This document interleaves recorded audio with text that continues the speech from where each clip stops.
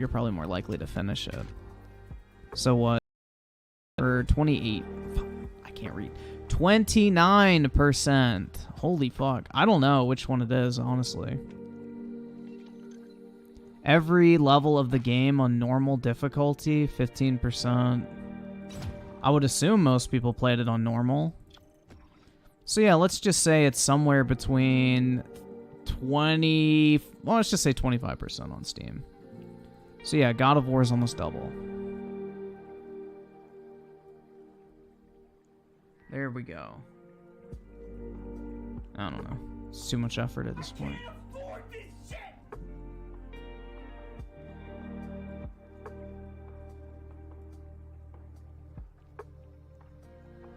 Iciler with the 5 feels like Atomic Heart will do bad. Oh, definitely. Yeah, that game's gonna do terrible.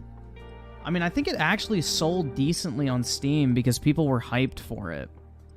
But, yeah, I don't think long-term... I think it may sell like a couple million copies, but, I mean, that's pretty decent, I guess. Like, a couple million copies isn't really anything to, like, fucking thumb your nose at. Like, a couple million copies is literally, like, hundreds of millions of dollars, so...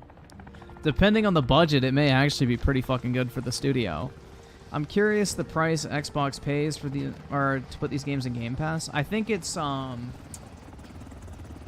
what I would assume, it's like people who download a game and play it for more than 30 minutes is probably when they have to pay the developer for each download of a game. Now, they obviously don't pay them full price, but it's kind of like when you watch a video on YouTube, it only counts as a view if somebody watches it for at least 7 seconds, I think is the cutoff.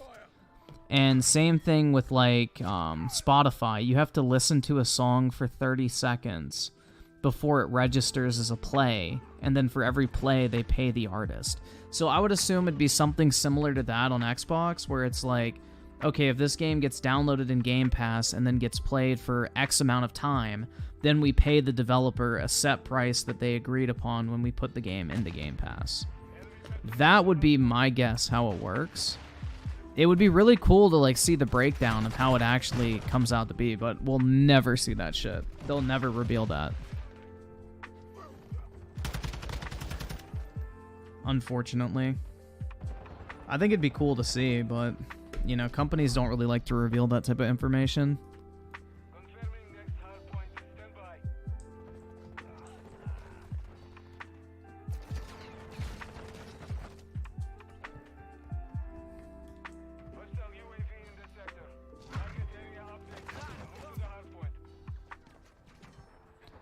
What if you have a really bad habit of being unable to complete games? Oh, it doesn't matter.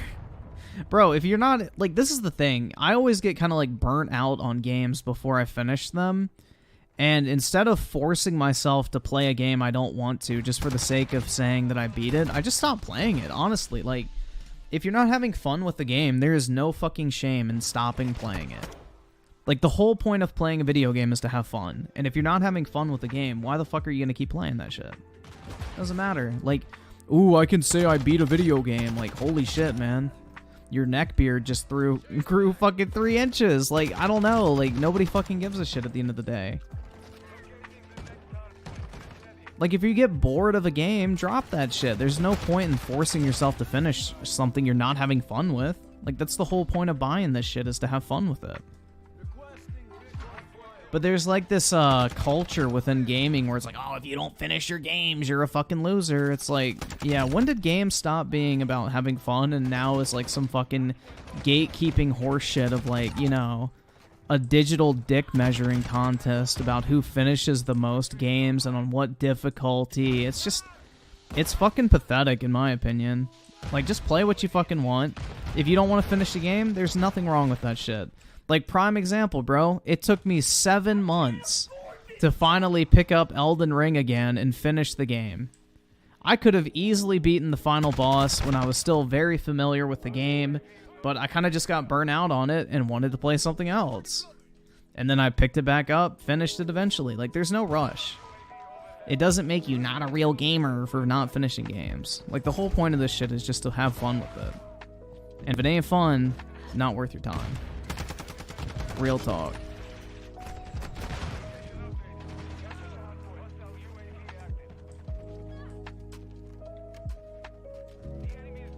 But Griffin, you need to finish them to extract the best dollar value. That's right, man. But the problem with that is you know, I don't fall into the category of you're broke. You're fucking poor. You know, if that's the attitude you have when it comes to video games, then yeah, you're, you know, you're broke. Like, dude, the second video games stop being about having fun and instead you're, like, worried about how much value you're getting out of it instead of just playing it to enjoy it. Yeah. Hell no.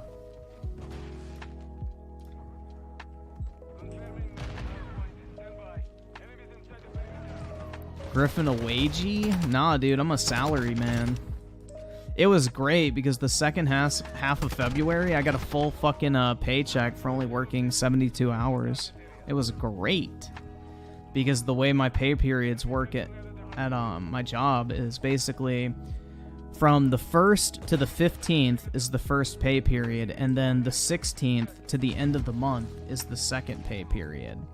And I get the same amount of money regardless of how many days are in between those two that I actually work. And because February was a short month and the way like the dates lined up, I only had to work 72 hours where typically I have to work 88 hours to get the same amount of money. So fat W. The salaried life is a good one, especially if you have a good salary.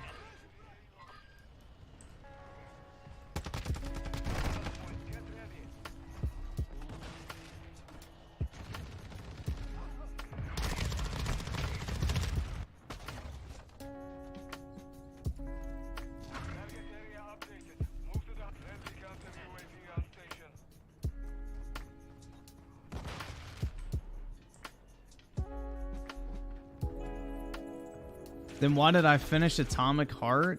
Means you enjoyed it somewhat? No, it's because I was streaming it.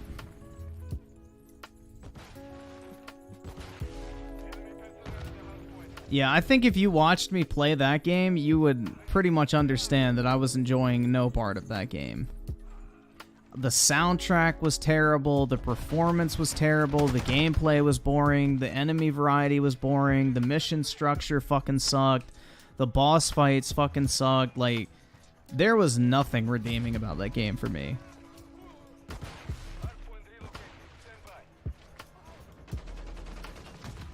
Well, U-Generation, you paid me $150 to play it in the first place. So, you started the trend, but then I asked everybody in the chat, you want me to finish it? And everybody was like, yeah, finish it. So I was like, alright, whatever. We'll finish it.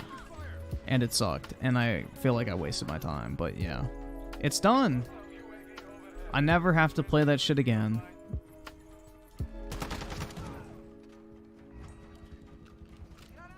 Oh, the ending is fucking terrible, dude.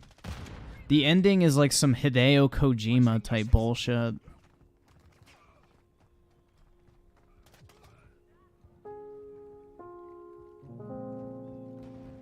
If it was a Sony game, you would love it. I wouldn't even have downloaded it.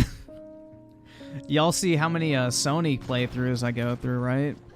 I dropped The Last of Us Part 2, finished Ratchet and Jank, which was fucking awful. 5-hour-long campaign, half of it was dialogue, and then I played Malcolm Morales, which I did not really enjoy.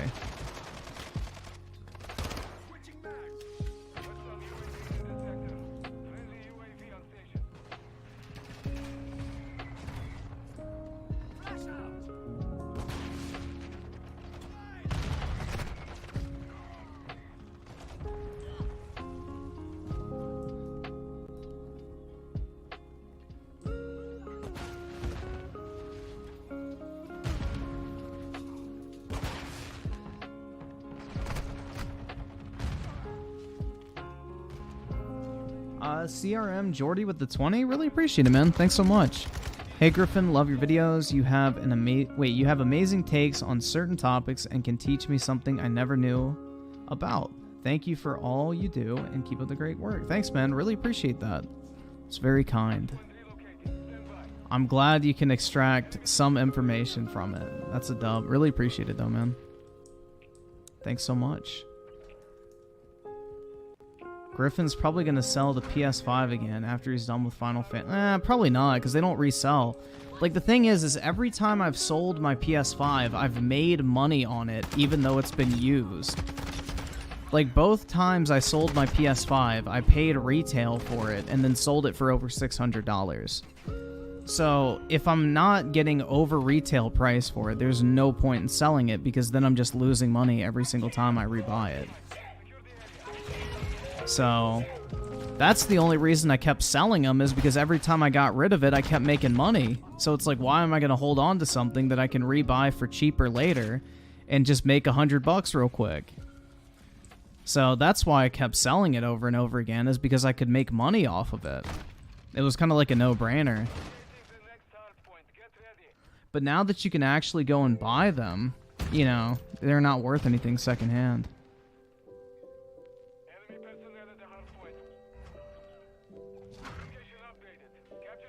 I Siler with the 10. Someone in chat's... Wait. Someone said in chat, what was the completion rate for Horizon West? It's 30%. That's not surprising. I don't think many people would have finished that. Horizon Forgotten West is a very, very, very slow and monotonous and overall not very fun game, in my opinion. I don't know. I tried to like Horizon Zero Dawn twice. I bought the game when it came out, didn't really like it. Then I bought the game on Steam when it came out, tried to play it, didn't really like it. That game just did not click for me, so I can see why that one probably has a low rate. And then 57% for Last of Us 2, that is not surprising. And 45% for Beating Odin. I'm curious how many finish these games offline. I would assume it'd probably be about the same. Or maybe it'd be a little higher, because maybe offline people, you know, play more single-player games, so maybe their percentage would be higher, considering that's all they do, is play single-player, so... Not like they're gonna get distracted by Call of Duty and not finish their single-player games. Would I take psychedelics? No, probably not, man. I don't really know if that'd be for me. I'd rather be high on life as long as it's not the game.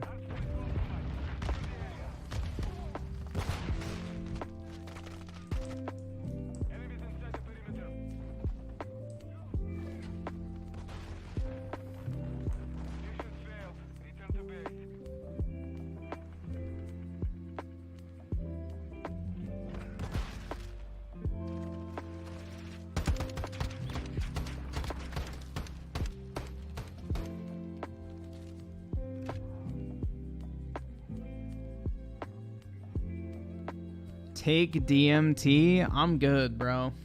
I'm good. I don't really need... Like, what am I gonna see? I'm not one of those believers that I'm gonna, like, peer into another realm or dimension and talk to the little gray men and, you know, discover the hidden meaning of life or some weird shit like that. Like, I don't know, dude. The whole like, psychedelics and hallucinogens, it's just not really for me. It just seems really stupid. Like, why are you gonna trick your brain into seeing things that don't fucking exist? Like, that's like asking for schizophrenia. I don't fucking know, man. It doesn't really seem very appealing. It's like self-imposed schizophrenia. Like, I'm okay. I can live my entire life saying that I did not fucking drop acid or... You know, take LSD or DMT, whatever the fuck it is. Magic mushrooms.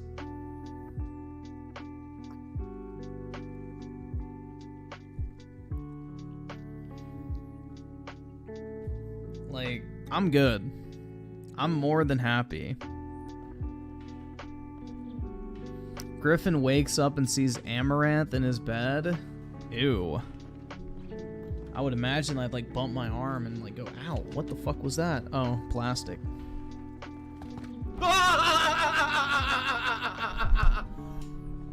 But Griffin, you can see God? Well, I can jump off a bridge and do the same, right? Doesn't mean I want to.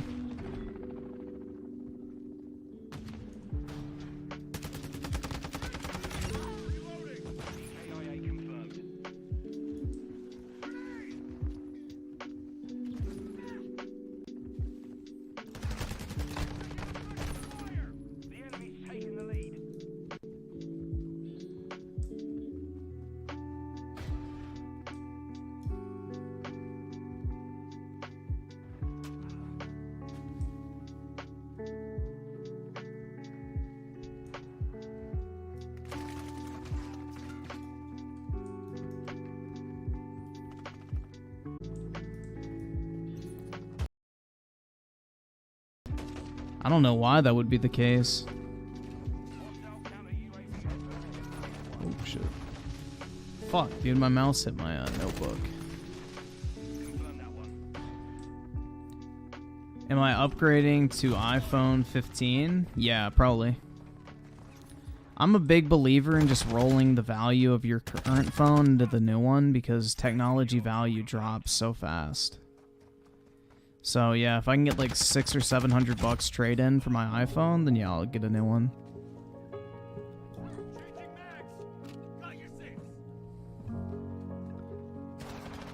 The only time I actually ever plug in my phone, though, is when I'm in my car for Apple CarPlay or whatever.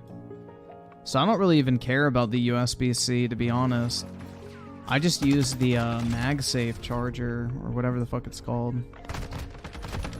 at my desk.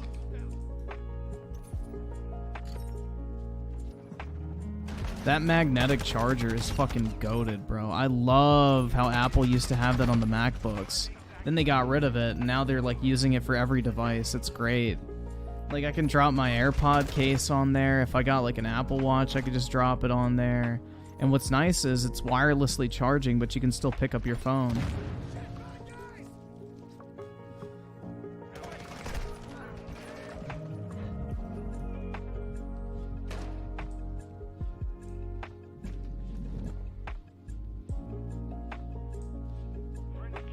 But yeah, I'll probably try to upgrade, as long as the trade-in value is good, which I would imagine it would be.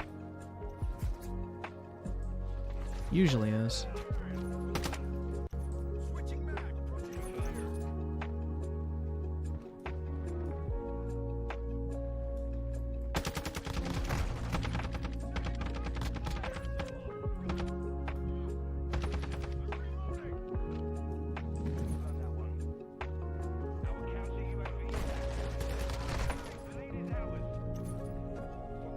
Yeah, I don't really think Apple is controlled by the CIA, but, you know,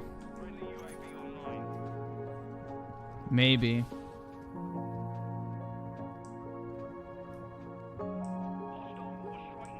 Xbox sales are too low? I do not cap. Activision revenue in 2022, PlayStation accounted for 13%, Microsoft numbers too low to register.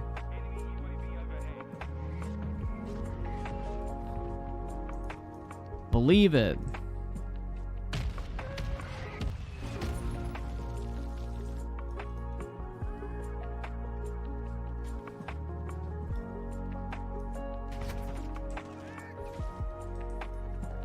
Yeah, the Galaxy S23 is like a big disappointment. It's literally the same phone as the 22, basically. Like, even the form factor is like literally identical. They did not really do anything to that.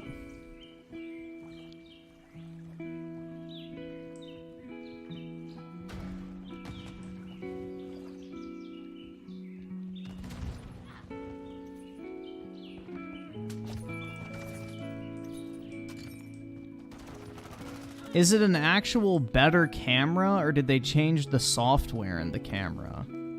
Because that's the biggest determining factor for cell phone cameras, is like the actual like photo software that powers the digital cameras. Because for years, iPhone has had like really good camera quality, but the cameras have been so far inferior hardware-wise to Samsung for a long time. But the thing is because they had better software, like actually powering the digital cameras, the photo quality was better. And that was always Samsung's biggest issue. It's why Apple and Google Pixel phones had such better like photo quality, is because they took the time to like actually, you know, optimize the like hardware to the software, versus Samsung just trying to brute force it with like extremely high megapixel counts.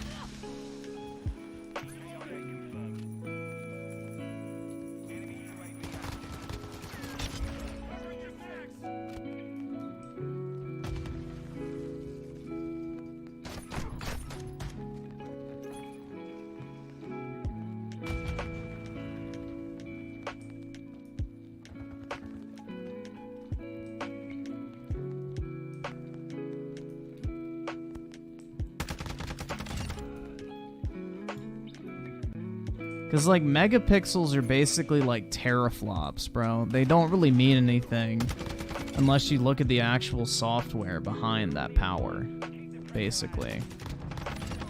Especially when it comes to digital cameras.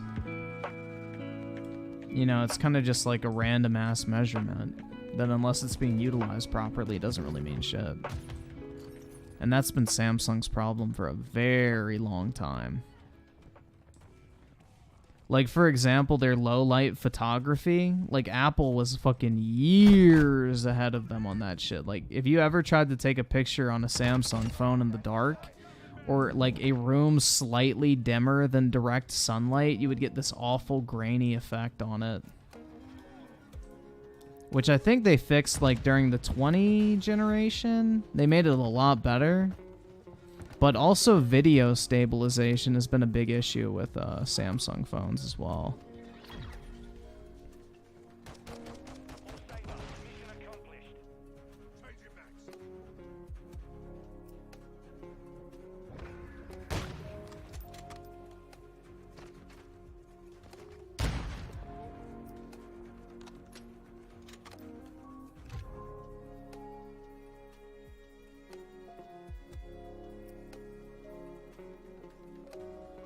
You've never taken a picture at night? Really?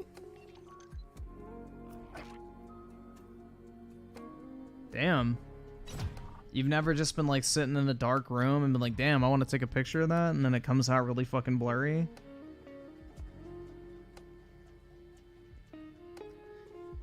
I don't know, I'll be like sitting on my bed or some shit with my dog late at night when I'm supposed to be sleeping, and he'll like make a goofy ass face or some shit, and I'll take a picture real quick. But yeah, I don't know, I've used my camera at night, or like even if the room's just dimly lit, sometimes that will even like fuck it up. Your dog licks you, bro? Sometimes. Griffin Play Wo Shlong Fallen Dynasty? Okay, but first, give me monies! I played a little bit of it last night. I did not care for it. The control scheme is whack. The combat just feels really fucking, like, janky. And it plays more like Sekiro than a Souls game, which is a big pass for me.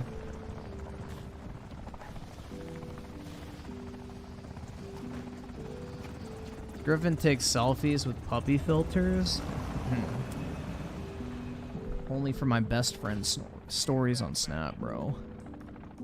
But no, I'm gonna be honest, I've never used a filter to take... Dude, honestly, like, yeah, I don't think I've ever used a filter to take a selfie.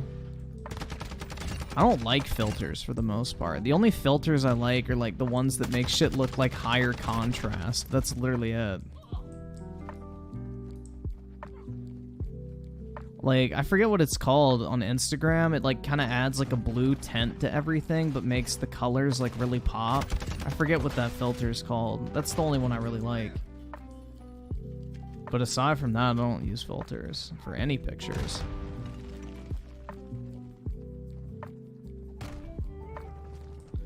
What's your thoughts on smoking cigar every day leading to cancer? Sounds about right.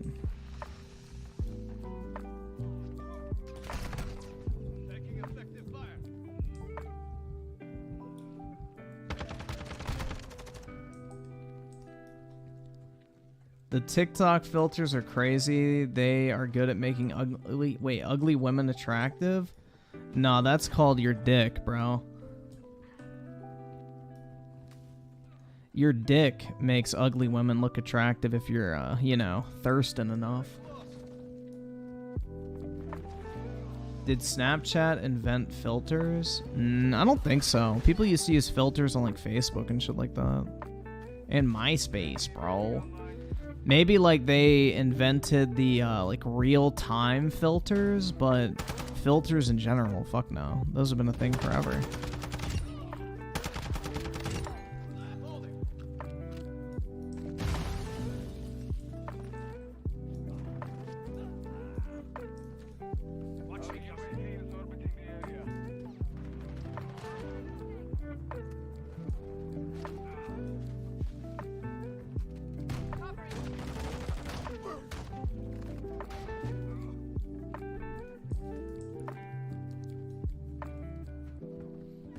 Dude, the thing is if you really break that shit down, the average guy is attracted to probably like 70% of college-aged women. Like, that's just the truth, is most guys are gonna find most girls attractive. Unfortunately, it doesn't work the other way.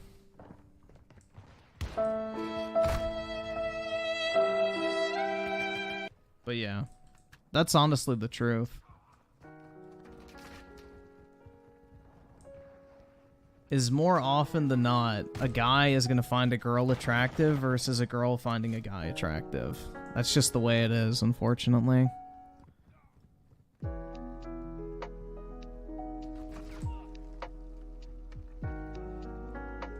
with you.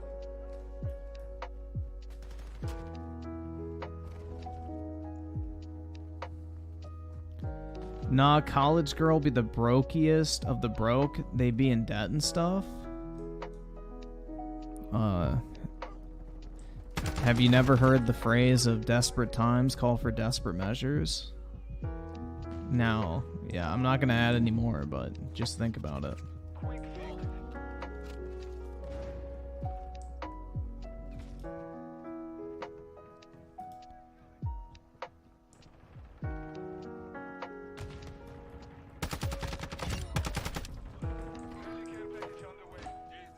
Most mid chicks get thousands of likes online. Yeah, monkey brains, bro. Our primal urges. Yeah, Jenna Ortega is overrated. She is not hot, bro. She's creepy looking. You can see way too many, like, fucking features of her, like, skeletal structure. It's really weird. On her face, like, you can see, like, every fucking line of her bones. Like, it's weird. Bitch needs to eat something. For real, bro. She's got to have like a fucking 1% body fat percentage. Like, you can literally see every single fucking angle of her skull through her skin. Like, it's very weird. Very fucking weird.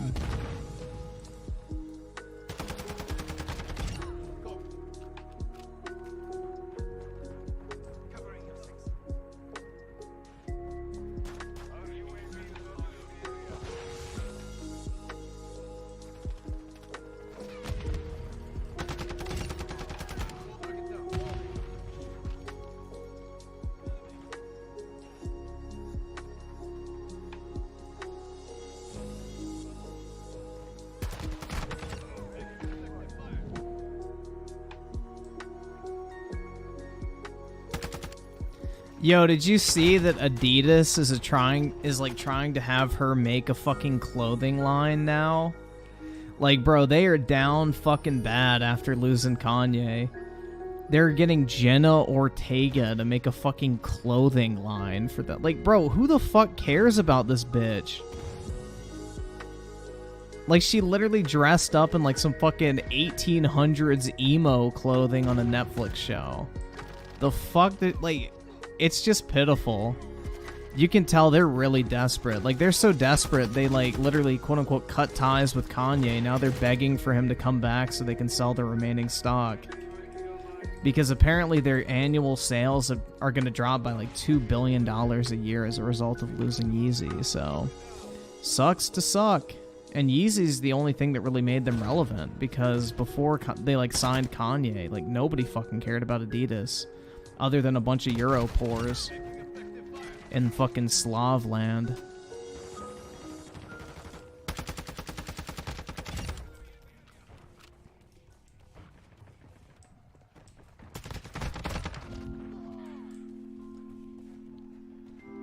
Mission is complete. Good work.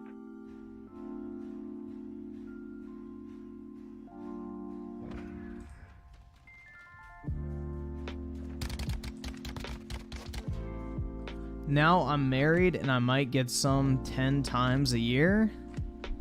Bro, what the fuck? You gotta tell your wife to step the game up. Like, what the fuck? Or you gotta take the initiative.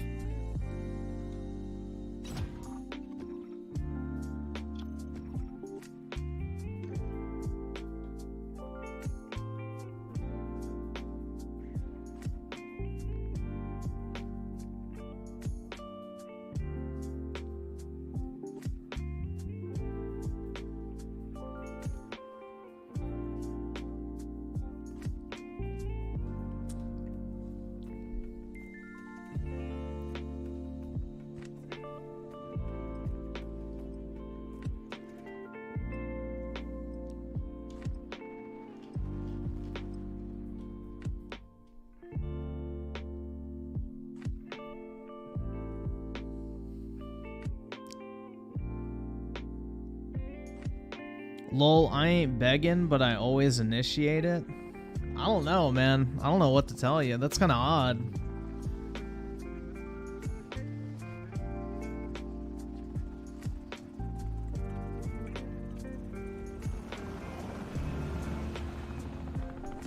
Yeah, Britt got married to I'm Key. Oh, how sweet. Target area located. Secure the hard point.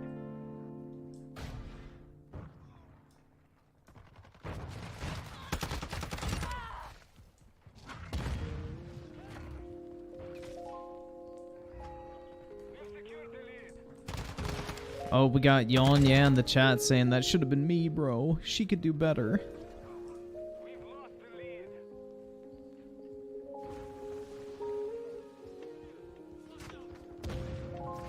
This may sound mean, bro, but how did you dress in high school?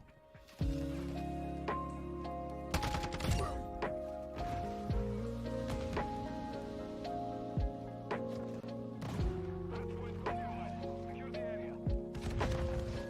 Last hands activated. Locating the next hard point. Hostile UAV active. Hostile cruise missile launched.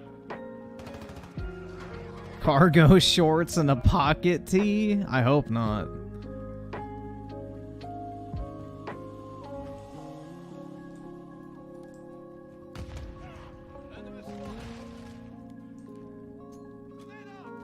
But yeah, I wouldn't really like base your success rate over high school, because once you actually get out into like the working world, people grow up a lot. So most people are really immature in high school, so I wouldn't really worry about that in all honesty.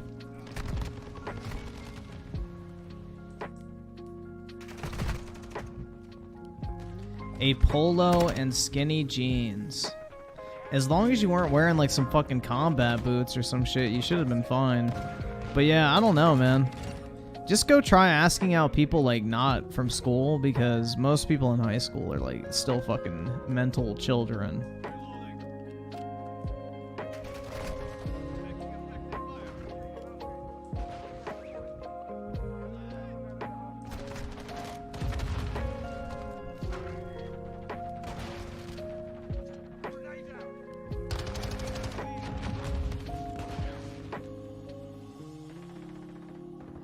I used to wear anime hoodies to school. No, my school didn't allow hoodies. We'd get detention if we wore a hoodie in the school.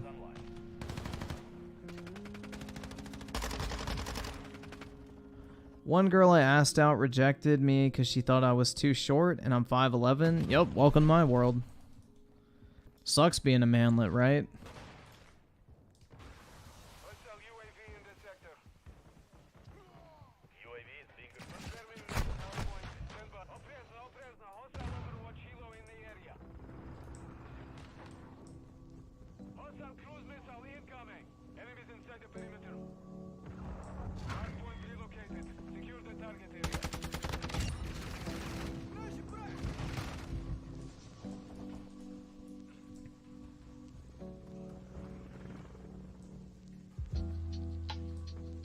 Quick fix activated.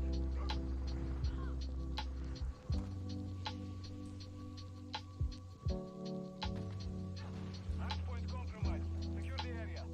Friendly UAV online.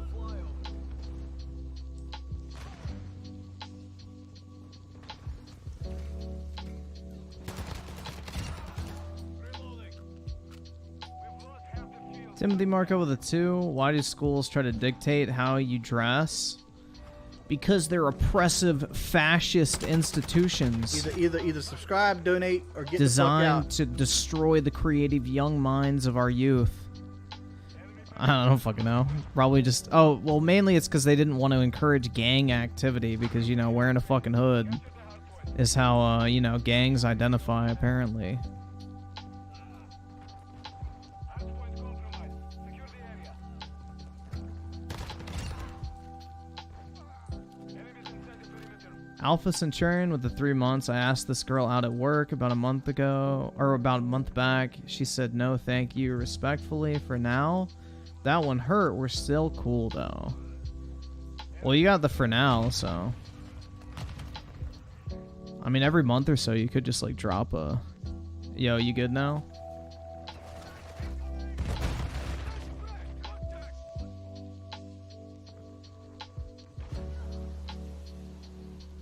Hostiles launched a cruise missile. Confirming next hardpoint. Stand by.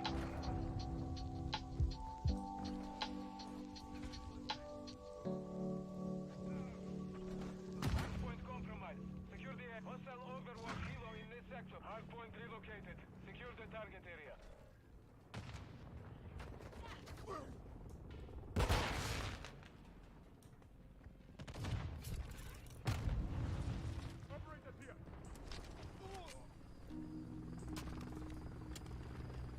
Yeah, I remember my elementary school tried to ban, like, fucking trading cards because we would bully kids that didn't have good ones. Like, dude, if you had, like, fucking shitty Pokemon cards, you'd get poor shamed. And they, like, actually tried to ban cards because of that.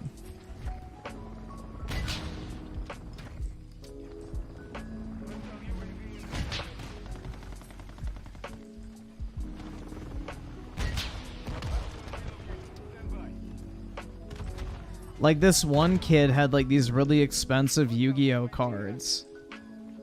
I think, yeah, he actually had them graded back then. Now that I... Fuck, dude. Damn. That dude's probably wealthy. So, like, this is back when, like, Legends of the Blue Eyes set came out, which is, like, the first Yu-Gi-Oh set that's, like, really fucking valuable. And he had, like, these graded, Blue Eyes White Dragons. And I remember he used to bring them into school and, like, flex them, and everybody's like, damn, bro, that's fucking sick. And then this one kid tried to act like he was hot shit because he had, like, a fucking deck promo or some shit from Yu-Gi-Oh! And we were all like, bro. We were like... You're broke! You're fucking poor! Nah, dude. So, hold on. Let's see how much that card is now. I would assume it's a 9, would be my guess. Maybe it's a 10. Let's just go with 10. Blue Eyes White Dragon LOB First Edition PSA. So for that card, Legend of the Blue Eyes First Edition PSA 10. That's wait. A 9 is 8 grand. The only 10 listed is at 125, which is a display listing. There's no way that's the actual price. Let's see if one's sold. Enemy personnel at the hardpoint.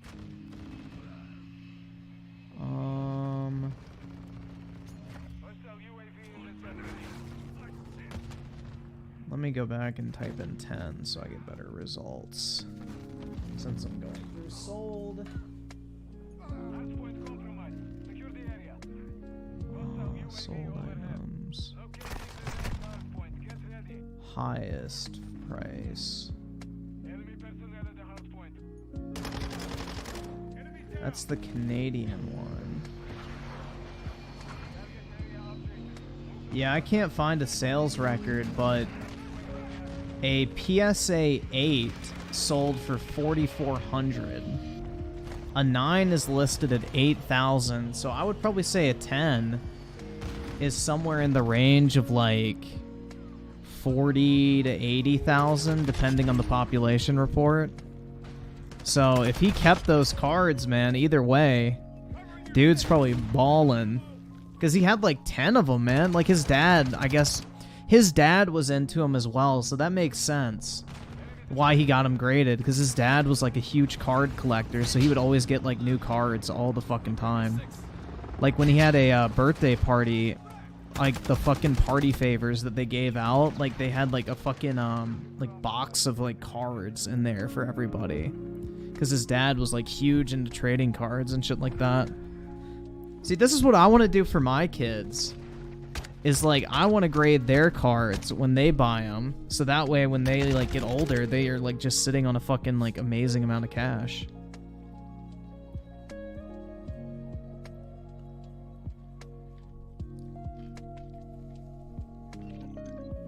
But yeah, I just remembered that his name was I think it was Max. But yeah, he had like a huge Yu-Gi-Oh collection. He didn't do Pokemon though, just Yu-Gi-Oh, which, you know, whatever. Yu-Gi-Oh was more fun to play.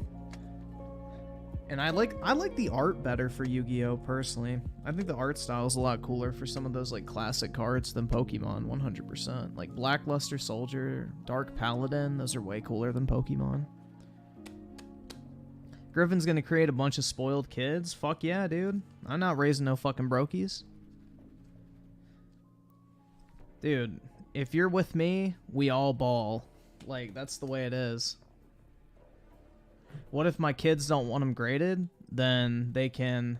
Fucking suck dicks in an Olive Garden bathroom. Because I'm not asking if they want them graded. I mean, every kid wants cards graded now. Like, grading cards is so fucking mainstream. Like, all the fucking, like, Pokemon YouTubers and shit that kids watch, you know, they all grade cards and all that type of shit.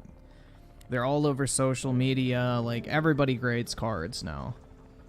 That's just the way it is, man.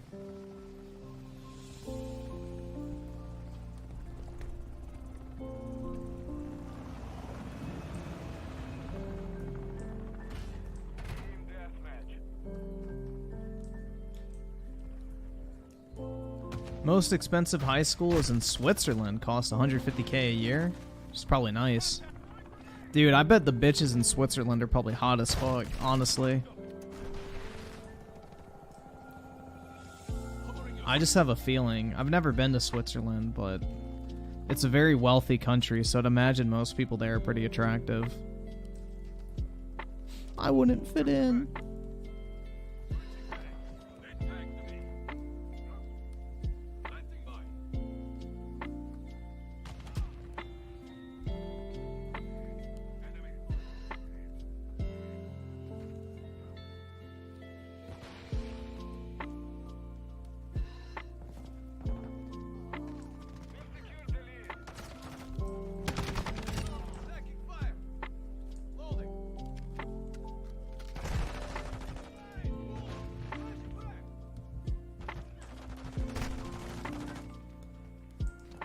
Griffin, when will you learn that money doesn't make people attractive? It's what's on the inside that counts? Yeah, the inside of their wallet, right?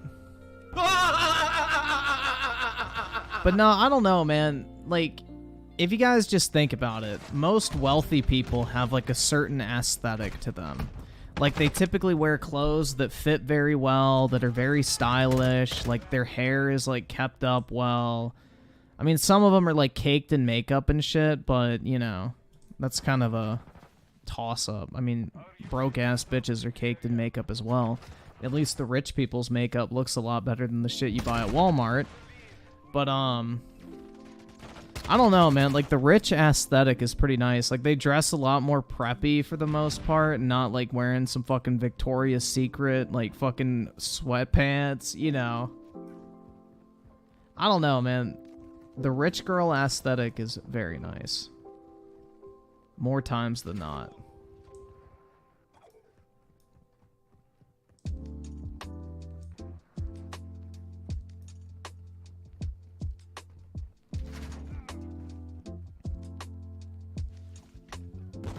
Pink sweatpants with a bag of hot Cheetos?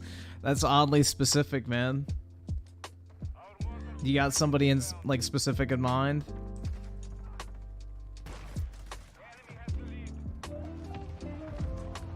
The Zuck wears $400 gray shirts. Oh, but he's a simple guy. He just wears normal clothes like everybody else. What do you mean? Mark Zuckerberg would never buy anything expensive. Bro, I don't know why the fuck you would pay $400 for a gray t-shirt. Like, just order a fucking packet, like, every week off of Amazon and throw those shits away after a single wear. That's what I would do if I was wealthy. I'd just wear a shirt and then throw it out. Because no piece of clothing ever feels as good as the day that you bought it.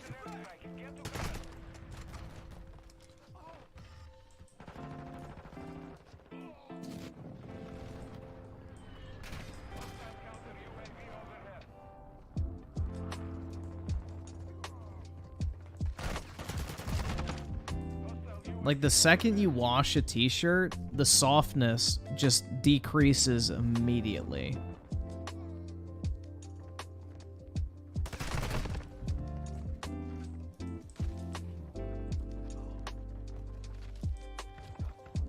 Bro, why would you assume anybody moral grandstanding on the internet is actually being serious? Like, I wouldn't take that serious for a fucking second.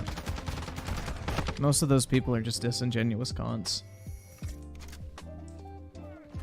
Timothy Marco with the 2. Todd Howard was flexing a nice watch in a video. That's cool, man. Yeah, I want to get a watch. I feel like I should have one by now, bro. I'm an old man. You know, it's a great conversation starter at the very least. Because, like, I've mentioned, when I've been, like, in the office or whatever, I commented on this one dude I was talking to's watch, because he had, like, a nice-ass, like, wasn't a Rolex. Fuck. An AP. There we go. Couldn't remember that. And I was like, oh, that's a really nice watch, man. I really like that. And he goes, like, oh, thanks. Like, he went on for, like, 5 minutes about it. So, it's a great conversation starter if you're trying to, like, make a connection with somebody. Watches. Especially in the business world. Most people know about them.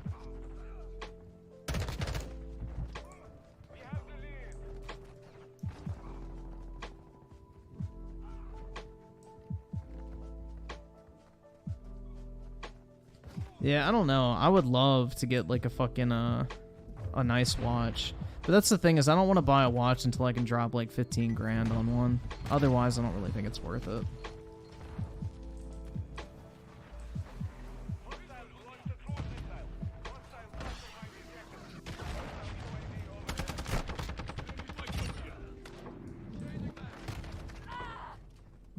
I don't really want to spend money on a watch that I don't love.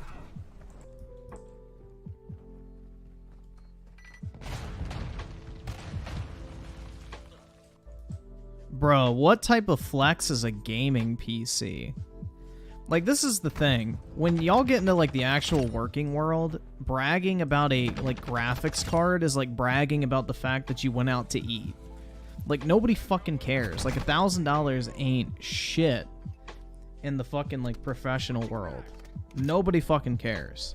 It's only on the internet do people actually think, like, that's a big fucking deal. Most grown working adults can come up with $1,000 to buy anything they want for the most part. Like, there's nothing impressive about that.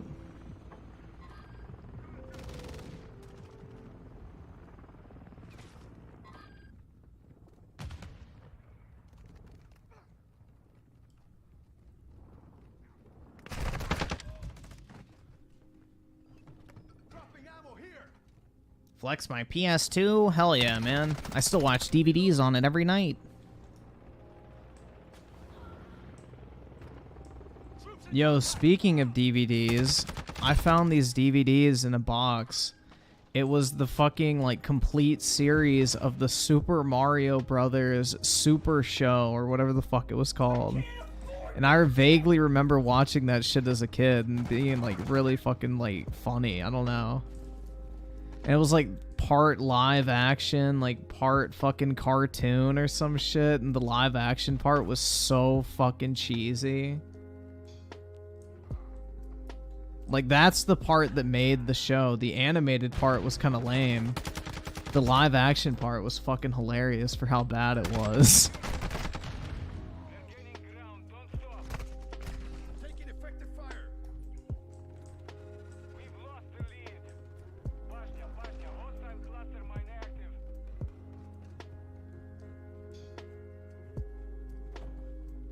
Dude, Richard Meals are ugly. I would never buy one of those. I hate, like, fucking square watches. Or rectangular, whatever you want to call them. Well, rectangles and squares are kind of the same shape, but you get the point. A rectangle is a square. But... or a square is a rectangle, my bad. But anyway. I don't know. Richard Meals are kind of ugly. I don't like them. They're cheap, too. Like, the quality's not even good. They're just really hyped.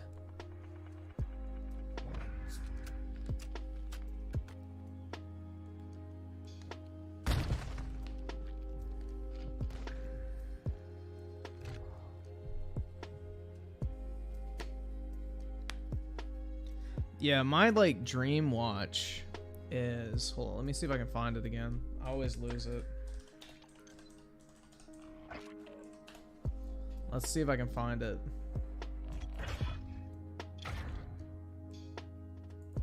Padded.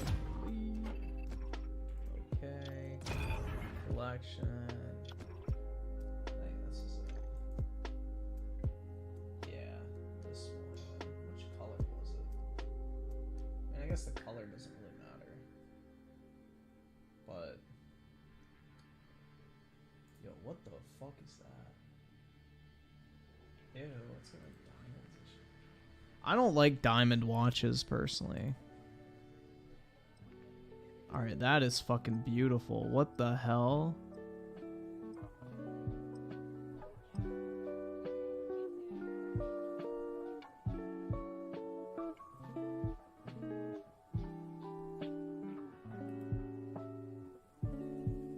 Holy shit.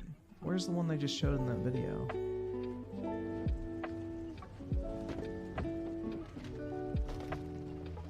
Hold on, guys. I'm trying to find it.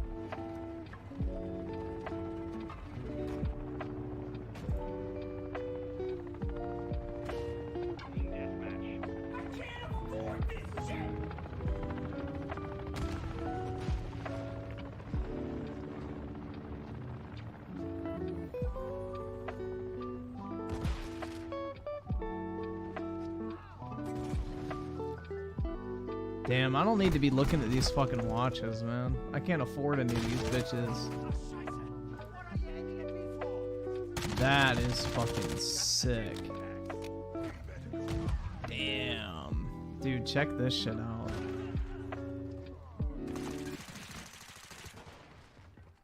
This thing is sweet.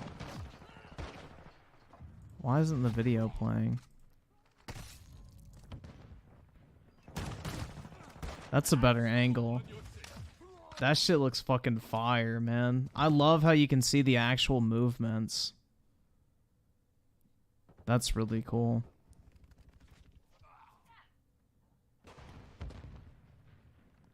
That's a nice looking watch. I don't know. I like being able to watch like the actual movements and everything because of just how much work goes into it. It's kind of neat to like just sit there and appreciate it. That looks cheap. Okay, I'm key. Great bait, mate.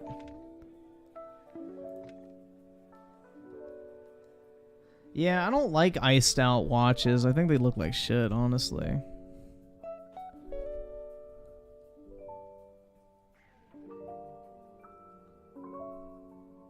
Yeah, I've seen the Jacob & Co. Billionaire, but I think that's like, what, 6 million? I don't think it's 1.5. Maybe there's different versions of it. Yeah, that's the unfortunate thing with expensive watches. You can't wear them in big cities anymore. You can't wear nice watches in big cities because you get fucking robbed. It's a shame. Only in Dubai can you really get away with that type of shit.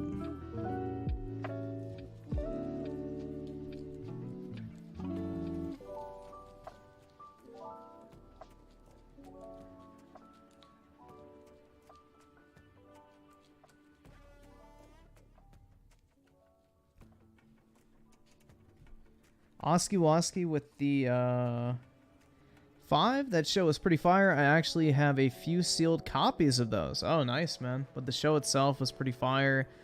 I loved it and got me into Mario, no cap. Honestly, I like the show better than the games, if I'm being completely honest. 7 inches? That's pretty big. To be completely honest on that one. Merc with the 2. Game of the Year Hi-Fi Rush with only 2 million. That's right, man. Quadruple A Perfect Dark next. Nah, that's an easy 20 billion copies, dude. Easily.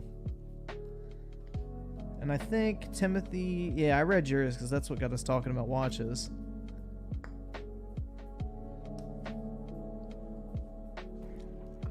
I love my Swiss women like a like...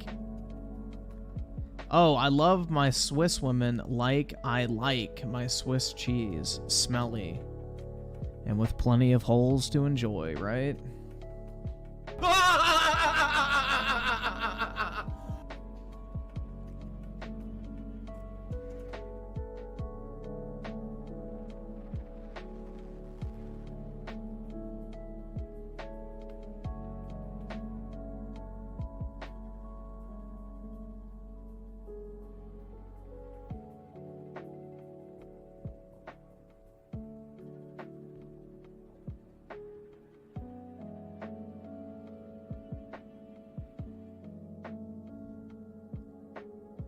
Yeah, I'm pretty sure Swiss cheese, like, the holes are caused by, like, a fungus or some shit, like they're mold or something like that.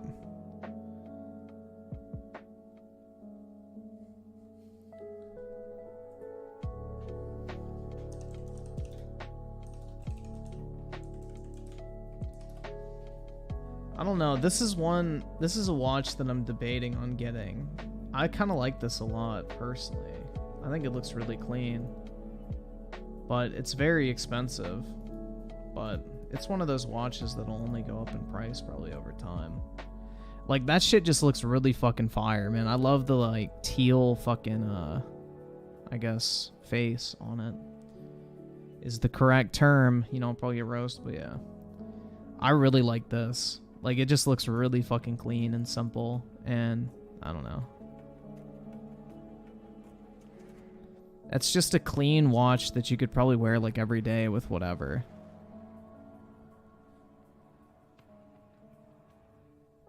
And it's probably a watch that's never going to go, like, out of style, basically, because it's such, like, a normal design and not, like, super trendy or anything like that.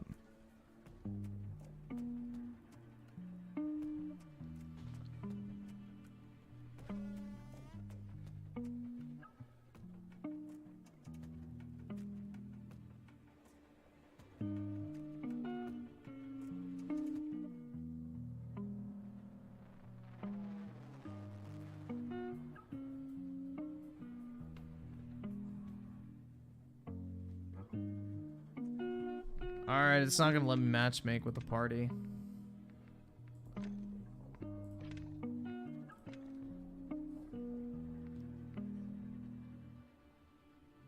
Someone should make a smart pocket watch. Hipsters and steampunks would love it. It's called a cell phone, bro. Like, if you gotta pull out a watch anyway, then you already got one. It's called your phone. Like, if you're pulling a clock out of your pocket, then that's basically just your cell phone.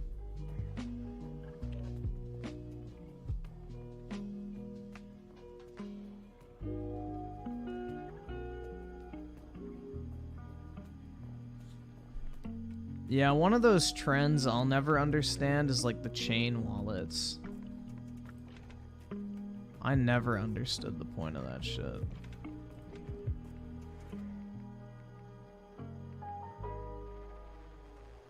Alright, I gotta leave the lobby. How do you leave a lobby in this game?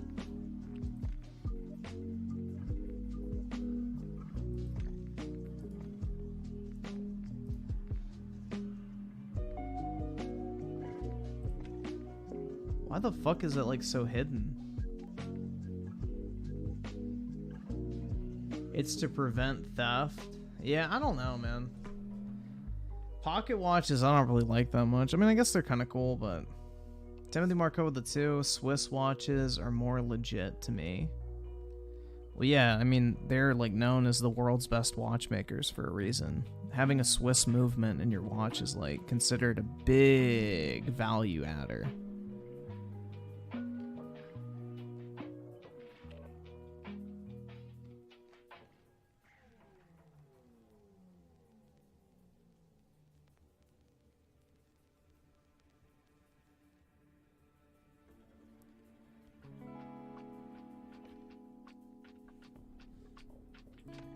Yeah, it's not gonna work. How the fuck do I leave a party?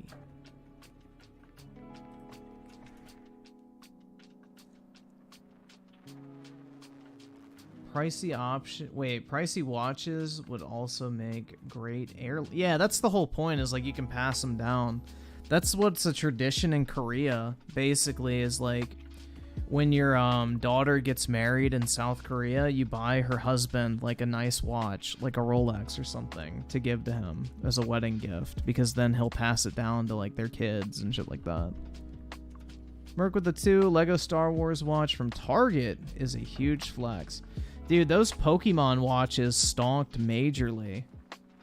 Like, hold up. Like, they're corny as shit. I would never buy them, but they were like $400 at retail, and I think they sell for like $4 grand now.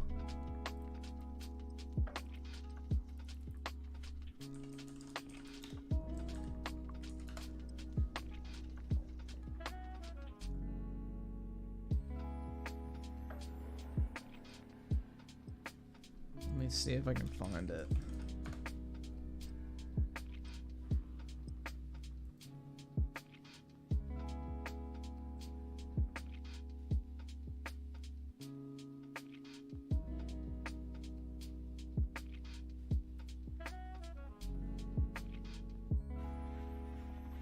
Yeah, this was it. The Seiko Pokemon watch.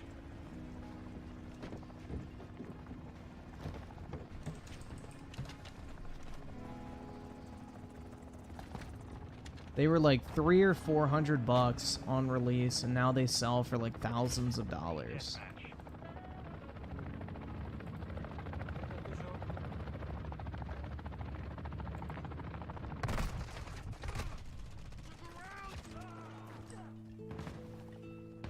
Thoughts on Seiko? I've heard decent things about them. I really haven't looked into it much, though, honestly. I really don't know much about them. Like, I know people like them a lot, and they're supposed to be really nice watches, but I don't really know anything about them. Oski Woski with the 5. Sorry about that. I'm going to restart my PC and join next. If it still doesn't work, I'll just hop on. It's probably just COD servers, to be honest. They're probably having some issues or some shit, would be my guess. It's probably just Activision. Watches are haram? I think only if you get gold ones, right? Isn't that like a thing in Islam that men are not allowed to wear gold jewelry?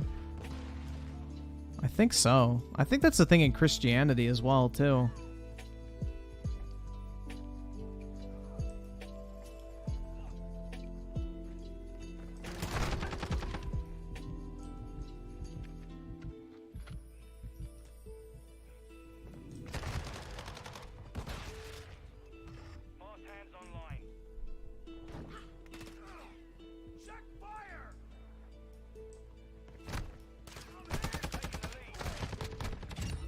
Well, the reason why you used to get gold teeth is because bacteria couldn't grow on gold.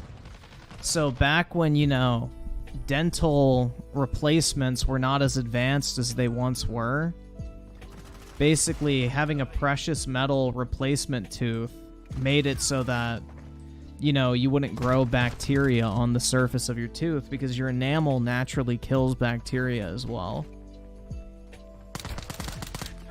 And if you got a silver tooth, then it would tarnish over time, but gold doesn't tarnish, and it also has the same properties where bacteria can't grow on it.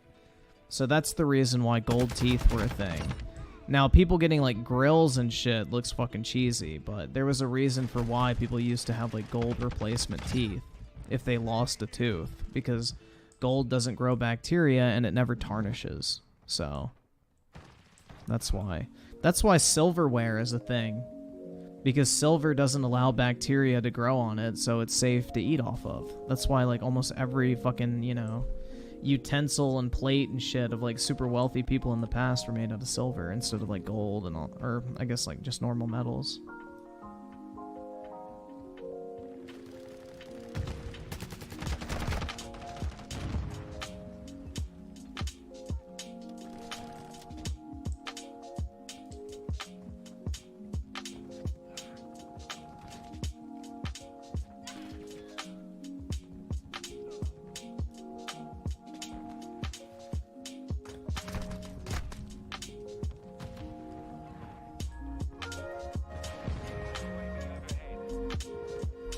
Yeah, I don't, like, honestly, like, I don't mean to sound like a douche, but I just don't really think there's a point in spending money on a watch under, like, $4,000.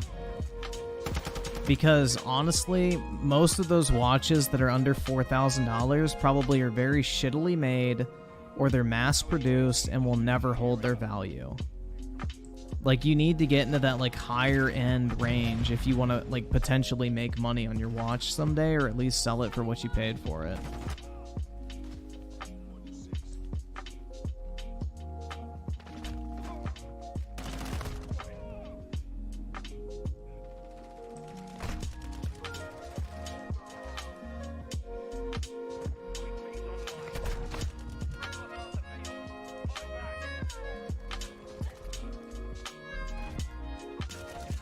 Well, if you collect watches, then the point is to wear them.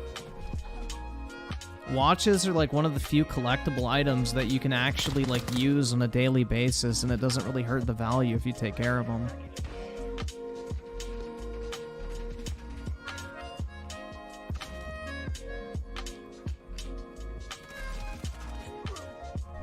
That's why so many people love collecting watches, is because secondhand prices on watches are still really fucking high. So you can buy a watch, wear it for decades, and then make your money back, if not more than what you paid for it, if you get a nice watch. That's like a classic style that's desirable.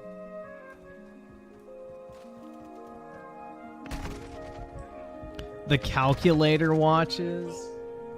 Bruh. Oh my god. Cronky.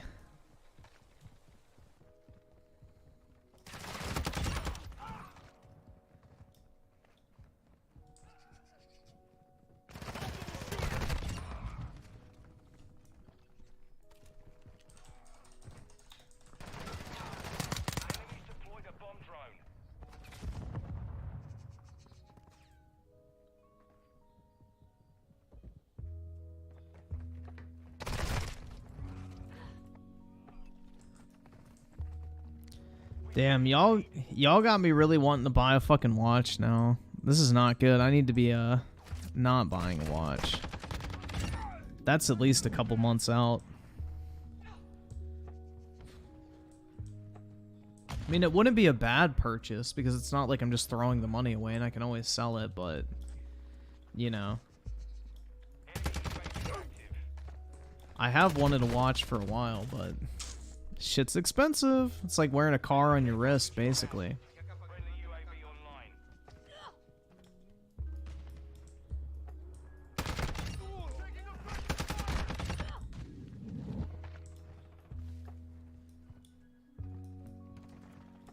And then, like everybody says, once you buy your first watch, it will never be your last.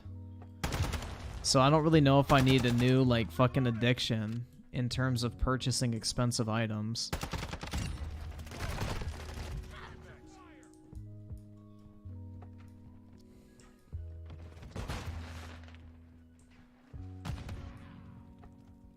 Like, watch collecting is one of the most addicting things on earth from what I've heard.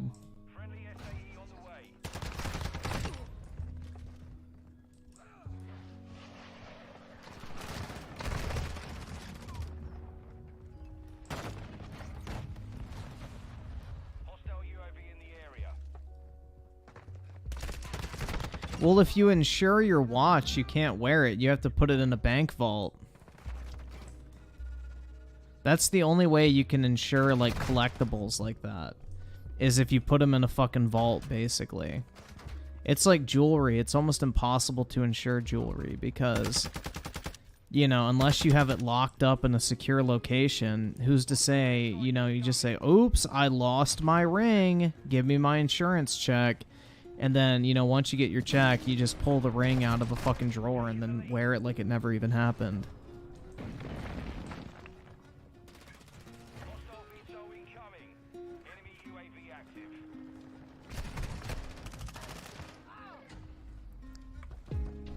That's the thing, is you don't know, like, if somebody's being honest or not when they say it got stolen, they lost it, you know. Very easy item to fraudulently claim on your insurance. Like, that's the reason why you can't insure Pokemon cards, for example, because literally all you would have to do is insure the card, crack it out of the slab, regrade it, say it got stolen, they reimburse you the price of the card, you get it regraded, and technically you still have the same card in the same grade. So, that's why the only way to, like, actually have some form of insurance on your cards is to send them away to, like, a vaulting service where they keep them in a secured facility that has, like, its own insurance protection on it. Which kind of sucks because I can't, like, actually see my cards, but, you know, I have, like, you know, some scans and shit of them that I can look at on the PSA app, but you know, not really the same thing as being able to hold your cards and, like, look at them.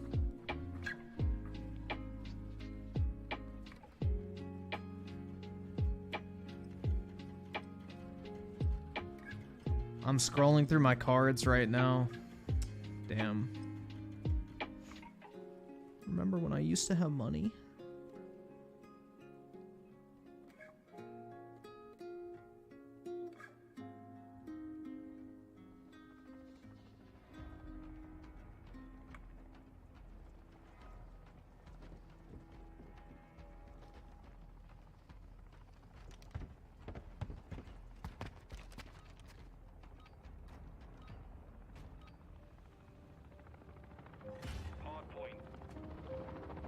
Ew, it's not loading all my cards. What the fuck? Damn, I guess I can't even look at all of them. That's saddening. I can only look at some of them.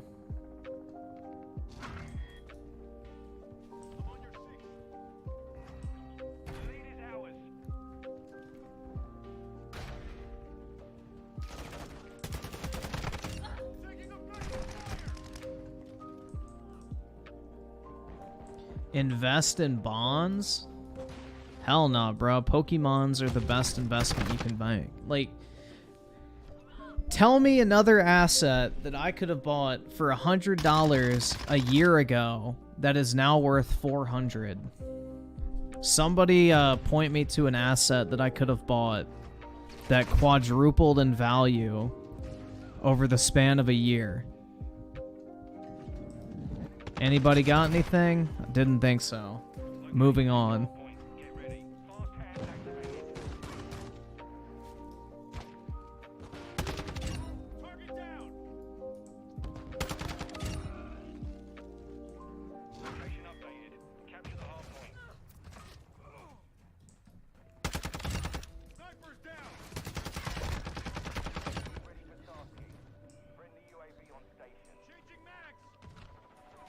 If you would have put in 100 grand into a Pokemon Evolving Skies booster boxes a year ago and sold them today, you would have almost $400,000.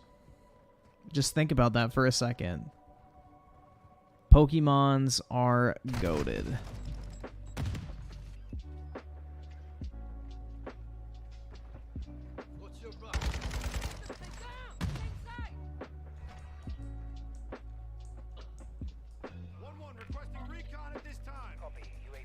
I mean, another example is like I bought a bunch of Fusion Strike booster boxes last year for $80 a piece, and those are now selling at like $140. So I've already almost doubled my money on those, and that's not even like a desirable set for the most part.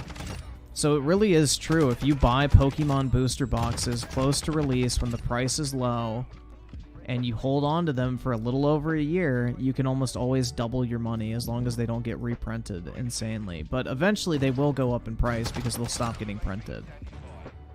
Like, it's almost like guaranteed money if you can hold on to sealed product.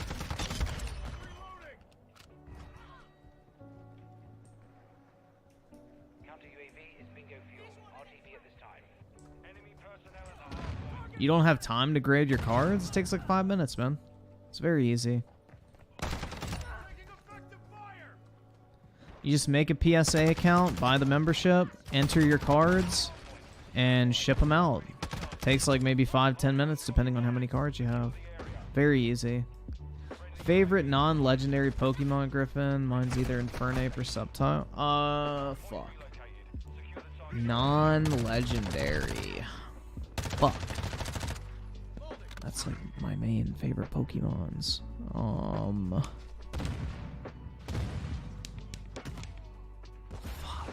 Dude, part of me wants to just say, I don't want to pick a starter because I feel like that's so generic.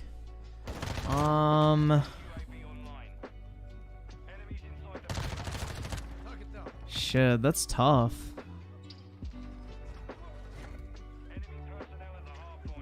Alright, I'm gonna not include starters. I would say... Bro, this is really rough. I only really like legendaries. I would say either Dragonite.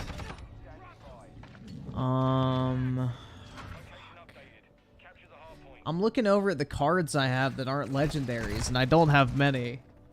Oh, fuck.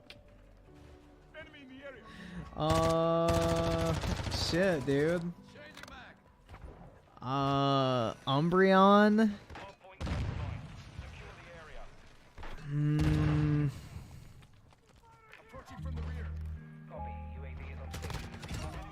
Oh, I know what it is. I know what it is. Never mind.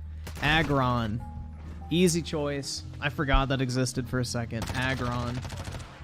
Aggron is my favorite non-legendary Pokemon. Easy pick. It came to me. Weaponized autism with the 2. Just got a new phone. It's the Galaxy 22 Plus. Nice, man. Very nice.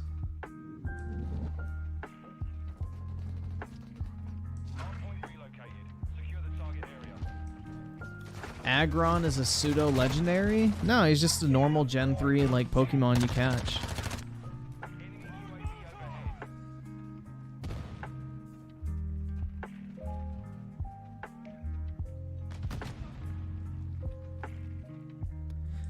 Yeah, so favorite non-legendary, non-starter is Aggron. Aggron's goated. He's really fucking cool.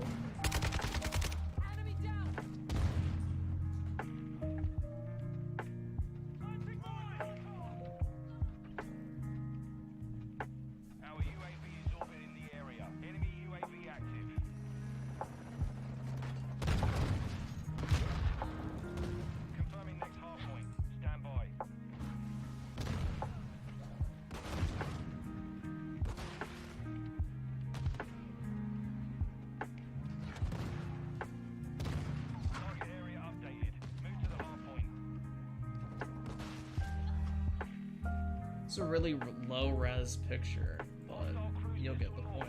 That's what he looks like. He's pretty cool. I always liked getting him in Emerald, so we'll go with that one. After that, I would maybe say Luxray. I always used Luxray in Gen 4. I don't know, that's tough, man. Almost every single one of my favorite Pokemon are fucking legendaries.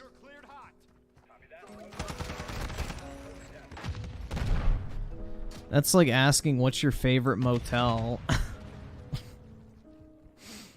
Hostile UAV in the area. Locating the next hard point. Get ready.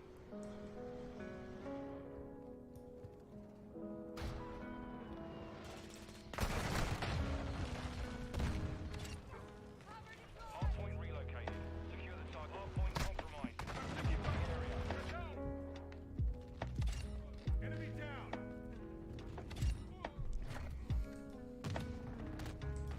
Counter UAV disengaging. Say again. 1431. Watch your fire. Enemy personnel at the hard point.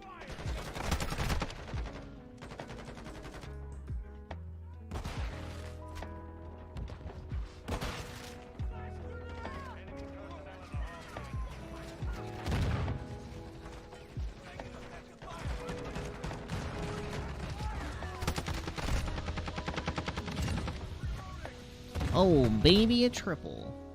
Hard point relocating. Stand by. Oh, shit. Keep the pressure land. Hard point compromised. Secure the area. Second most favorite shiny Pokemon? Move to the hard point. Yeah, I think Espeon and Blue Mew are my two favorite. So Blue Mew is number 1. Espeon, I would say, is number 2. I think Espeon's really cool in the shiny form. My favorite video game of all time? The one I'm the most nostalgic for would probably be Pokemon Pearl or Diamond. But it's kind of loaded to say what's my favorite video game of all time. My favorite video game franchise of all time is Call of Duty. That's an easy pick. The game I've played the most of over time is probably Call of Duty as a franchise, but the most played game I ever had was Wizard 101 back in the day as a kid. I'm trying to think, like, my favorite, like, I guess, single-player campaign franchise is probably BioShock? Maybe? I don't know. I'd have to think about that. But it really depends. Like, if you asked me to, like, say, what's my favorite game in X genre, I could tell you. That's very easy, but overall it's pretty tough. Favorite Call of Duty? Modern Warfare 3. Easy pick. Easy pick.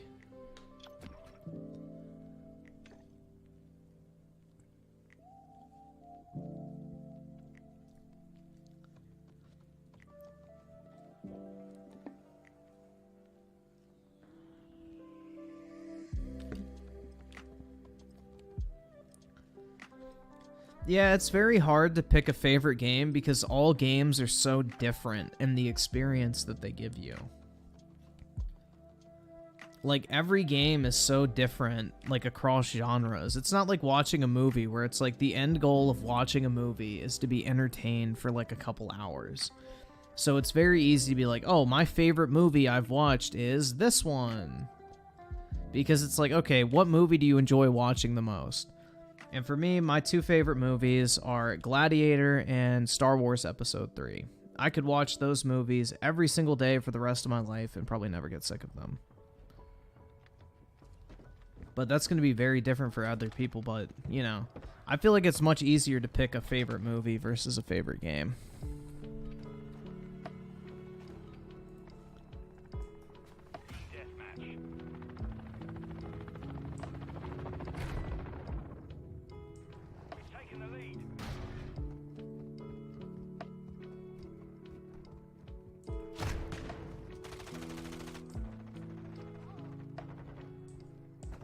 I just said my favorite movie, Gladiator and Star Wars Episode 3.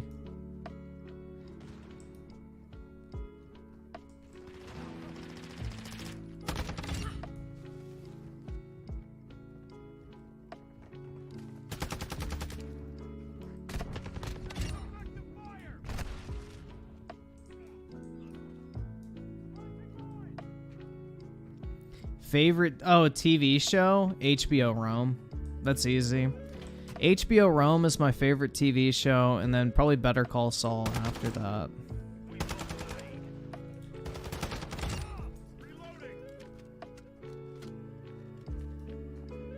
Oh, did you guys hear that Lord of the Rings is going back into theaters on April 13th? Fun fact, if anybody's interested. I think it's going into Regal and Cinemark theaters. On April 13th, they're doing a anniversary showing for Lord of the Rings in theaters, the extended edition. The original movie.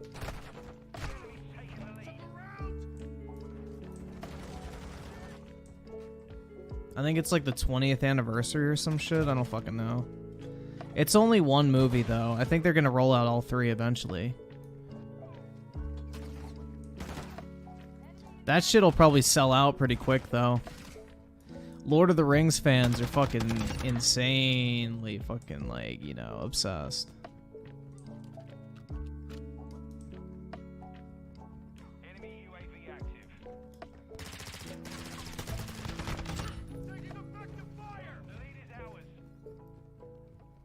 Friendly UAV on station. We've lost the lead.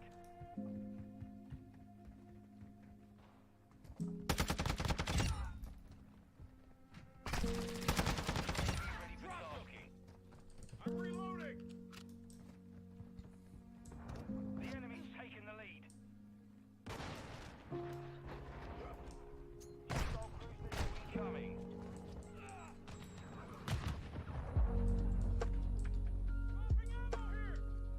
Dude, it pissed me off so much that Disney, like... So, like, I don't know if you guys remember, but right before Disney bought Star Wars was re-releasing in theaters, like, one movie each month. So the first was going to be, you know, Episode 1. And literally a week into that rollout, Disney fucking canceled it. So...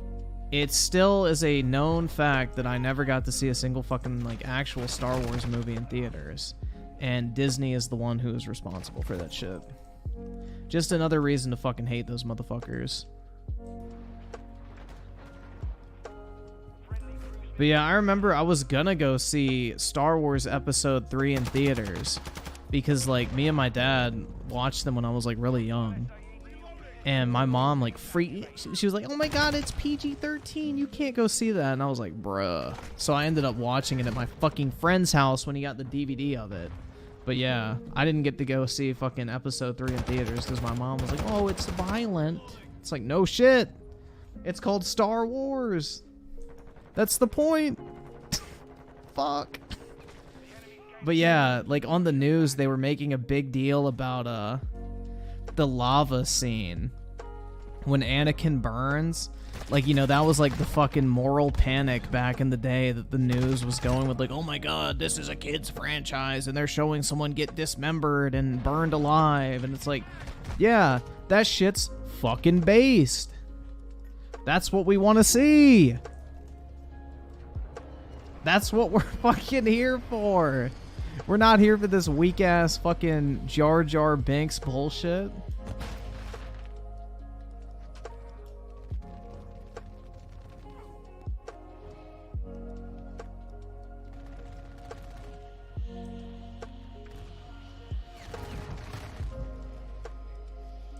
But yeah, it was like really stupid though. My mom did not give a fuck what video games I played, like growing up. Like, if I would have asked her to get me, like, the T-rated, you know, Episode 3 video game, she'd be like, oh, sure. Let's go pick it up. Like, she would not give a shit, but when it came to movies and TV shows, that's what she, like, drew the line at. I was like, why? I never understood that shit. Like, I could get M-rated games from a very young age. But, you know, going and seeing a PG-13 movie when I was, like, what, at the time... Episode 3 came out in 2005, so I would have been 7 or 8.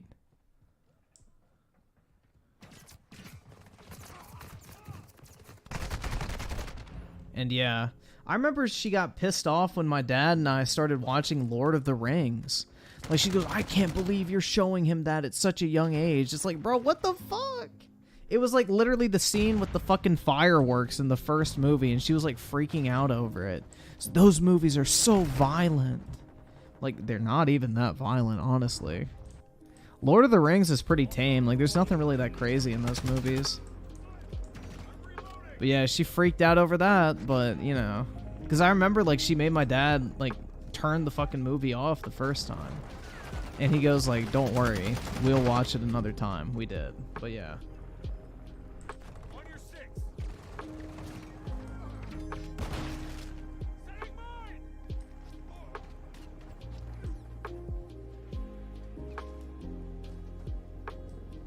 But yeah, my mom, like, got really upset whenever I would watch, like, a mature movie or some shit. But video games, didn't give a fuck.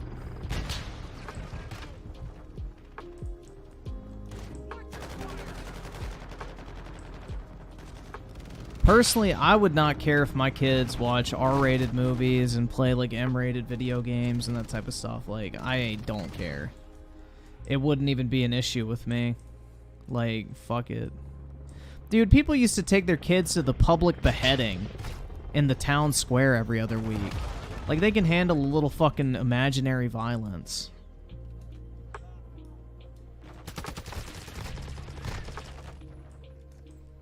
You know, the people who built our country literally used to go down to the town square and watch the local pedophile get fucking hung. Like, that used to be entertainment back in the day.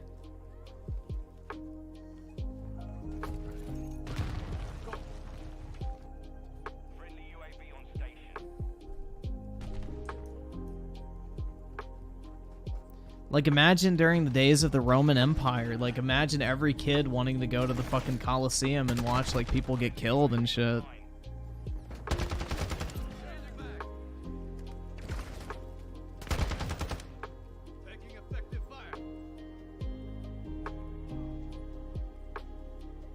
I mean, also, back in the day, you know, when your kid would turn 13, back in, like, the Roman Empire days, you would take him to the local, whorehouse or whatever and, you know, make him a man. So, times have changed, guys. You gotta stay a baby forever nowadays. No violence. Nothing. Bubble wrap only.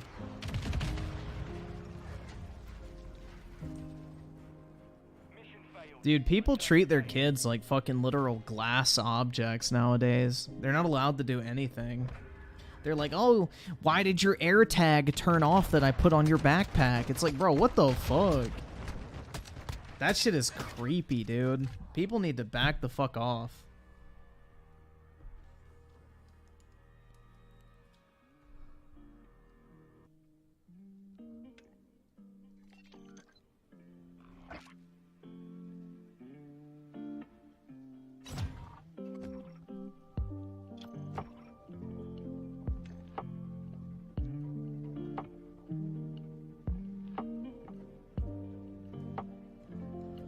Am I gonna take my kids to a strip club? Fuck no. Dude, I've never stepped foot inside of a strip club and plan on never doing so. Why would I take my kids to a degenerate shithole? Come on now. Weaponized autism with the two kids worked in factories and got maimed. Like, bro, I don't know, man. It's just like, I mean, obviously that's an extreme, but like, you know, parents used to be alright with like their kids going out like for the day and going and playing in the fucking woods and coming home by dark. Now you can't even like let your kids go anywhere without parents being, you didn't call me after 30 minutes like I told you to. It's like, Bruh. it's like, what the fuck, man? People are so clingy. Everybody's a fucking helicopter parent now. Merc with the 2, she's a 10, but she bubble wraps your children. That's alright, I can pop them.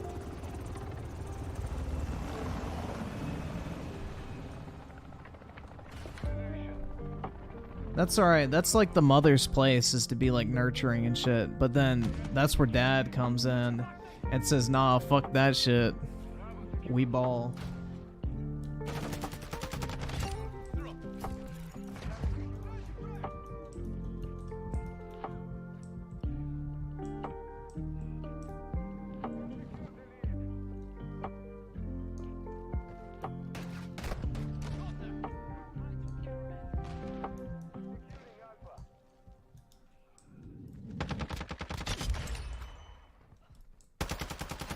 Yeah, I would not. The only way I would be like a strict parent, I feel like, is if my kids were doing like degenerate shit or they were fucking lazy.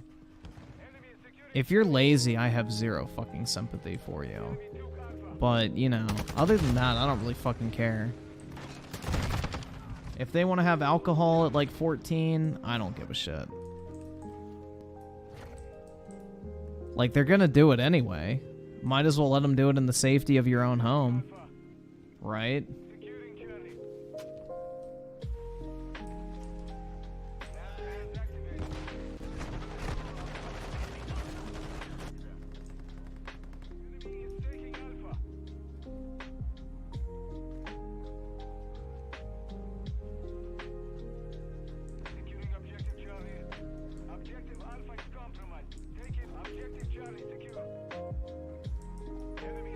Alcohol at 14, are you high? No, you would be drunk. And, dude, almost every single fucking high schooler drinks before the age of 21. Like, are you fucking joking?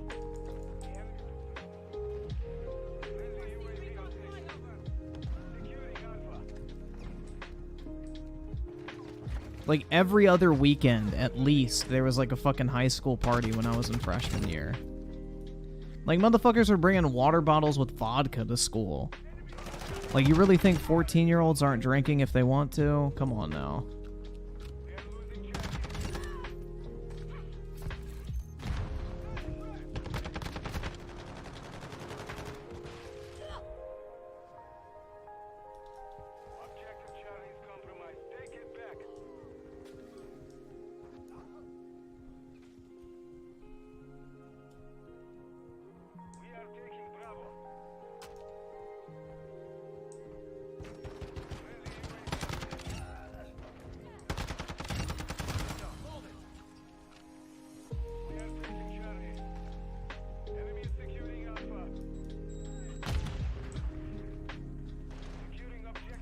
Yeah, the thing is, it's like, if you let your kids drink or whatever at a young age, it doesn't become like, oh my god, it's such a big deal. Like, you know, I would argue that they're less likely to go and, like, fucking binge drink and, like, black the fuck out and get, like, alcohol poisoning if they've already been introduced to it and realize, oh, it's not really a big deal. You know? Because, like, what does every high schooler do the first time they get around alcohol? They fucking chug that shit like it's fucking water, thinking they're fucking badasses. And then, you know, they end up with, like, alcohol poisoning, getting hurt, or some shit like that. Versus if you're, like, you know, at home and your kid asks, oh, can I have a beer or whatever? Just say, yeah, whatever, I don't give a fuck. And then it's not a big deal. Then the next time they're around alcohol, they're probably not going to fucking pound that shit like it's fucking water, and, like, they have to, like, drink it as fast as humanly possible before they get in trouble.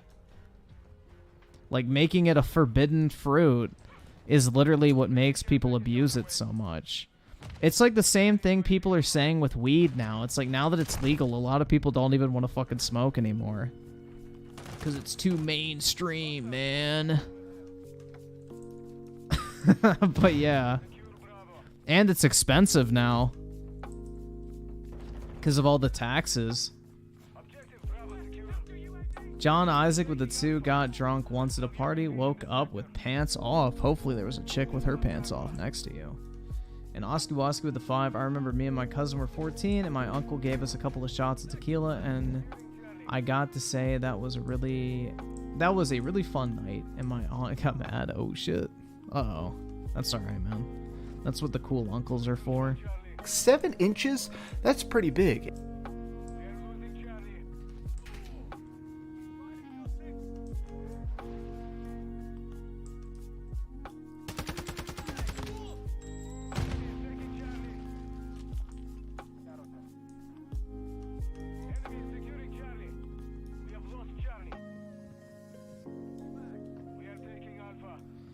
Yeah, personally, I don't really get the point of smoking. Like, anytime you're putting shit in your fucking lungs, you're just asking for fucking cancer.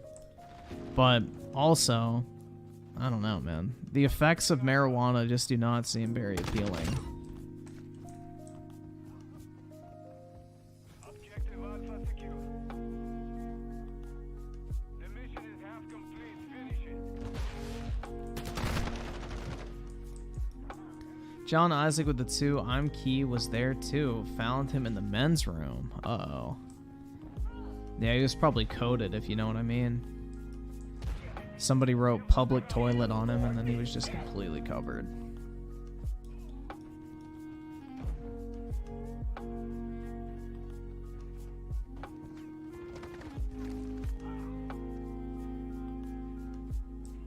Hostile UAV active.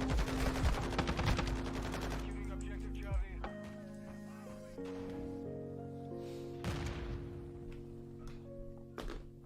Yeah, I haven't drank for like, what, 7 months now? And, you know, honestly, it's not really... I mean, drinking by yourself is kind of an L anyway. But I don't really miss it, but I'm not one of those types that like, oh my god, bro, alcohol is cringe. It's very fun to drink with, like, friends and shit like that. But if you're just drinking by yourself, playing video games and shit, not really a fun time.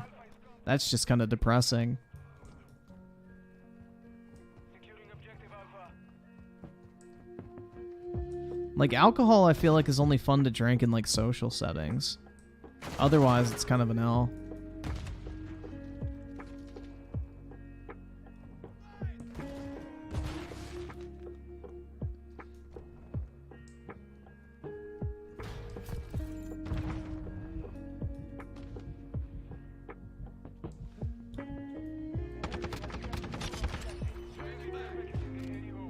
Securing Alpha.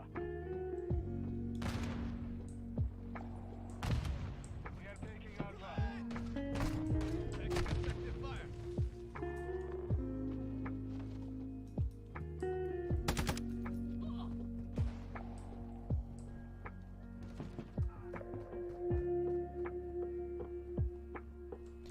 Weed is based? I don't think so.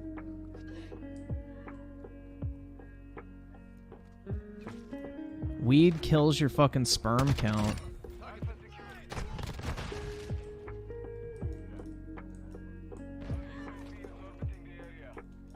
You'll be shooting blanks after a certain period. The Dork Knight with the 1? Uh-oh. You're broke! You're fucking poor! Nasty. I hate people smoking cigarettes. Yeah, cigarettes are fucking terrible, dude. Like, the smell of cigars is great, but the smell of a cigarette, nasty.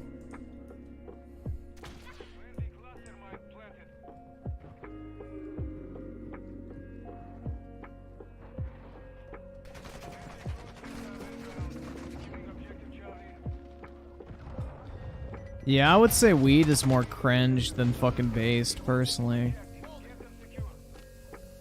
Like, stoners, for the most part, are pretty big L's.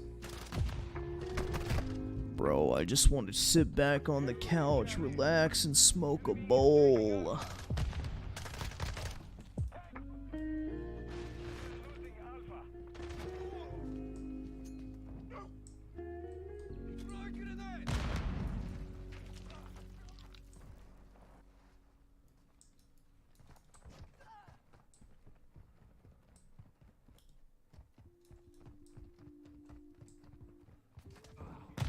Bro, I just want to hang out with my friends and smoke a bowl. And watch Seth Rogen movies.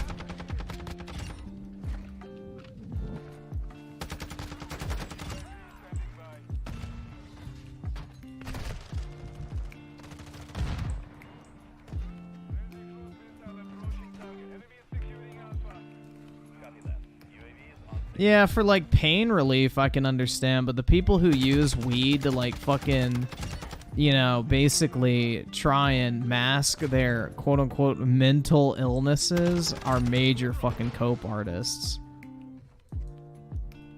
That shit's pure fucking cap, man.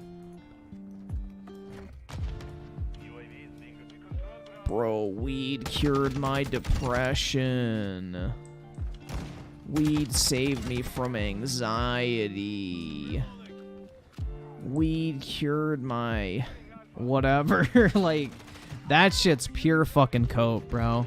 Those are people that are trading one mental dependency for another.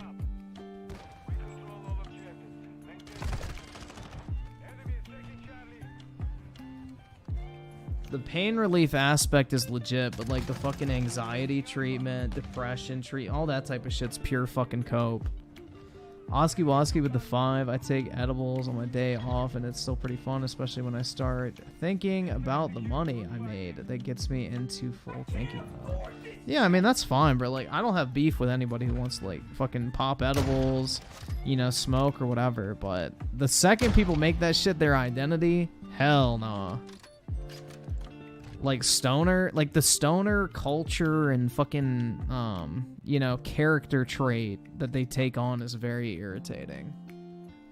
Where, you know, people who smoke weed can't go 5 minutes without telling you how much they love to fucking smoke weed, or how high they are, or how stoned they are, or, you know, how much they fucking smoked, bro, or how many fucking milligrams they took. Like, that's where it gets irritating. But if you're just, like, chilling and, like, popping a couple edibles or whatever the fuck, eating a few brownies, you know, taking some hits from a bong, I don't fucking care. But when it becomes like your lifestyle, that's when I have an issue. Because that shit's majorly cringe. Because smoking weed is realistically about the same as like drinking, in my personal opinion.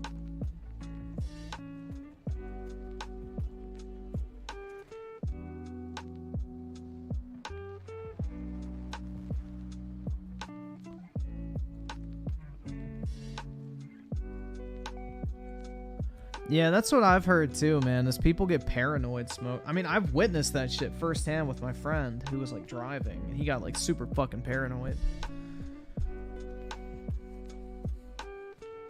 But yeah, that's why, like, I don't know, weed just doesn't really seem appealing to me. I have a feeling I would get like the paranoid side effects. I would probably get the side effect of like being super fucking paranoid and shit, because my brain like is really fucking hyperactive. Which is why, like, even when I'm drunk and technically, like, mentally impaired, I don't, like, do shit that I wouldn't do if I was, like, sober. Which is good.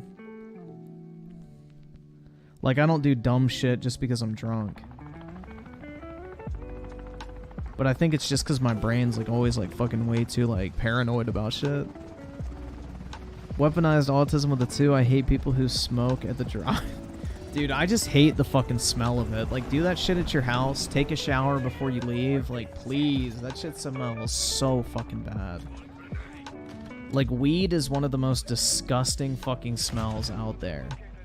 Especially cheap fucking weed.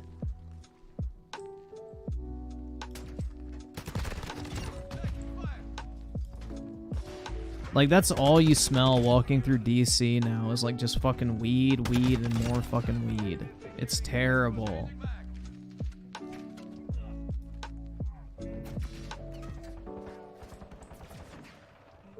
The smell of weed is trash. But yeah. It's, like, one of the worst smells, honestly.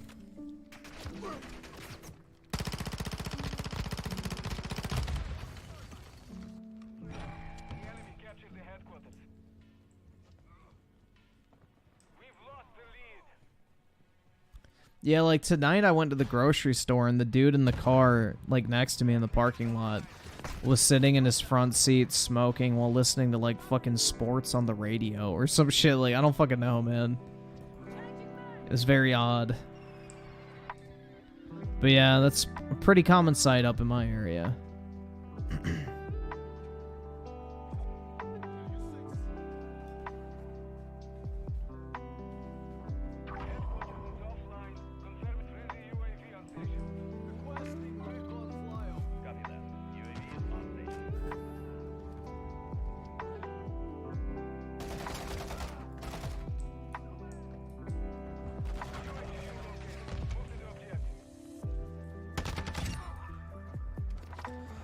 But yeah, people who use like weed to self-medicate for like mental disorders, like that shit's not a good idea.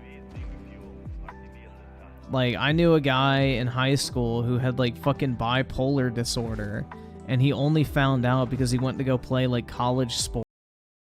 But because he was such a fucking stoner in high school, he had been self-medicating the entire time. So when he had to stop smoking in order to, like, you know, pass the drug test to be like a student athlete, he like had a massive like psychotic fucking breakdown because he had like undiagnosed like bipolar disorder, and he had to like drop out of school, and I think he's now just like a fucking stay-at-home stoner to this day. But yeah, shit's pretty wild. But it's like, that's what, I don't know, man. Like, you need to actually like fix your shit. You shouldn't be fucking smoking weed in order to get around, like, medical issues and shit like that. I don't know.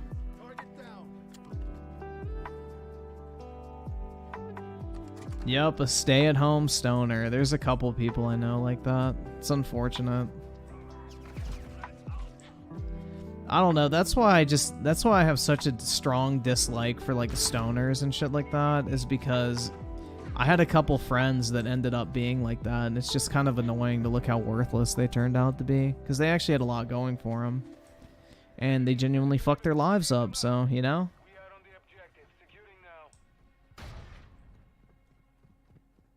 HQ is offline. Locating the next objective.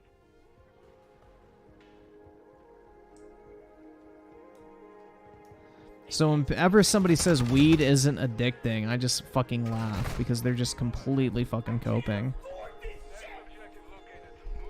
Raging boar with the 2, huffing that combat inhaler. Damn right, man. That's the real good shit.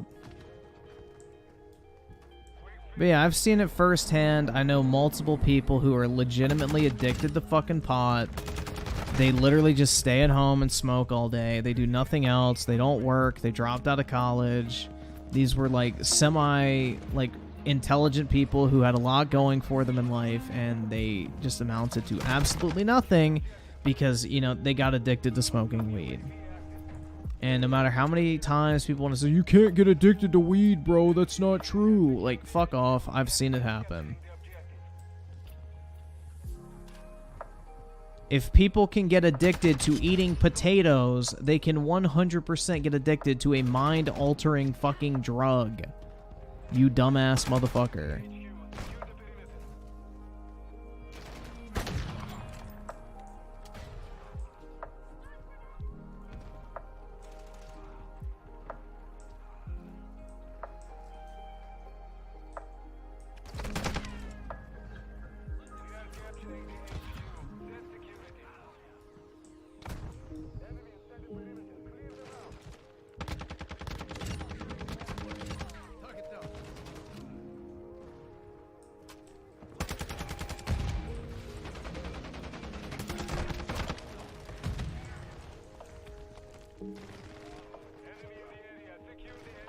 Al Dalgasta with the 5 just beat Hogwarts. Fun game, but the Wizards are super poor. I know, man, it's fucking pitiful. But then again, they're from Britain. All the areas around Hogwarts are stone huts and rundown castles. That's right, bro. You're broke! You're fucking poor! You know, the British have to live with the fact that the United States was once their literal fucking property and has now surpassed them in every single way imaginable, to the point where every citizen in the United States pretty much has a better life than anyone in Britain. Sucks to suck. A fallen empire.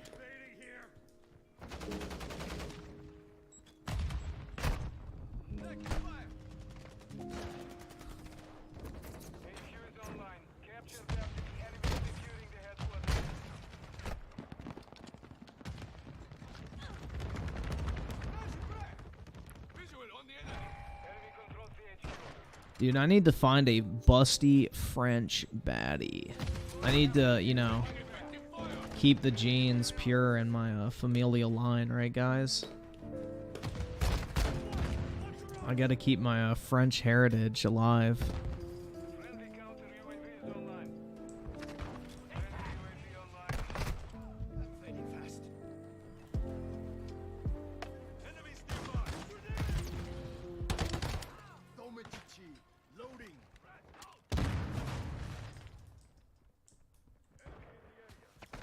I'm Italian, so I gotta find an Italian hottie. That shouldn't be hard.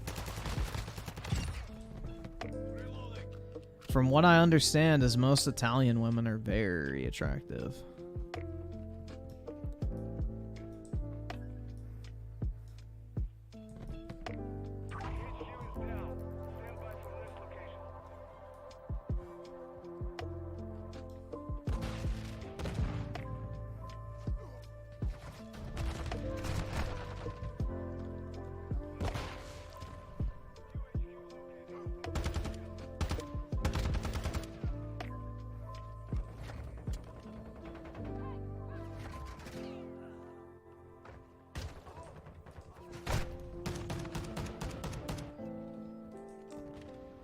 Nope, I want to soil the heritage ways. Oh my god.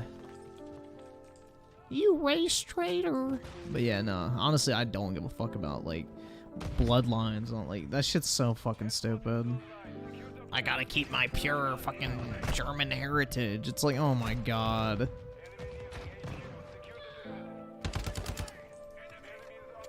Like, that's the thing. I think most of these ancestry tests are, like, complete fucking made-up horseshit. Like, how the fuck would you ever know?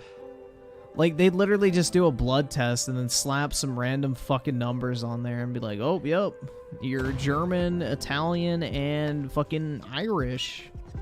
Like, I really don't believe they actually fucking, you know, can tell. I think most of that shit's bullshit.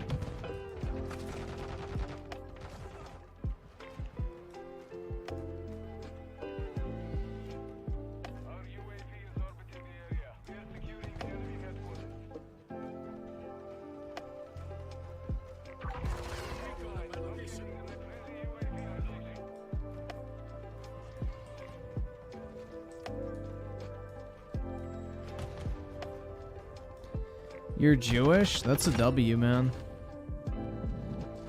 Dude, honestly, like, Jewish kids are really fucking lucky. Like, the whole concept of the bar... Like, how do you pronounce it? The bar mitzvah? That shit's fucking epic. I wish I could have gotten some shit like that. They literally just shower you with money when you turn 13 to set you up for a successful life. Like, what the fuck, dude? Why don't we have that type of shit? Damn. Like, that's the way to do it. But that's what I mean. Like, people hate on Jewish people for being, like, financially successful and shit. It's, like, so ingrained in their culture and traditions to, like, set up future generations for, like, wealth and success. That's the reason why they are so successful, is because they actually believe in, you know, building businesses and, you know, passing something on to the next generation. Like, it's a great, like, aspect of Jewish culture. And it's one that more cultures should fucking adopt. Like, instead of being jealous, why the fuck don't you, like, emulate the success? I just don't understand that shit.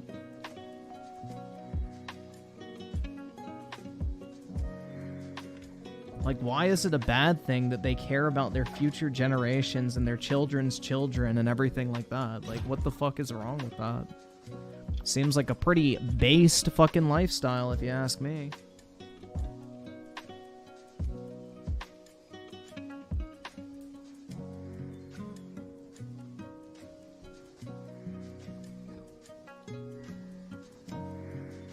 Well, dude, Nick Fuentes hates everything that's not a fucking gay, furry twink. Like, honestly.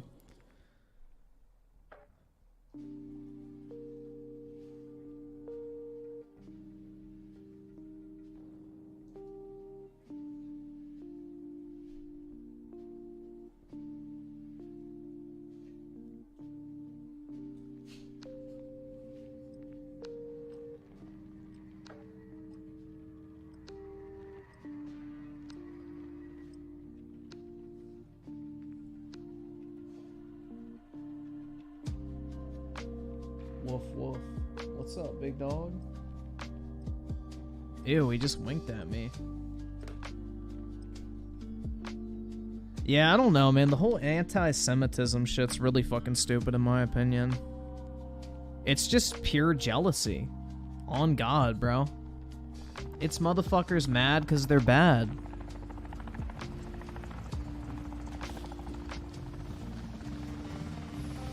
Like, sorry, they actually fucking, you know, prop each other up as a community. Like, maybe you should do the same with your community. Dumbasses. But yeah, I don't know, dude. It's just really dumb.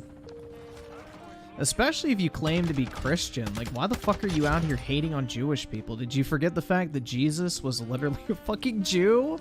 Like, that's what's so wild to me. Is like, Jesus literally died a Jew. Jesus was never a Christian. Jesus' father is the Jewish God. He was a follower of the Jewish faith. But yet we have like so-called Christians out here like acting like they hate Jewish people. It's like, bro, what the fuck? Y'all are dumb as fuck. It's like the same people that'll get Bible verses tattooed on their body even though the Bible specifically prohibits just that.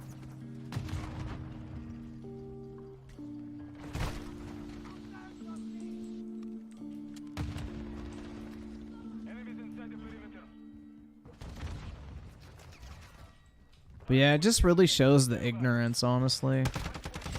I mean, disliking someone for their religious beliefs is pretty fucking stupid. Unless they're like a fucking Satanist or some shit, because then they're like literally worshipping evil.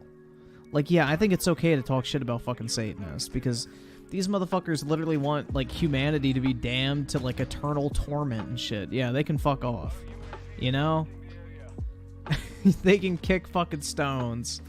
But, you know, just like people who are just having religious beliefs and shit, not like shoving it down your throat actively and trying to fuck your life up. Like, why do you care? I don't know. What's more fun, bar mitzvah or quinceañera? Well, isn't quinceañeras only for like girls? That's the sweet 16 for like chicks, right? So I would say the bar mitzvah, because then I could actually partake and you get showered in money. That shit's fire. But see, that's how they, like, you know, set up future generations for success. Because then I'm sure the parents tell the, like, son, hey, use your bar mitzvah money to invest in stocks or bonds or whatever. You know, buy an asset that's going to appreciate over time. And then when you're fucking, you know, 18, you're going to have a lot more money than you do right now. Like, it's a great, like, life lesson tool. I don't know, man. I think it's just people are jealous, honestly. I mean, it's like the whole eat the rich bullshit. It's the same fucking thing. They're mad because they're fucking bad. Like, that's the only conclusion I can come to. Killed himself.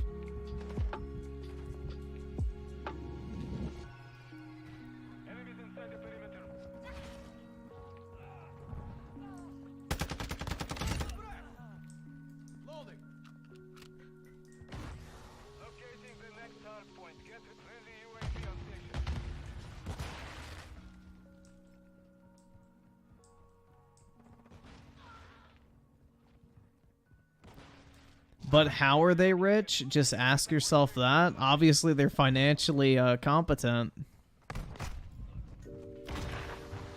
I mean, how the fuck is Jeff Bezos rich? He started a business that made a lot of money. And if his kids get it passed down to them, and then they pass it down to their kids, and so on and so forth, like, is that an evil thing? I don't think so. Hostile UAV overhead. Rolling flash grenade.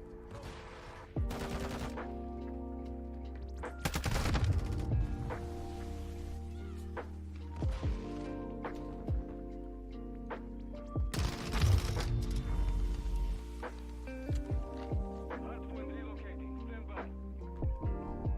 You're halfway to mission complete. Keep fighting. Enemies inside the perimeter.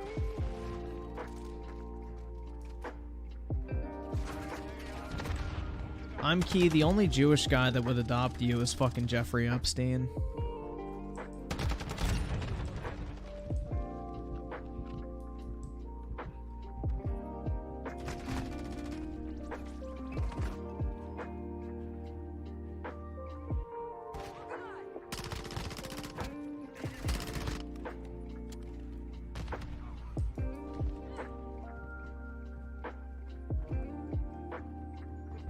Enemy personnel at the hardpoint.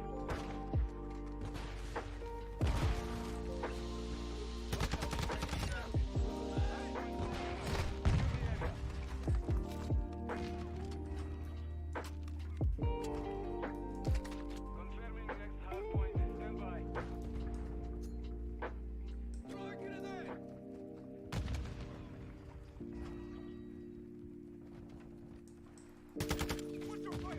Location update. Capture the hardpoint.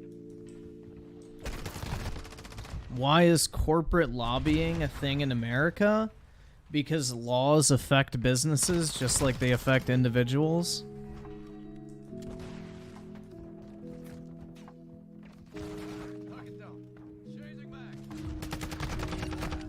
Friendly cluster mindset.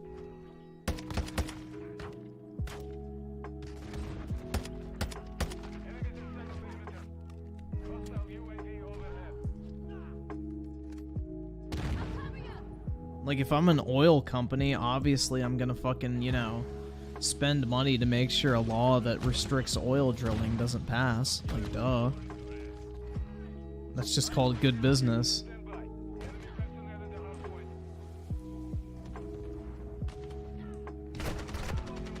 Secure the area. Hardpoint relocated. Secure the target area.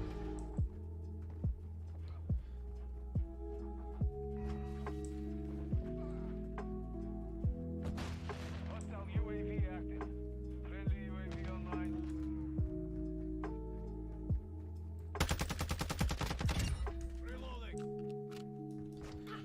I mean, if you really want to break it down, what's the difference of like a CEO of a company donating to a politician versus the company itself? There isn't any difference. It's still the same amount of money from the same motivated kind of like party. So it doesn't really matter.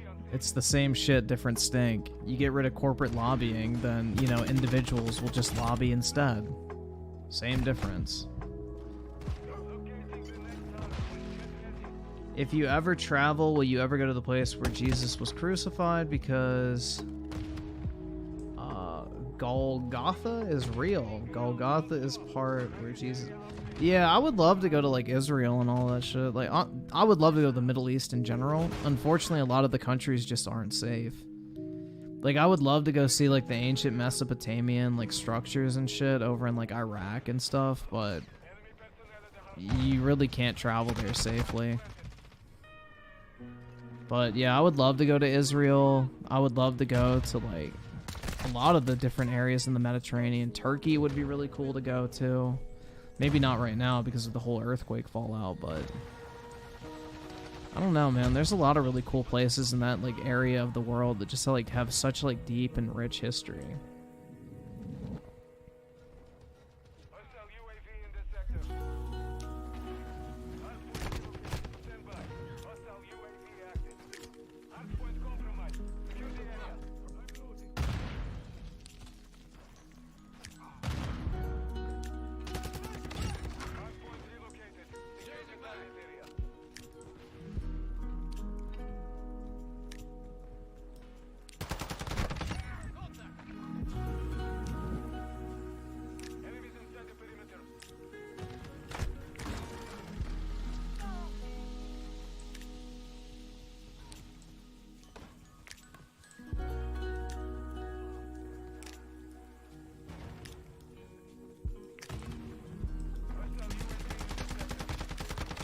Yeah, anybody that actually says, like, Jesus never existed is, like, literally, like, just completely false.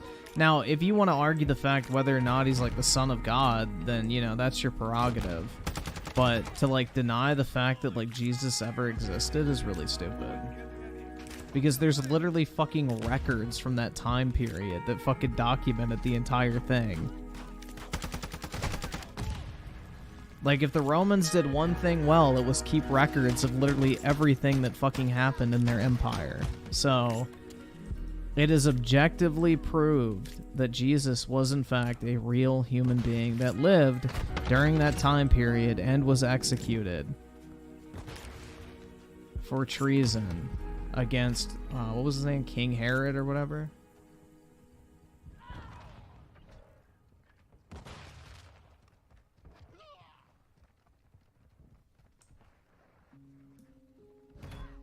I'm with you.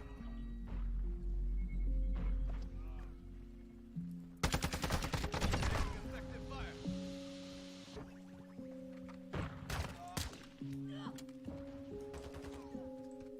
Confirming next hard point. Stand by. Hostile UAV overhead.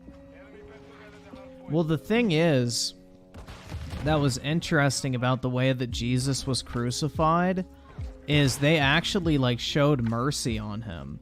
Because the thing is the Romans didn't want to kill him. They were basically forced to. Because, like, King Herod was losing control of the kingdom and everything like that.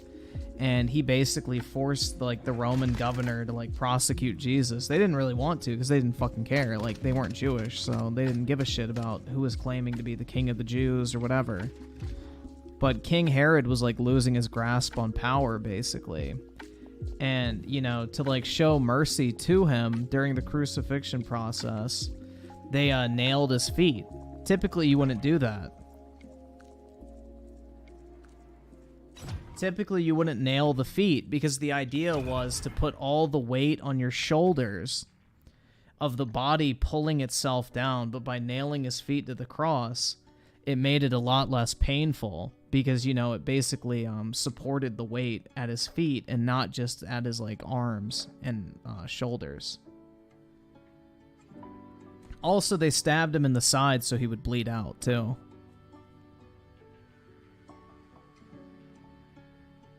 Instead of just, like, rotting up there for a couple more days.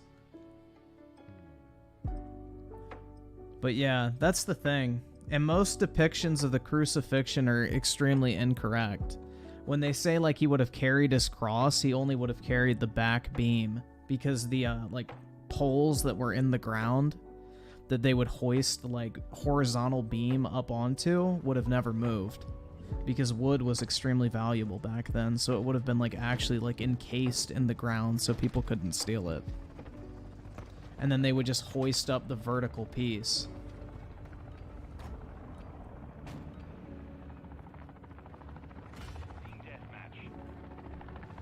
That's why it was unusual to nail someone's feet to the cross, because they would only nail their hands to it and then hoist them up.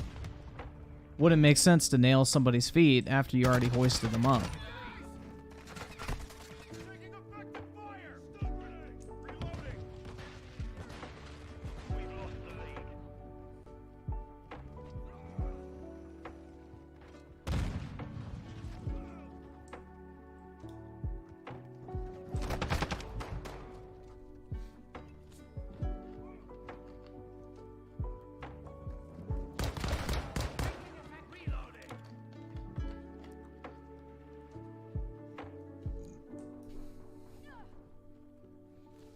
Dang, Griff really knows his stuff. That's right, man.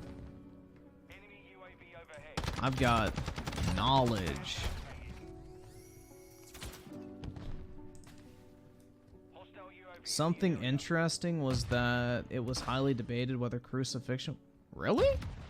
Got your back. There's tons of documented examples of crucifixion.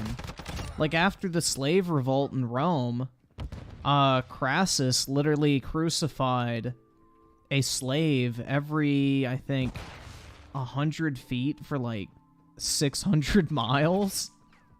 Like it was something insane.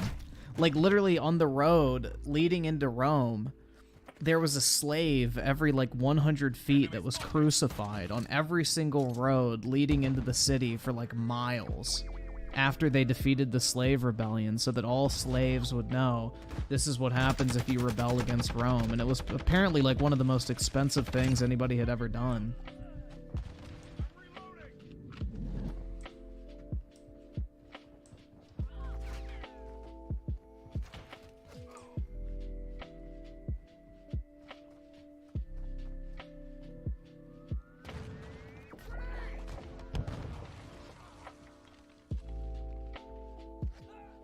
But yeah, there's lots of documented examples of people getting crucified. Like, if you were a deserter, like a deserter in the Roman army, you know, you would get crucified. And, you know, what was that thing called? Shit. It's like where they would purge off like a battalion. I forget what that was called. But they would crucify them as well. Now, crucifixion was very common back then.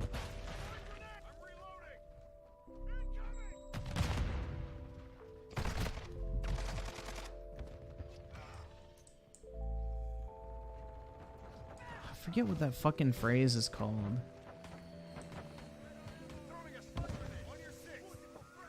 But it's like they would like if say a certain group of like soldiers didn't obey orders on like the battlefield and like fell out of formation, they would like draw fucking stones out of a like bucket or whatever, and the people who drew like a certain color would go and die basically. And they would either crucify them, stone them to death, whip them to death, or just straight up execute them on the site. I forget what that shit's called, man. Yeah, decimation. There you go. They would get decimated. That's where that term comes from. Yeah, the Romans didn't fuck around, man. Like, if you showed up on the battlefield drunk, you would get crucified in the camp to show it. Because, like, the thing is, you wouldn't die after being crucified for several days. So everybody in the camp would get a lasting reminder of what happens if you drink too much the night before you're battling. Friendly cruise missile deployed.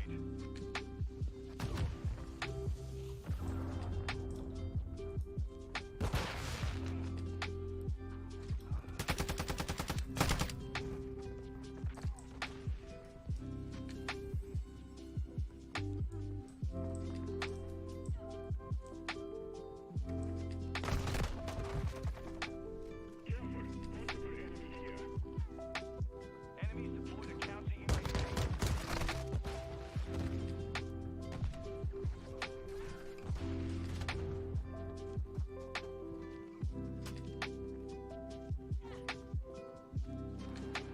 Rome was pretty disgusting? I don't think so. They were the most advanced civilization for 2,000 years after their fall. Like, it took humanity another 1,800 years to get running water. Think about that. Like, from the time the Romans invented, like, the concept of running water, it took a civilization 1,800 years after that point to catch up. That's pretty fucking crazy.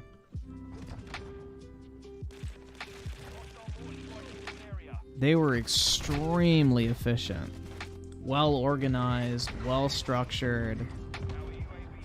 Like, the fact that they could maintain that geographic area for so long with such limited technology is like a testament to how well organized they were.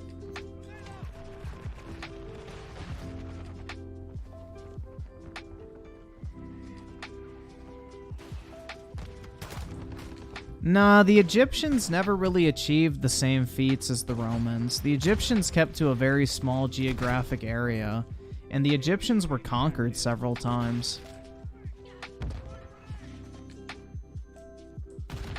Rome, for the most part, since its founding to when it fell, never really got conquered. Hostile UAV in the area.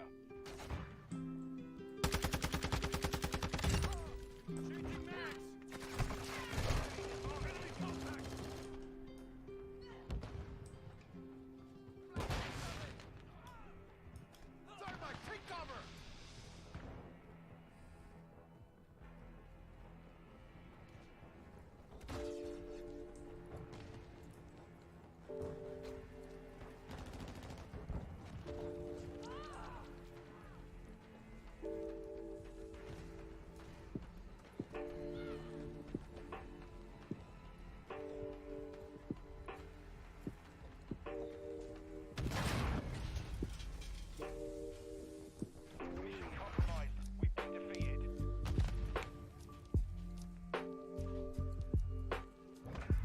Yeah, what's interesting about Roman concrete, for example, is the longer it stays, the harder it gets. So a lot of Roman structures are more stable today than they were when they were built, which is a really interesting fact. Like, most of the Roman, like, concrete buildings are more, like, I guess, sturdy and, rugged, I guess? I don't fucking know. Than they were at the time they were built. So, like, that's the reason why all these old Roman bridges still stand. Rome still uses the old Roman sewage system under the city. Like, they never built another one. Like, all that stuff's been there for, like, 2,000 years. And it still works perfectly fine.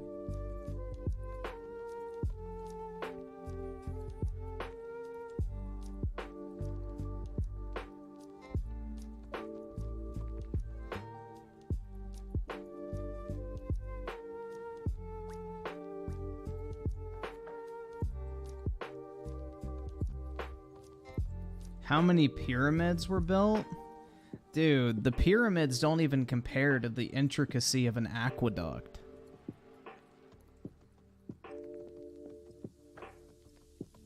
Like, the complexity of the pyramids does not even compare remotely to, like, the complexity of moving water for miles upon miles with slight, mathematically perfect slopes in order to continuously flow the water at a pace to where it doesn't stagnate or become, you know, what's that fucking word? Not infected, but, you know, it's still potable. Like, that is insanely fucking hard to do. Even in today's world, irrigation systems are pretty tough. But imagine doing that shit with, like, fucking little chisels and fucking, like, basic, very bare bones instruments.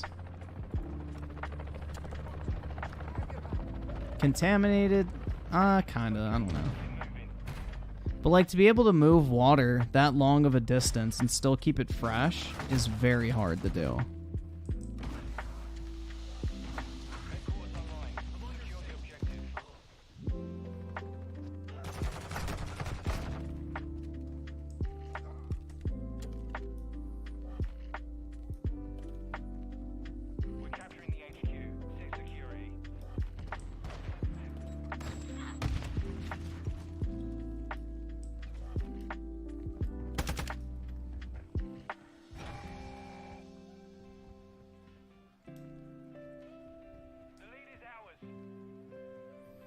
Crush Your Bad with the 5. I spent $200 on a Sega Saturn from DK Oldies for a YouTube video. I'll write it off. I'm also going to see if they film my order and use it on my video. Nice, man. Hopefully they do. That'll be interesting to hear. Like, let me know, like, what happens with that, if it's busted or not.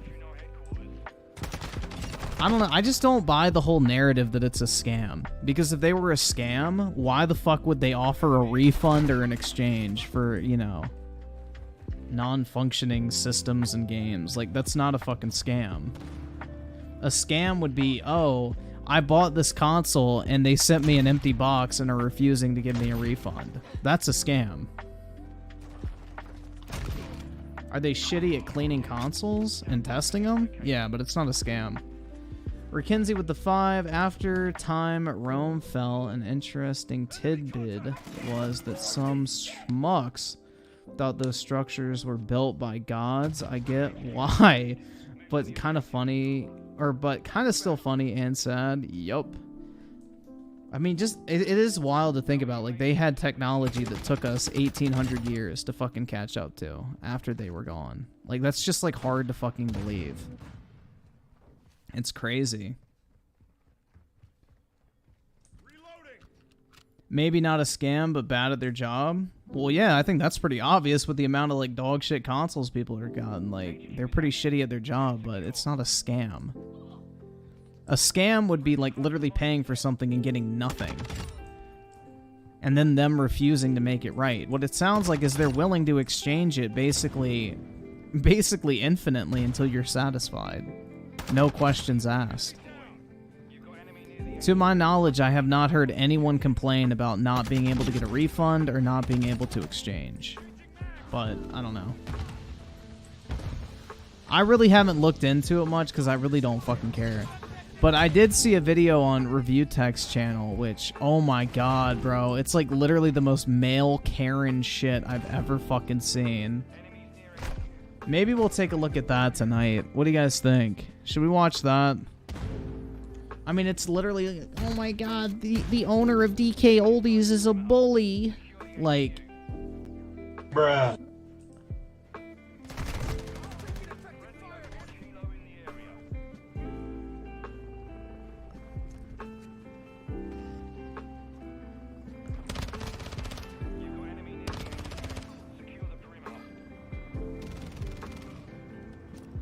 Griffin XC, the 729, list me the best empires in order. Your opinion?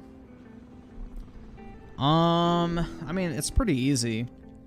I would say Roman Empire number 1, Ottoman Empire number 2, British Empire number 3, and what comes after that is a good question. I guess the Persian Empire number 4, and then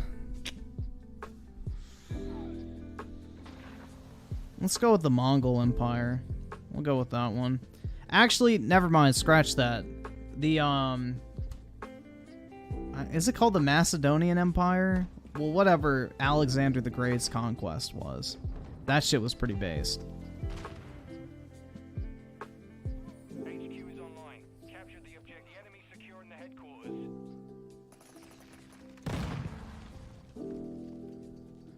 How is the Ottoman Empire a low standard? Dude, those motherfuckers cooked. They were one of the longest lasting empires in human history.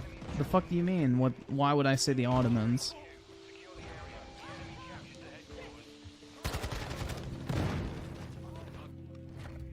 Unfortunately, the United States is not what I would classify as an empire. We don't take enough land, which is sad, because we should.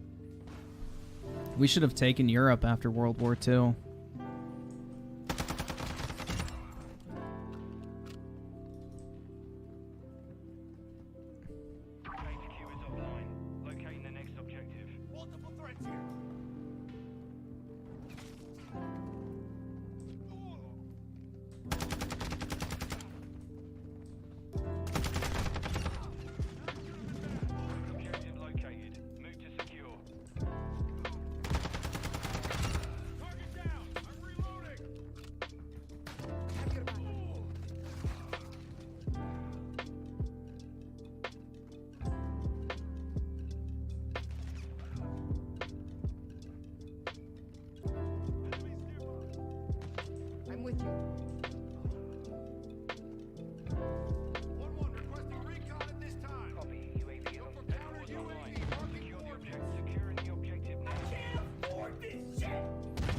Weaponized autism with the 2, we could have conquered Russia and China after World War II. I know, it's fucking pitiful, man. It's pitiful. We got weak leadership. Dude, we could have had a whole fucking working class of foreigners that, like, lived in a different fucking country that we could have just milked. And we could have attained the communist utopia all these fucking people want. Like, if we literally just had, like, a slave class of other countries that we conquered, we could have all been living the communist lifestyle of just sitting back, relaxing, and just cashing in. But no, bro.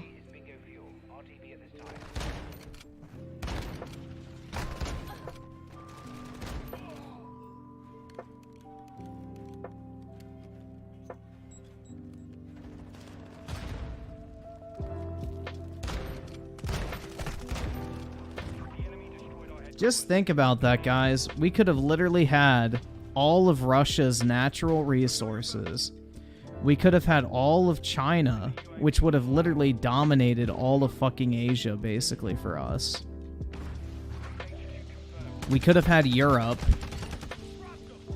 We could have had parts of Northern Africa as well. I mean, bro, we got the really fucking short end of the stick after World War II. We literally created our 3 biggest competitors in the world.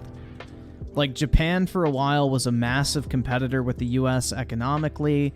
China is now our #1 enemy in the world, and Russia during the Cold War was our #1 enemy in the world. Like, us getting involved in World War II put us in a worse position than we were in before. Like, what the fuck did we even gain from that shit? Nothing. We should have taken all that fucking land and been like, yeah, you wanted our help? Sucks to suck, motherfuckers. This is the price. Especially Europe, bro. That would have been funny if, you know, the colonized became the colonizers. That shit would have been fucking weak. Reverse colonization.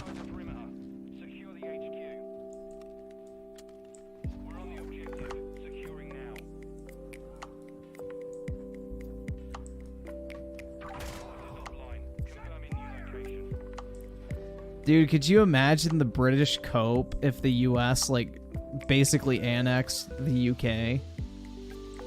The cope would be off the fucking charts.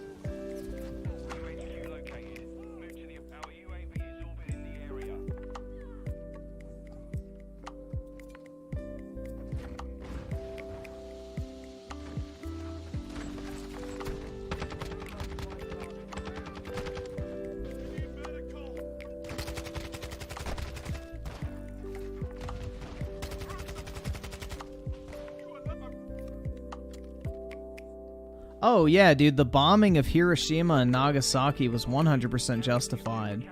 Because the thing is like, for weeks leading up to the attacks, or the bombings, we literally were dropping flyers in Japanese over that entire area telling people to evacuate.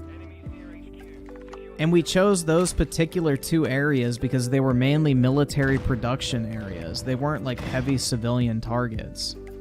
But we were literally telling them, like, hey, you know, evacuate. This area will be destroyed. Evacuate, evacuate.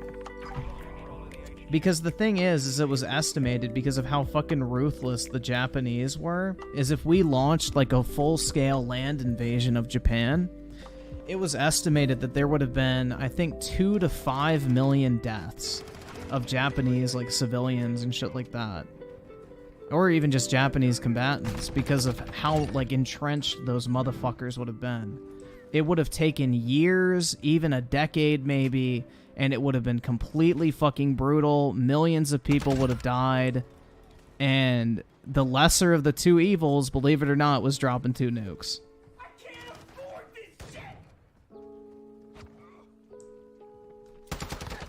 Because the thing is the Japanese were running out of oil. They couldn't maintain any longer. So they literally would have, like, gone to, like, guerrilla warfare tactics and shit like that. So their civilians and everything would be completely unarmed for the most part.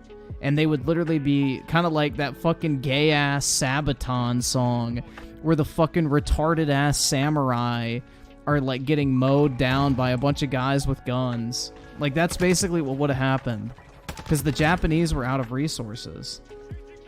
That's the whole reason why they bombed Pearl Harbor in the first place, is because the US, like, put sanctions on the Japanese and restricted them from buying oil, which they desperately needed oil to maintain their war effort. So by us basically cutting off their supply of oil, it was kind of like us indirectly declaring war on Japan at that point.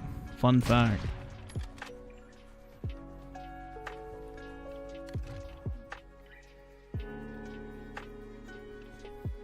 Griffin XC, the 729, the Japanese Imperials had the ISIS mines. Yep.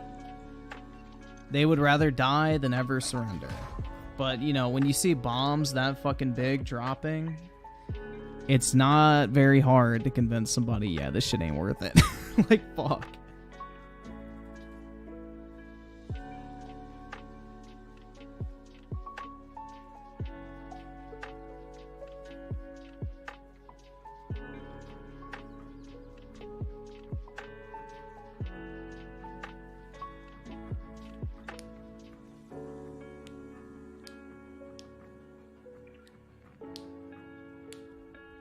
And weaponized autism with the 2, there's still time. We need to de-soys the what? Wait, what the fuck?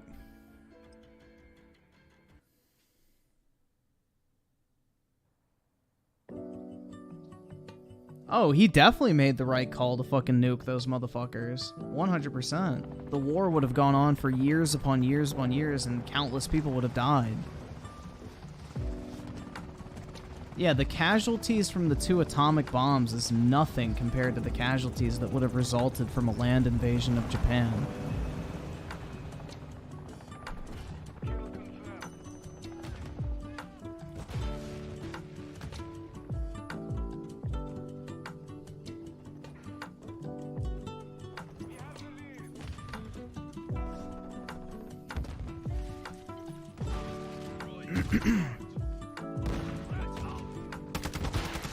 I mean, if you really want to break it down, man, like, the whole concept of being a samurai is literally like some weird fucking suicide cult surrounding the emperor.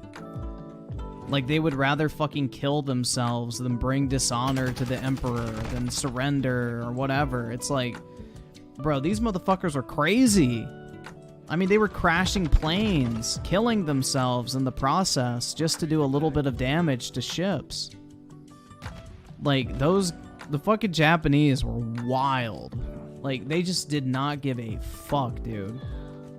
It was anything but a surrender. And that shit would have gone on for years upon years. And it would have probably been one of the bloodiest conflicts in all of human history.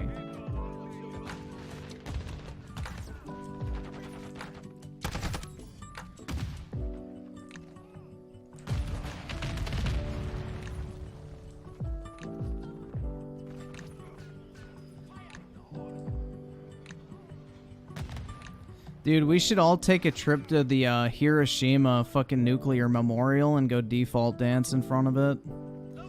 That would make for a good TikTok, right, guys?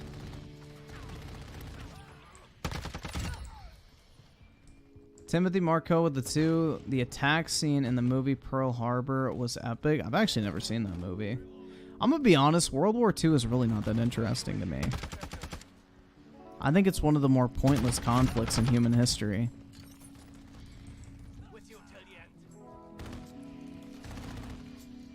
It just goes to show you what shitty fucking leadership across the fucking globe can do to a fucking, you know, I guess could do to the human species. You know, you have a mix of shitty leaders across the board and, you know, you end up with a situation like World War II.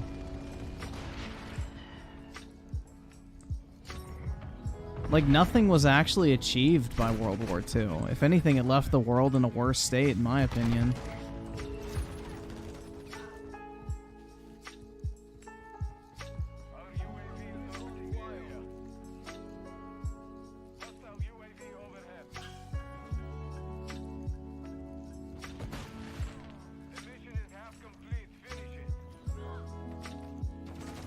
Yeah, Poland is what started World War II. Is when the Germans invaded Poland. That's when the British were like, that's too far. But then after World War II, Poland became property of the fucking Russians. But that wasn't too far.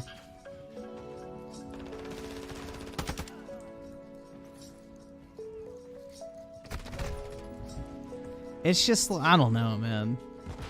The fact that Hitler was ever allowed to rise to power is just really fucking pitiful, bro. The Germans can hold that L for all of fucking eternity. Like, how the fuck did that shit happen? Like, fuck, man. I thought the Germans were supposed to be smart. They're not really making the case for the so-called master race.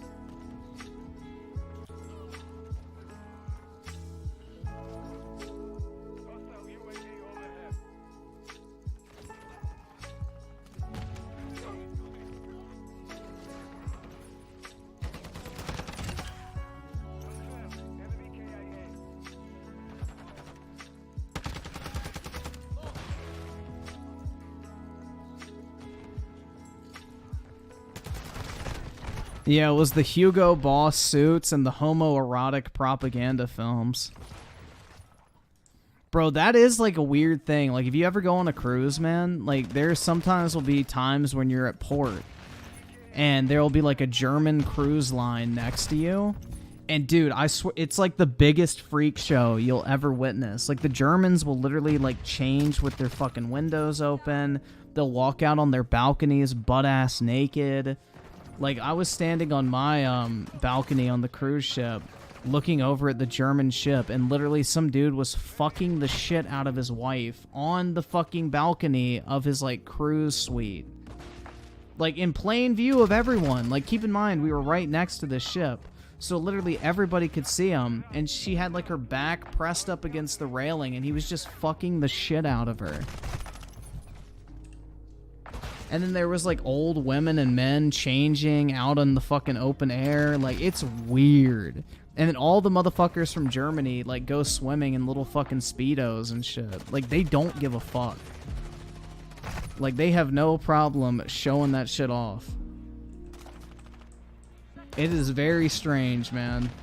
It is definitely a culture shock. You're like, bro, what?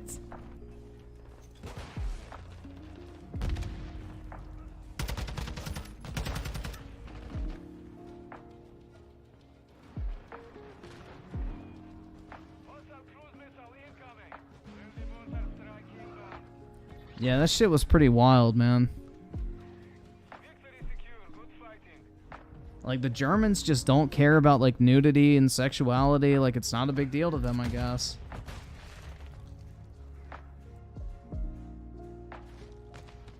I'm, like, convinced if, like, the Caribbean islands didn't give a fuck, they'd be naked on the beach.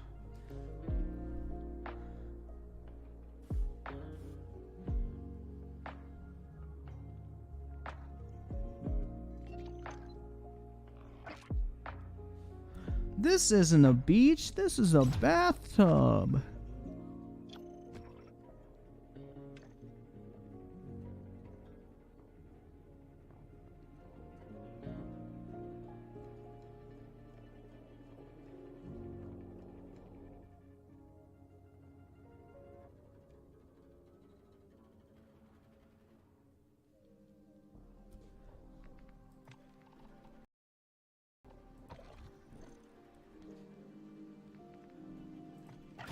Ooh, give me monies.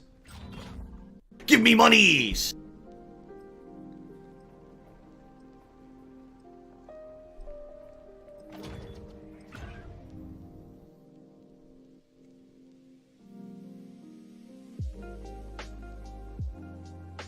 I don't know, man, but I'm not gonna lie, some of those German chicks that I saw were pretty fucking fire. Like when you went on the beach and shit, like damn. Europe definitely has a good selection. That's for sure. Too bad you couldn't understand a word they'd fucking say, you know? Unlucky.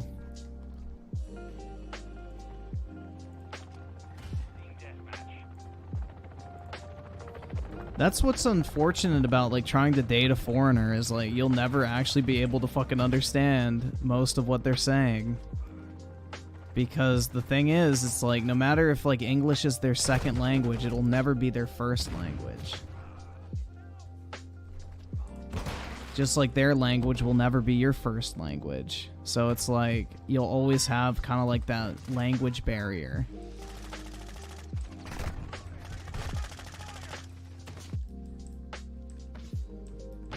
Have I heard a German girl moan? I cannot say I have.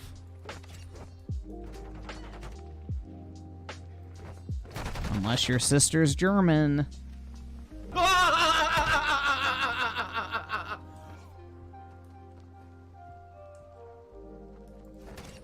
Enemy down.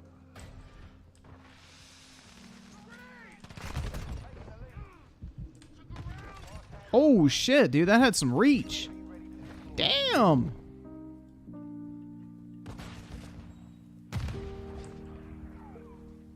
Do they moan like, oh, ja?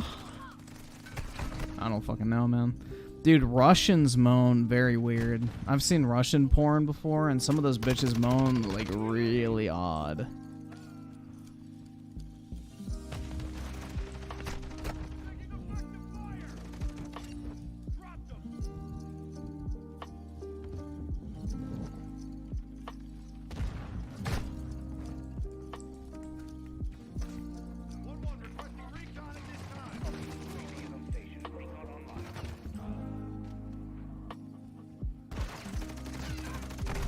Ah, shit. Damn.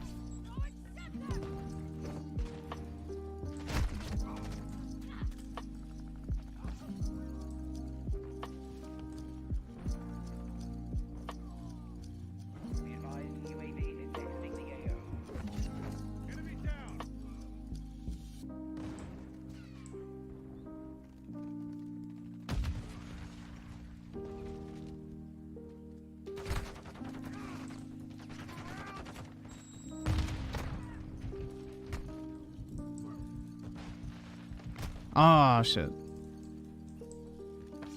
Yeah, Final Fantasy VII Remake is really good. Why are we talking about moaning? Because, you know, we don't have bitches to make moan, so we gotta talk about it instead. Duh.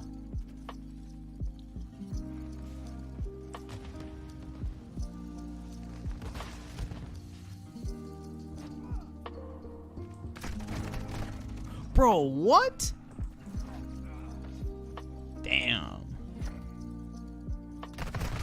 Fuck.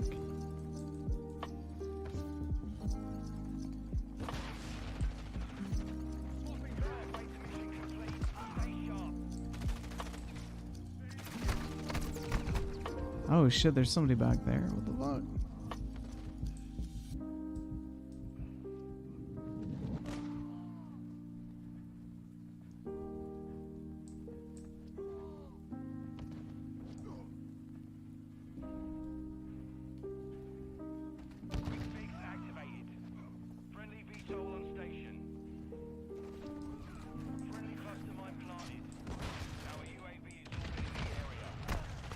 Ah, shit.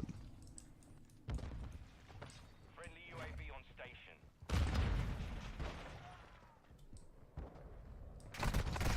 How did the British moan, Griffin? Like a cow? Like, moo. Enemy UAV active. I don't know. Or like a sheep. Ba.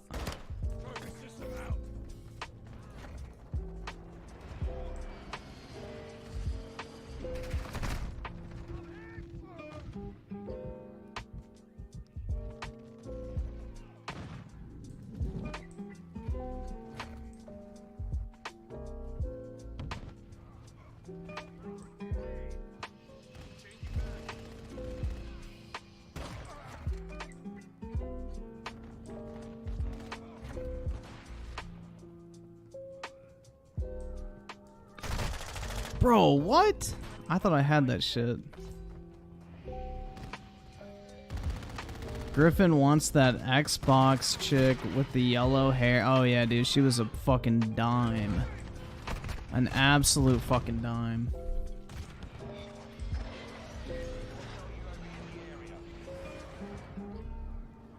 That chick was so fire, bro. Like, oh my god. I'd lose everything just to have her for one night. Alright, I'm kinda getting bored of this map. Let's do shoot the shit.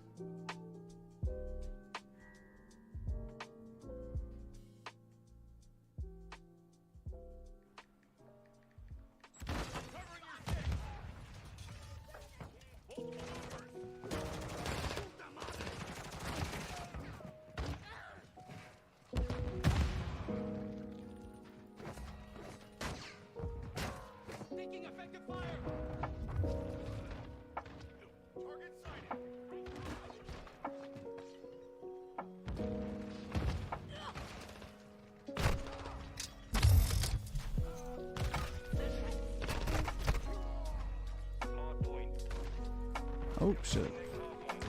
I knew of this gym coach who said he used to rip heaters after. Hell yeah, bro.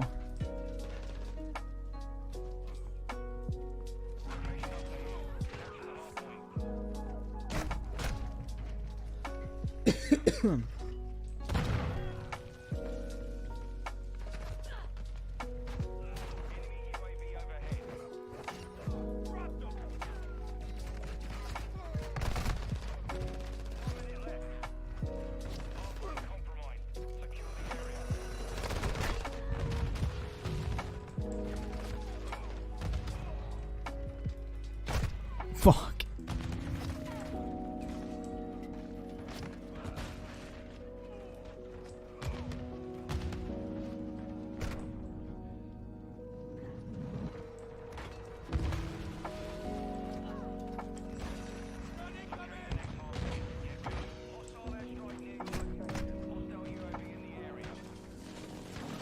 Griff is officially a weeb. How so? Why am I a fucking weeb, bro?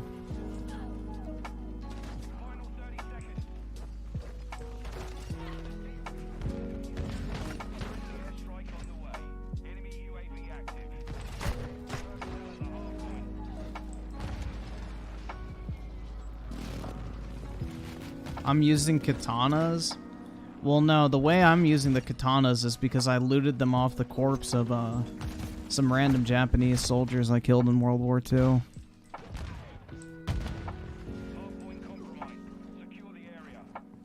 Let's be real, we would all be trying to smash the ugly chick if she was the last woman on Earth.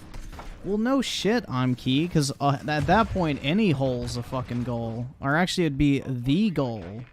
Not a goal. Like, it would be the only option you have unless you want to do anal, which is, ooh. Yuck.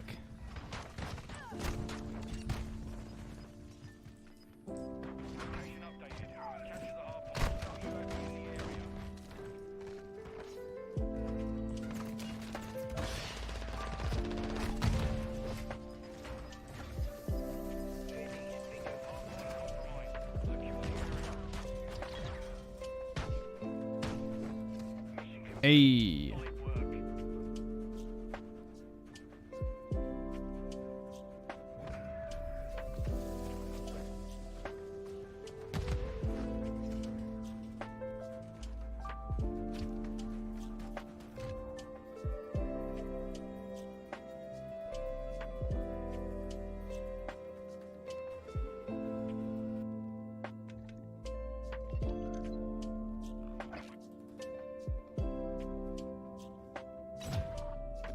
I hope you were joking when you said you wanted the USA to turn everyone else into slaves and create a communist utopia. Why would I ever joke about something like that, man? Come on now. We'd be living in the perfect world.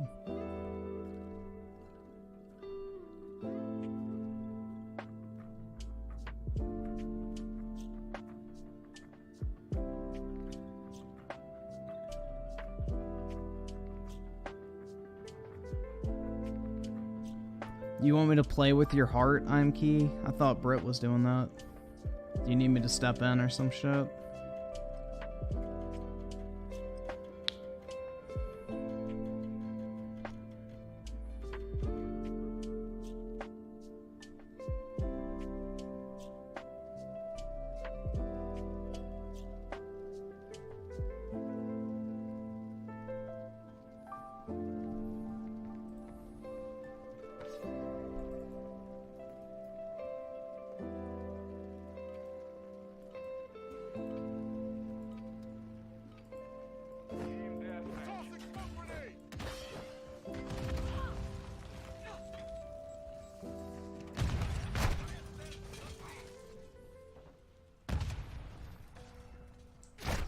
Fuck.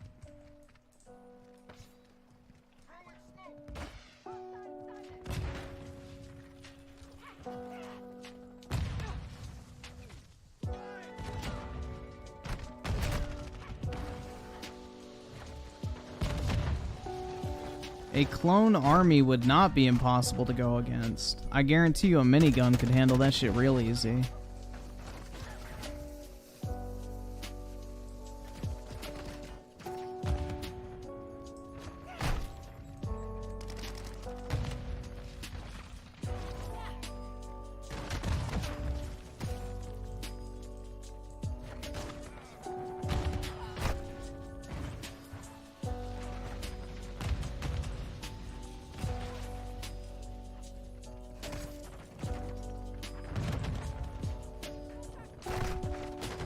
Yeah, that's the thing I never really got is, like, in Star Wars, why was there no kinetic weaponry? Like, you want to beat a lightsaber? Just shoot 85 bullets at somebody in under 30 seconds.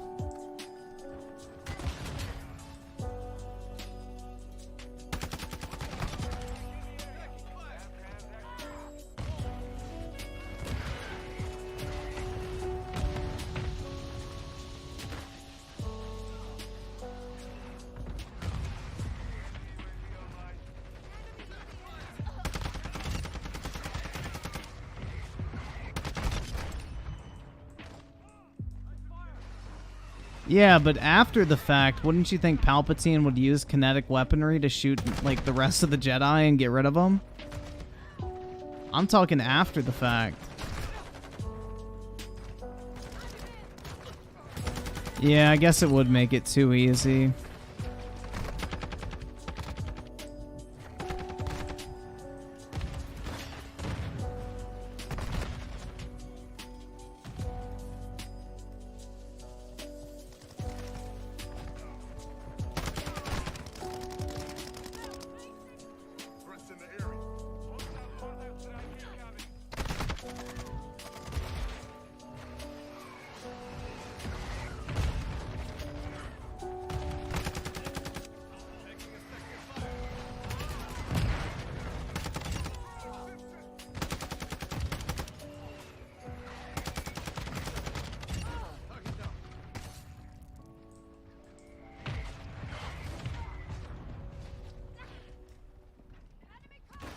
Well, dude, the thing is wasn't like, the original plot of the Akatsuki to, like, create a nuke, basically, using the tailed beasts?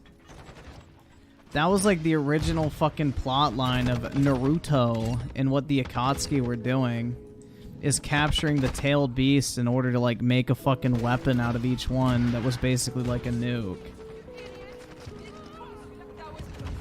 That was the original plotline of Naruto, everybody. And somehow that got fucking twisted into, oh, actually Madara just wanted everybody to sleep forever so he could have sweet dreams.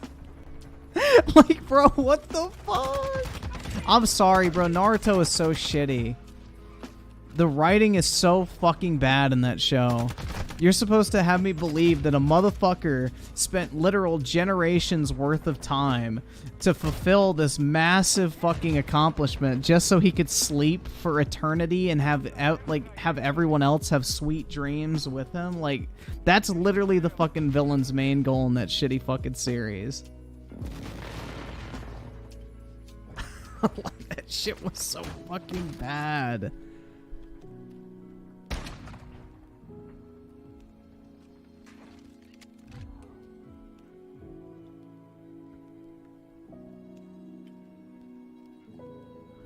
HTM 101 with the 5. My rule is to never show any mercy to women, and in battle, everyone's a enemy, even children. Chip Zonoff, guilty. Oh my god, bruh.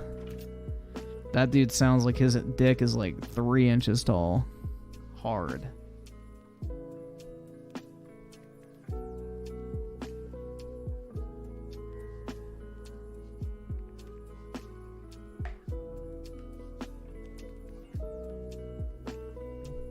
Yeah, Naruto really does fucking suck, man. And it's so sad because literally the fucking, like, concept of Naruto was so fucking cool. And then they fucked it up just infinitely. They completely fucked it up.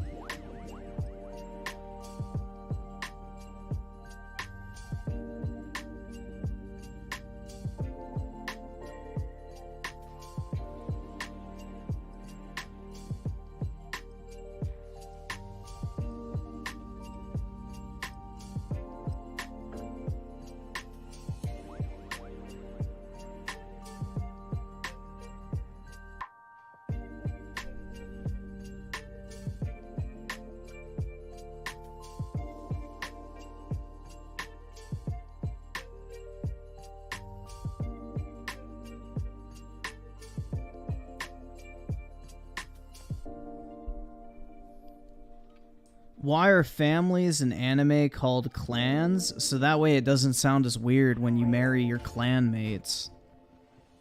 You know, it sounds a lot better when you say, yeah, I married one of the members of my clan, versus saying, yeah, I fucked my cousin. That's why. Saying I kept it in the clan sounds a lot better than saying I kept it in the family.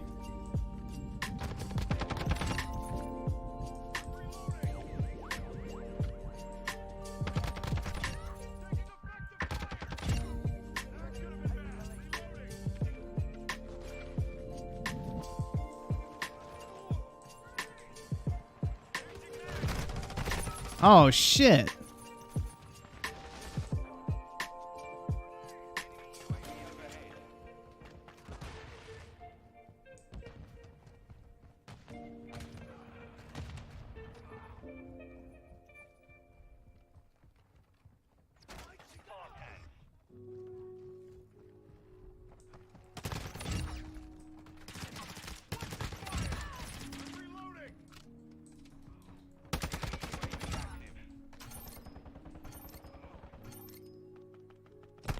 Ah, shit.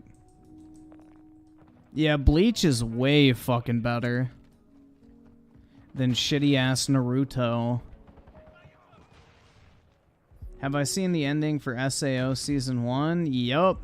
Where he, like, is, like, raping the chick in virtual reality, even though he's, like, married to her in real life and could have just done that shit and oh my god, that shit was so fucking weird. Oh, dude, that show was so bad. Sword Art Online is the perfect example of Japanese just anime literally being incapable of making something decent. Because Sword Art Online had a fucking dope-ass concept in the first 2 episodes. 2 episodes, that's all I'm giving it. And after that, it went to absolute fucking shit. Like, they took a show that had a decent concept that was pretty neat to watch and found a way to make it the gayest fucking corny harem fucking dog shit you could ever imagine. Aizen is not a boring villain. I'm Key, you're a boring chatter, bro. This basic ass bait tactic ain't funny anymore. Like, I'm sorry, bro. Get a new fucking act. Real talk.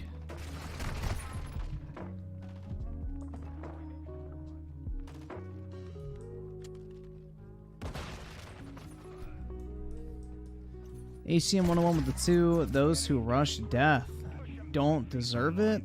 Me? You mean people who, like, shoot themselves in the head? Deserve to keep living on? Damn. Rip.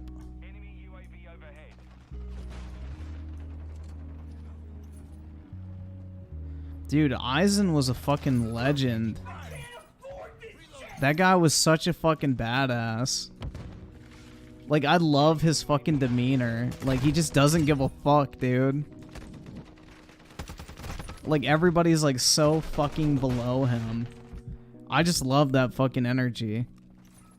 He doesn't even acknowledge anybody. He's just like, yeah, fuck off, worm. You're like an ant underneath my shoe.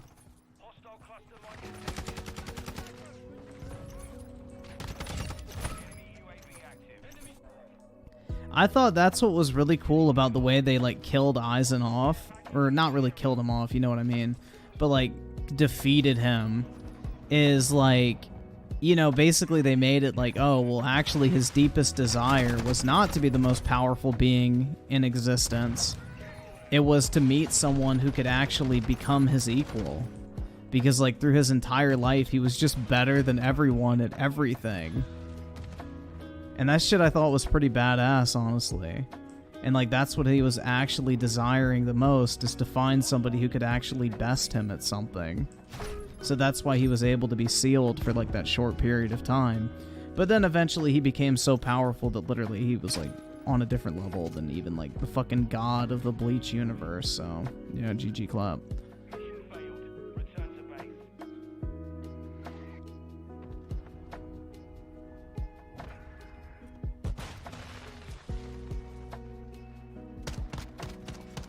But yeah, I thought Bleach handled, like, the way they, like, got rid of the main villain way better than fucking Naruto.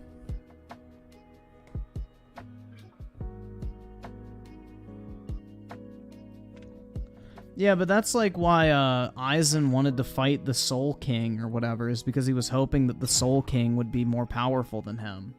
So that he could actually find something to work towards. Because, I mean, you think about it, man. It's like, basically, he was so powerful that nothing was a challenge for him, and he basically had to live forever doing the same mundane, menial tasks over and over again that offered no, like, interest, challenge, or anything. It was, like, just droning on for eternity. So it makes sense if you like look at it that way. It's like he was basically damned to an existence of mediocrity, even though he was truly better than everyone else, and had nothing to actually strive and work towards. It's just literally he was like a fucking mindless drone. So, I don't know. I thought the way they handled that was smart. I thought it was pretty cool.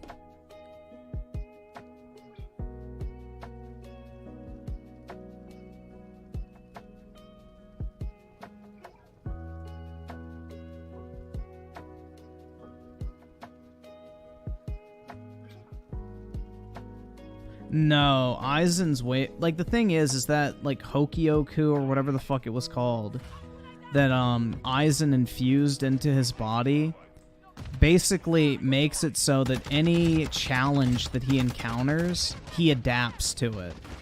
Like, he just becomes stronger and stronger over time. So, like, for example, when he gets sealed at the end of Bleach by, what's that guy's name? Urahara or whatever the fuck? The guy with the funny hat. Yeah, when he gets sealed by him, they put him in, like, this chair that he's supposed to be sealed into and not be able to get up. Well, the thing is just from sitting in that chair for long enough, he naturally became so powerful that he could literally just break the seal on his own and just stands up out of the chair suddenly. And it's, like, revealed he literally was just sitting there of his own free will. Because the longer he exists, the more powerful he gets, basically. Like, Aizen is literally a busted fucking character, man.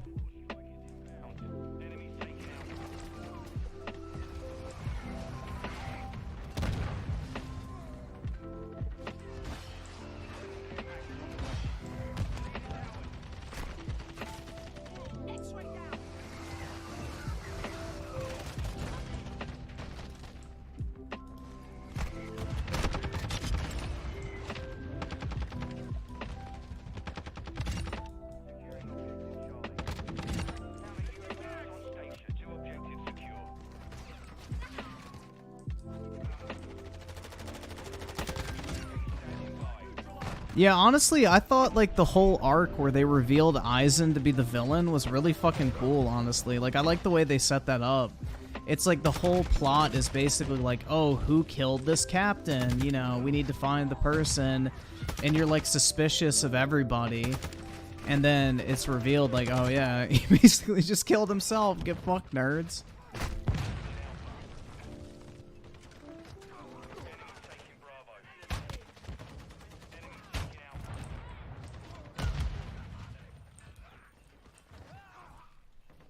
Like, he just hypnotized everybody. I don't know, dude. Aizen's a cool character. A very cool character.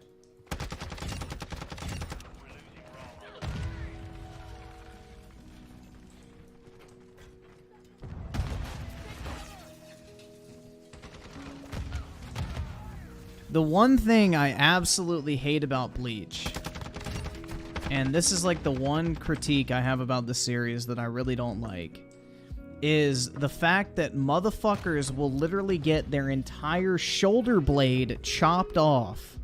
Like a massive fucking monster sword will literally chop straight through their fucking collarbone, halfway down their chest, and in the next episode, they literally just walk that shit off. It's like... Bruh. Make that shit make sense.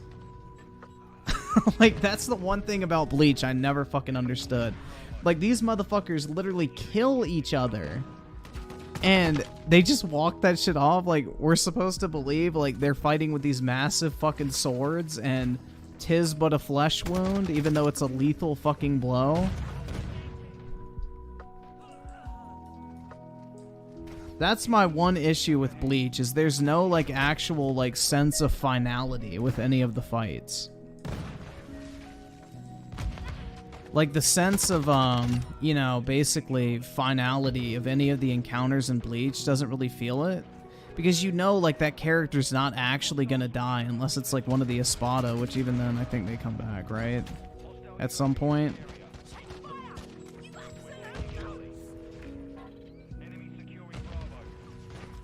Like, the only people that actually die in Bleach are the villains. That's it.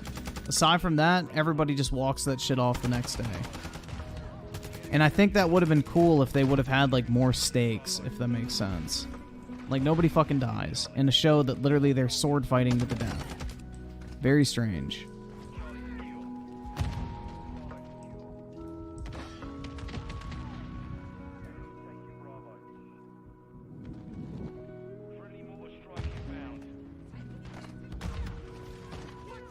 So, I don't know how you say his name. Ewok, or however the fuck. The literal Soul King's son is not more powerful than Aizen? No, he's not. The thing is, dude, the second you look at Aizen, you're already hypnotized by him. You're done. You've already lost. That is how powerful Aizen is. The motherfucker is a walking god. And the, like, fucking Hokyoku or whatever he, injected into himself made him so that any challenge that presents itself, he will eventually overpower it. The dude is unfucking touchable.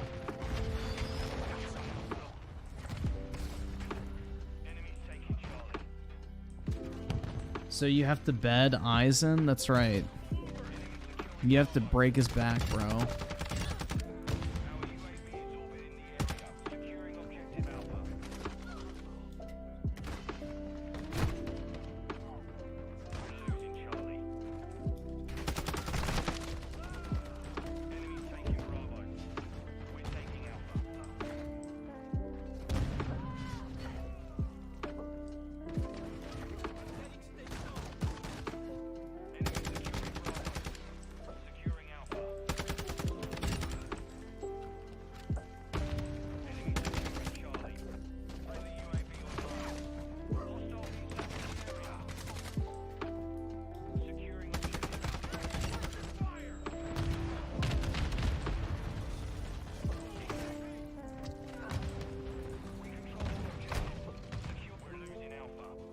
Yeah, you should watch Bleach, man. Just skip the filler. The filler is a waste of time. But yeah, the main series is really good. It's way better than Naruto. Hands down. Plus, I like the character design a lot better too. Looks a lot cooler. Everybody doesn't look fucking, childlike. Especially compared to the original Naruto series.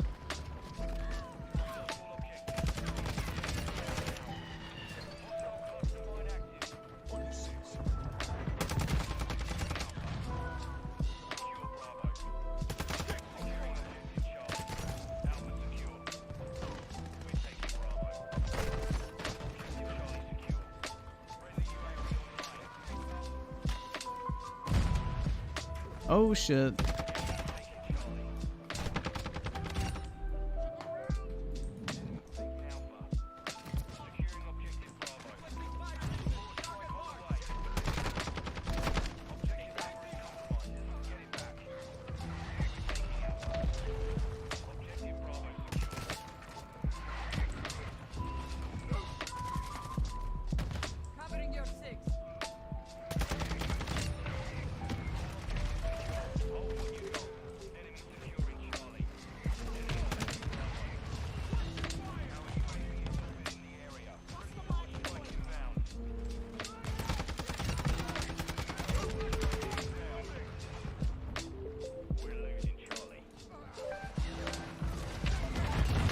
Oh shit.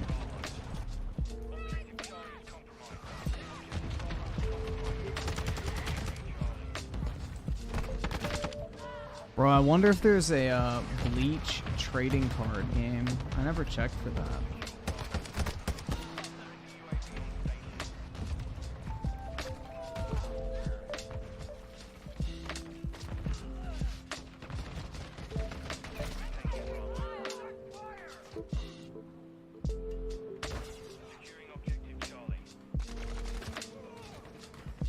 Yo, what the fuck there is? I have never heard of that shit.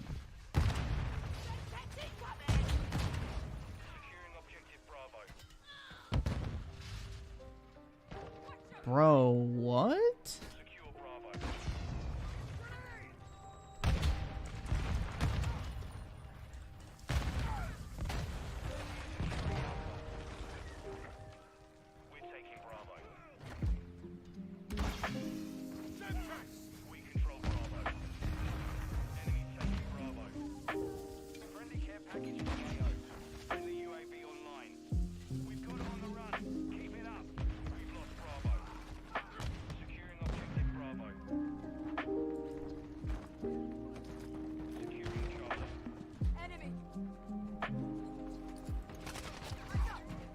Bro, what the fuck? Damn, I'm gonna do some research after this stream. I may buy some of those.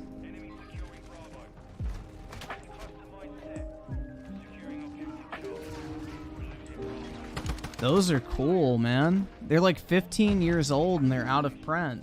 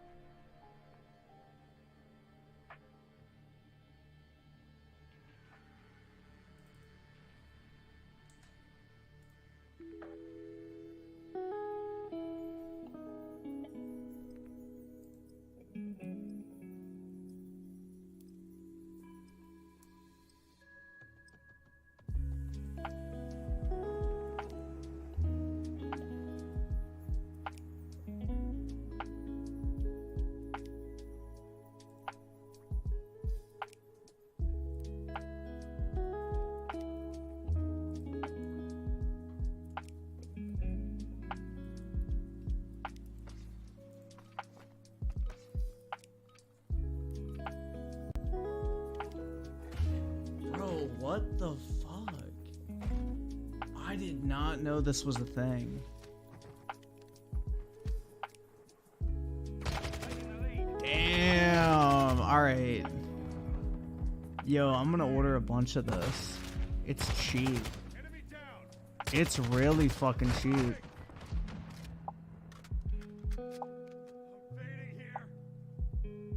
What the hell, man?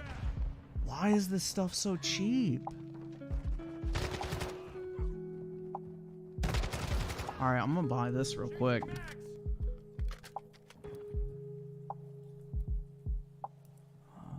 Confirm and pay. What the heck, man? This is cool.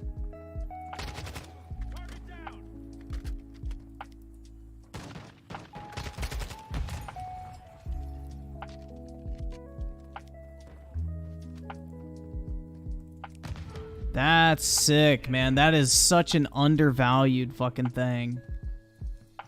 I just bought a bunch of it. I just ordered like over 100 packs for like less than...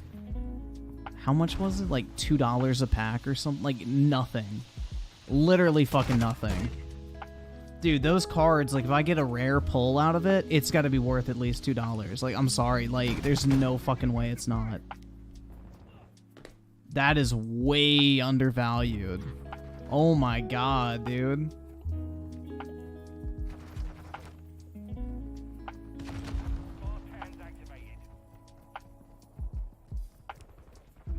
There is an Eisen card, but it's a signature card, so I don't really care about it. Of like the voice actor, so I don't fucking give a shit about that. Although Eisen's voice actor was pretty fucking good for the most part. I think he was a pretty solid English voice actor. Bleach had a decent dub.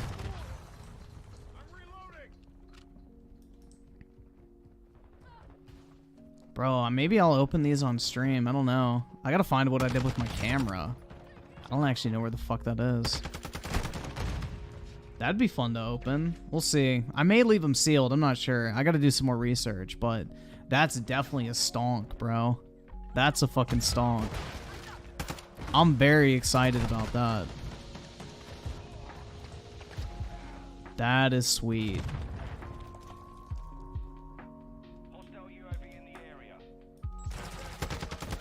Yeah, that is true, man. Ichigo and Nero have the same voice. I didn't ever think about that. Fuck, you're right. Yeah, Attack on Titan has cards. Look up Weiss Schwartz Attack on Titan. I think there's 2 or 3 sets. Oski Woski with the 5. Yo, what'd you buy? Bleach trading cards from 2007. Sealed. Bro, I gotta keep looking. Alright, my order's in.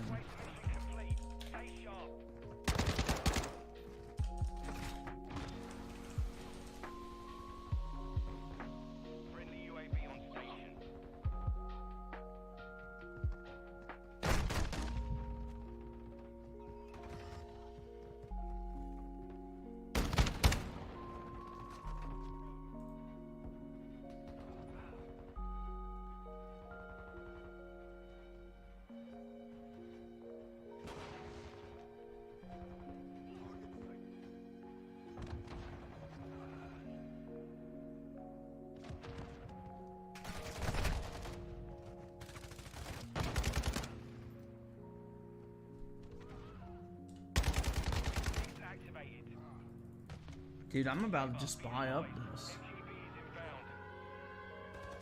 Oh my god, bro. This is so sick. Alright. Dude, like, I can literally open packs for like $3. If even that. Like $2, maybe 3. Like, that's cheaper than fucking modern Pokemon packs. And these are like vintage fucking cards. Damn. Alright. I may pop off here. I may just buy out the whole... Like, this guy has 10 booster boxes. I may just buy all of them and be done. Like, it's 100... Like, they're $40 a piece. Like, it's just... Oh, it's so cheap. I don't know, man. I feel like I should just buy them.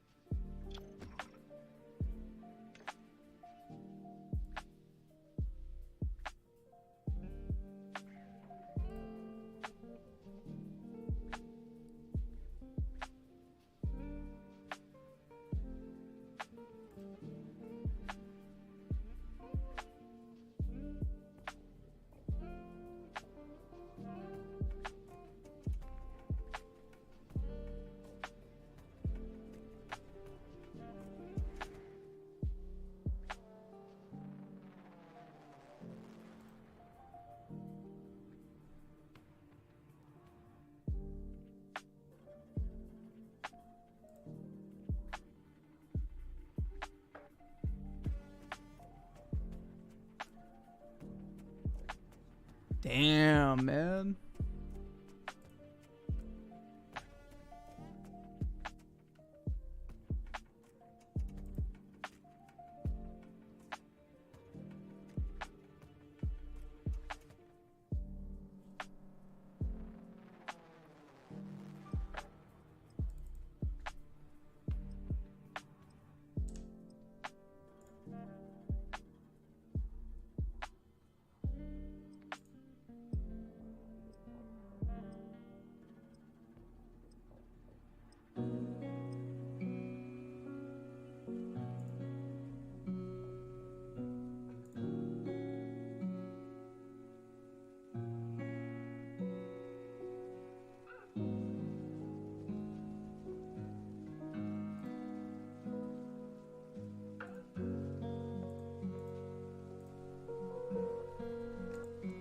Damn, bro, this is crazy. Yeah, the signature cards are from something different. Those are from a different thing. Those are the portal cards. Those are different. What I'm looking at is the Bleach Score cards, which Score also made a Dragon Ball set, so that's how I know it's legit. Like, Score is an actually established company that PSA recognizes, so I know for a fact it's all legit. Like, in fact, there's Bleach-graded cards on eBay from the Score set. So I know for a fact it's real. That's the biggest thing is you have to worry about with old card games is there's a lot of bootleg shit out there. Because anybody with a printer can theoretically, like, you know, crank out a fuck ton of cards.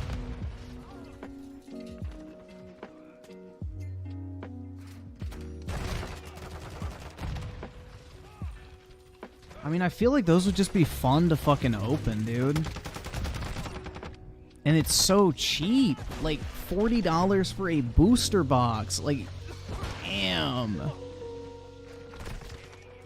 Like, a Pokemon booster box at retail now is $160. I can literally open 4 fucking Bleach vintage booster boxes for 160 bucks. Damn, man. That's what I mean. Like, and if I get a rare pull, like, let's say the card's worth $100, that pays for 2 booster boxes by itself. It just seems like a no-brainer, honest. I don't know, man. I feel like I could move them. That's the thing. Because I think Bleach is a big enough IP that eventually they'll sell. I just have to grade them. HTM 101 with a 5 to complete my mission and protect my men. Having to do both at once is what makes being a capo so tough. Are you ready for this? I know I am.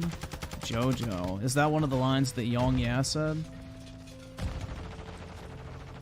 I hope so. It'd be funny if they had Yong Ya play a twink or some shit.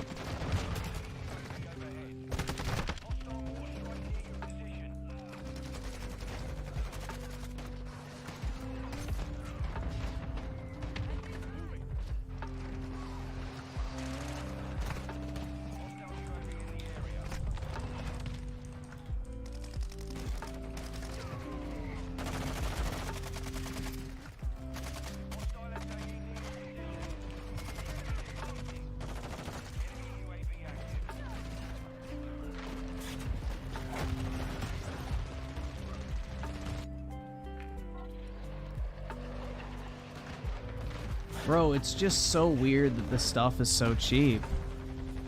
I just don't understand it.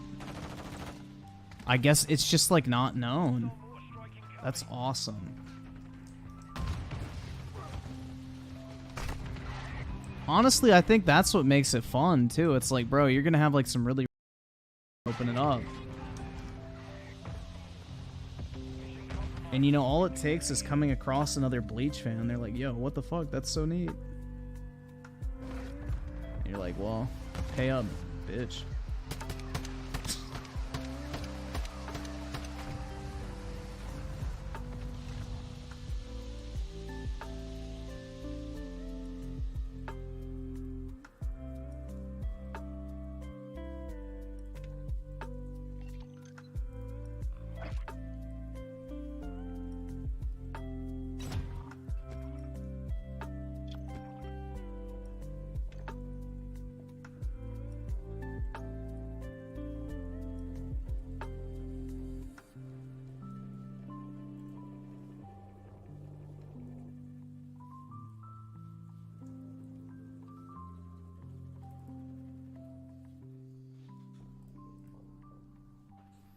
Bro, this is where I get like really fucking like addicted to this type of shit. I don't know, man. This is tough.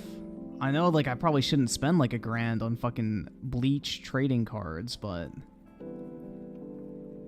at the same time I feel like I should. Cause when the fuck am I gonna find more? Like, I don't know, man. I mean, I have cards I can sell. So if I wanted to move some shit, I could and just buy them. Oh, bro. What the fuck? I really want to buy some of these. I want to keep like 2 booster boxes sealed from the 2 sets. Let's see. How many sets are there?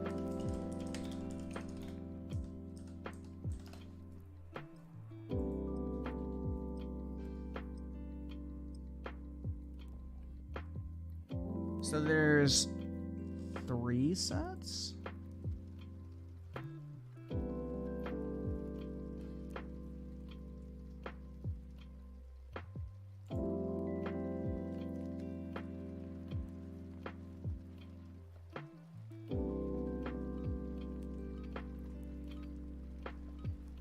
Bleach.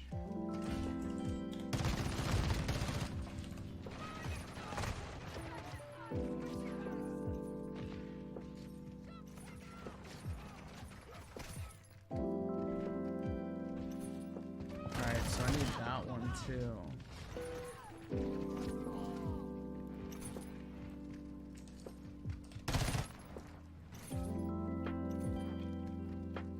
Yeah, I think I'm gonna buy these.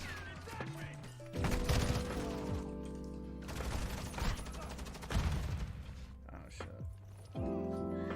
How do you fucking spell that shit? Serete.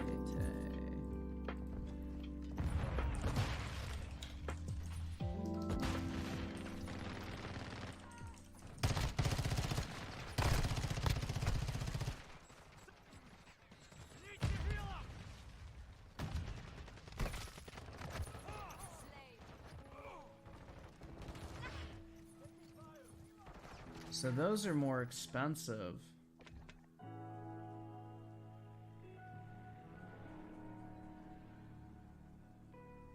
What's the cheapest one?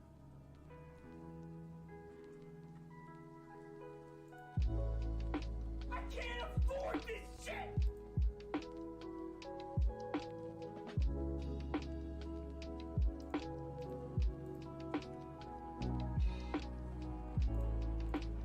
Oh man, I could drop a couple $1,000 buying this shit. Oh, this is rough, dude. I don't know. I'm gonna think about it.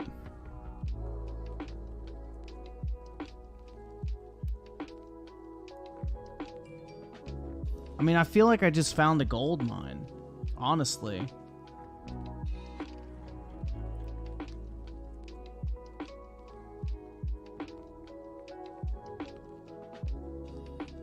Alright, I'm gonna practice some discretion. So, I'm gonna get 5 booster boxes of that. And then I'm gonna buy 3 of those, because those aren't that rare.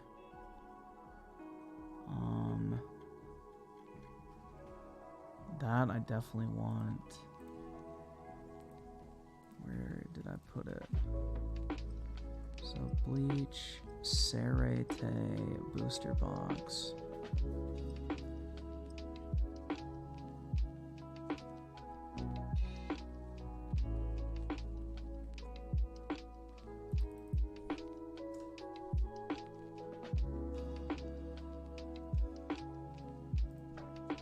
Alright, how much is my total for that? Oh my god, bro. 500. Oh wait, it didn't update. Okay, shit. All right, I was about to say $500. Holy shit. All right, that's $300 for that stuff. That's not that bad. All right, I'm gonna go ahead and order that. Do I have?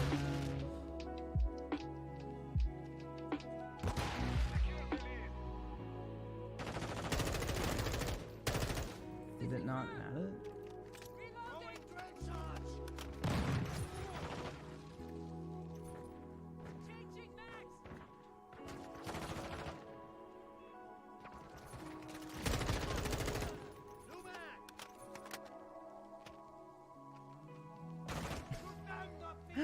Dude, this is wild.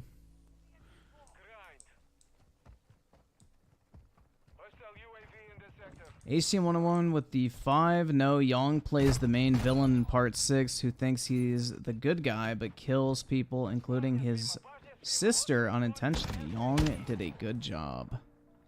Damn. I wish he would have played an effeminate twink character who wore a skirt. That shit would have been funny.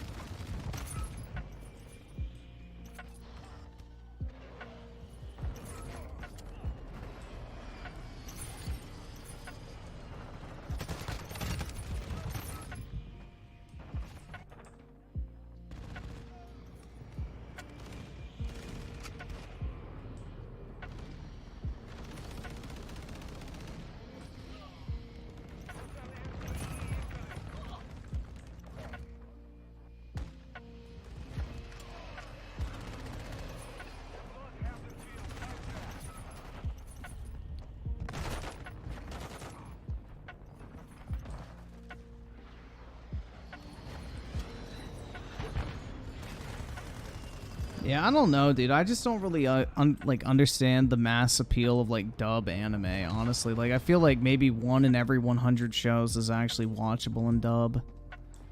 Usually, like the voices are really bad.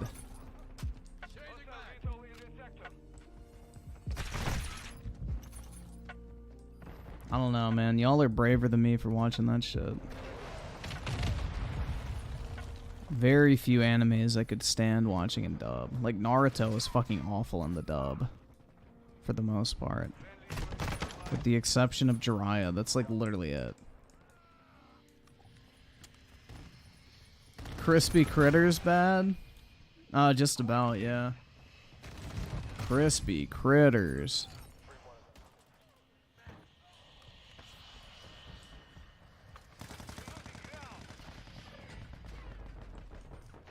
Alright, back to the search. We are defeated.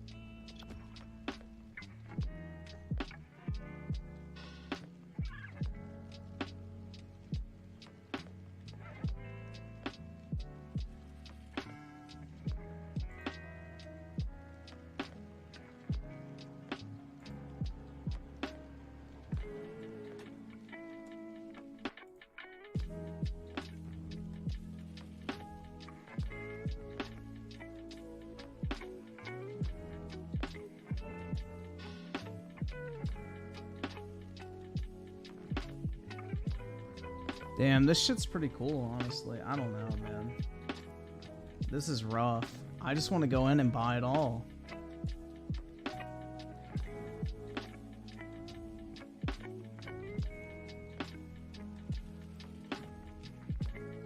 I shouldn't, though.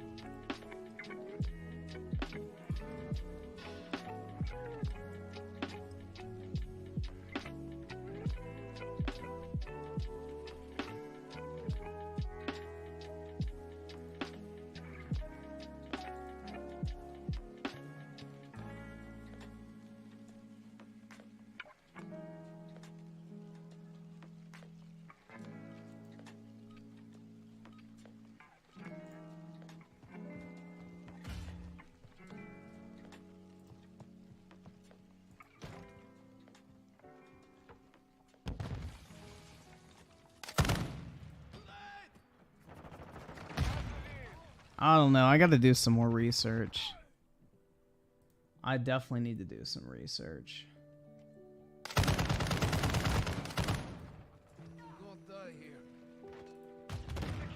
Alright. I'm going to stop looking for now. I already ordered some stuff, so...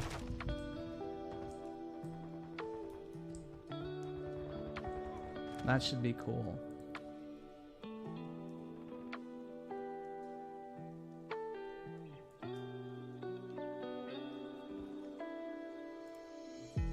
Oh wait, did it not go through?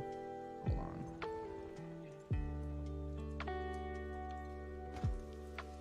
I do want to place this order real quick. Shit, I didn't finish it.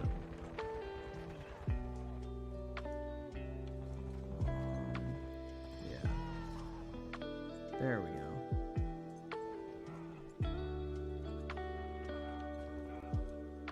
Okay, cool. Alright, good enough.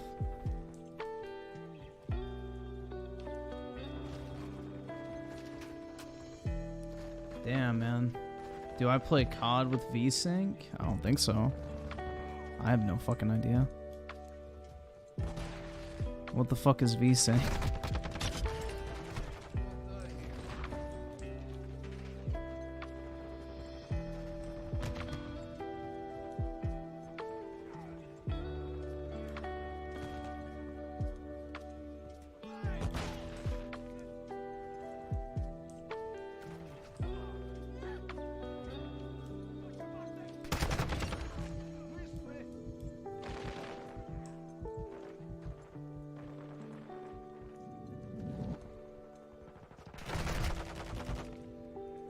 No, I cap my FPS at 60 because OBS freaks the fuck out if I play above 60.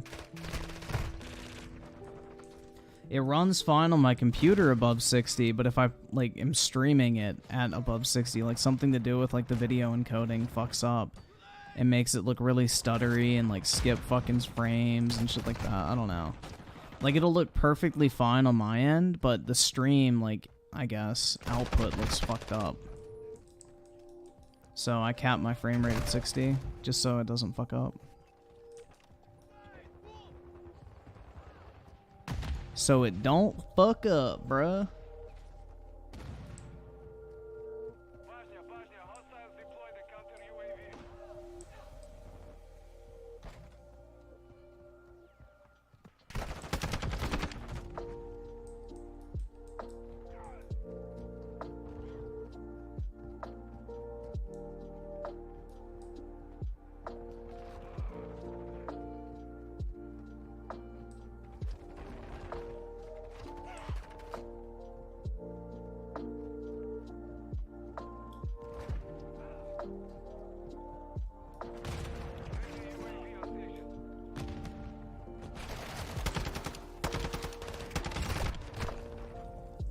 Yeah, this will be the second set of like Weeb cards that I've bought. You guys will never guess what the other set of Weeb cards I own is. Like, there's no fucking way you would ever guess. But yeah, I'm not gonna share it because I have a very... Well, I basically own the market, is I guess what I'm trying to say. Like, if you want to try to find a sealed product in this category, you won't find it. No, dude, One Piece is still in print. I couldn't buy all that if I tried. One Piece is literally just getting going. No, this is like a very, very niche anime card game that I have. Like, almost all the sealed booster boxes I could find on the market. So, yeah, this will be like the second one I invest into heavy. I'm gonna list a bunch of fucking cards tomorrow, and I'm gonna like get together some cash and just start buying.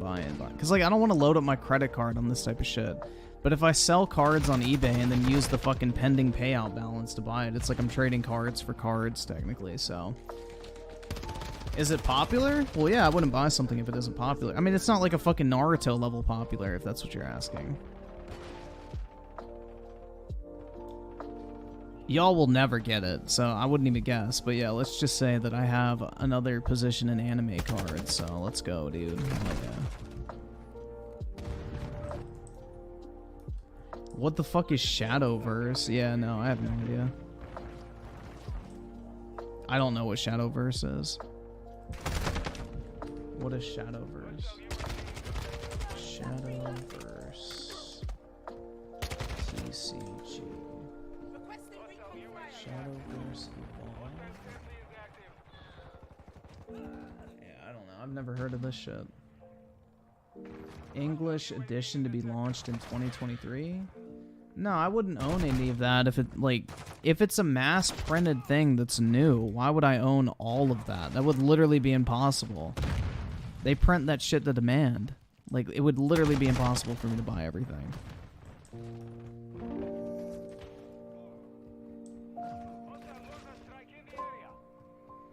When you look up Bleach trading card game on YouTube, those videos have like hundreds to 3,000. That's what, dude, it's so unknown. That's what's crazy. Like, I just feel like it's a gold mine.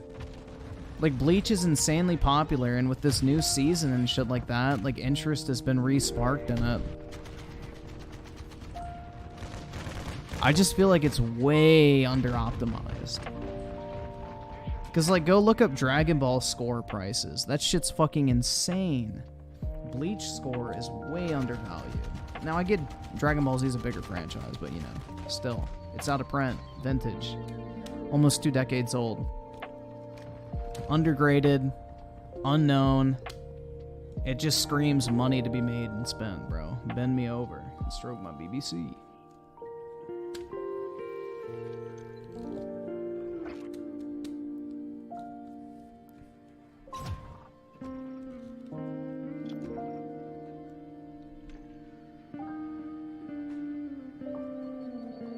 No, but I want a Fate Zero booster box. I want one of the Weiss Fate Zero booster boxes. They're really expensive though, if you can even find them. Weiss Fate Zero booster. How much are they? You can buy an individual pack for $9. The booster box, there it is, 150 bucks. Jesus, for Weiss, that's incredibly high. How many packs do you even get in there? The problem is with Weiss is they're all searched. People open up a case of Weiss, and then they'll open until they get the 2 signature cards, and then they'll stop opening it and sell the dud boxes from the case. So every single fucking, like, Weiss Schwartz box you buy individually on eBay is most likely from a searched case. Because none of the cards are worth anything unless you get a signature. I bought some Fate Weiss, but not Fate Zero. I have a stamped, or I guess a signature card from Weiss that I got from the Fate Grand Order one. So, why do I want one? Because Fate Zero is like the one anime I actually like. To this day. Fate Zero is goated, bro. My fucking spirit anime characters in that. Bro, what the fuck? It's literally like an army of clones. Spawn tubing. Twitch TV. Oh my god. It's some fucking bot? Oh my god, bro. What the fuck? Yeah, it's just some fucking bot. The attack of the clones, bro. They're just like martyrdoming, I guess. This is fun. Hell yeah.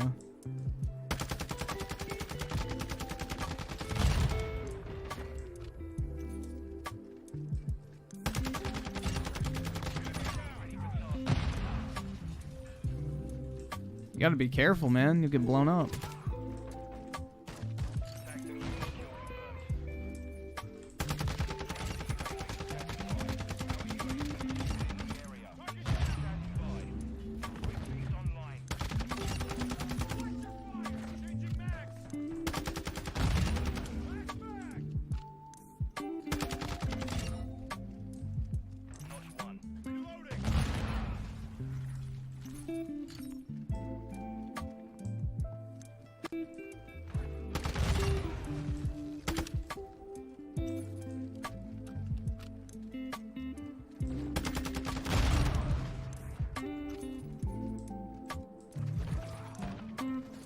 I need those scavenger packs. Oh, shit.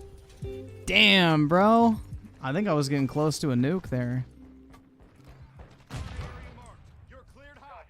How do I know it's a bot? They literally all have the same name, are programmed to spawn and spam a grenade to kill themselves.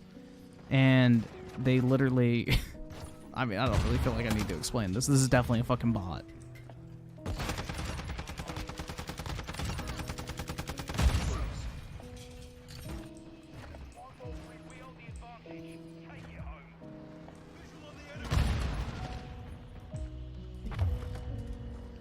Yeah, honestly, Weiss sets are pretty shitty.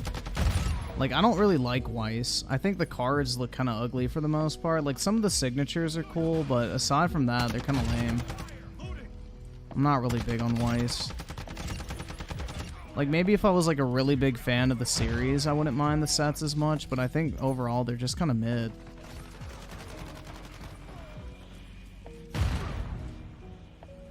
Like, Weiss cards have zero value unless you get a fucking signature. And that's the other thing that makes it really shitty to open, is you're basically fucked if you don't get a signature. You just wasted hundreds of dollars potentially opening packs. And you got a bunch of, like, shitty full arts that have no actual value.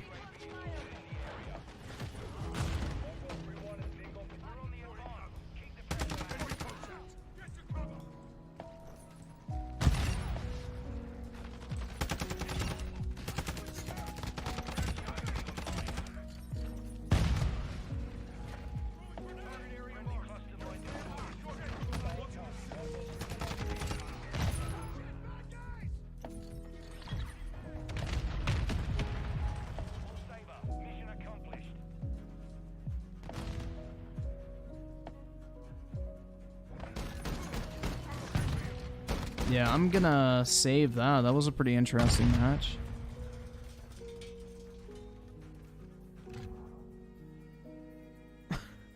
$39-4. Let's go, dude.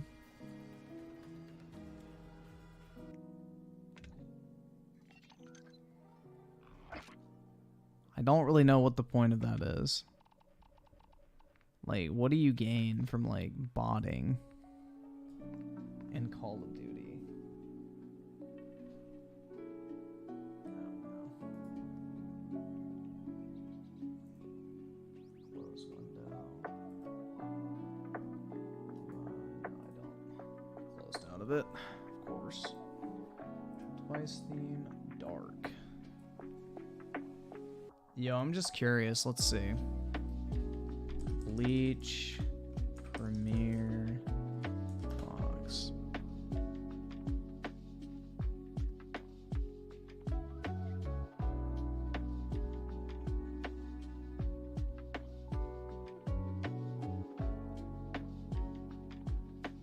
What the fuck is this?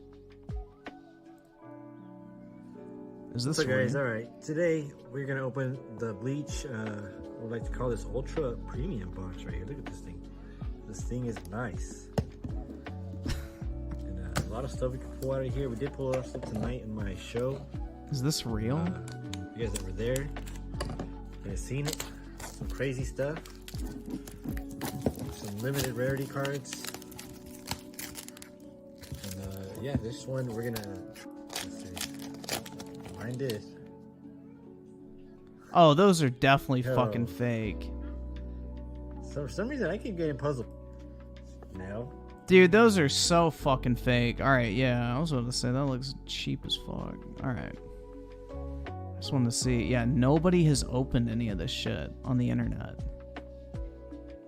Damn, bro.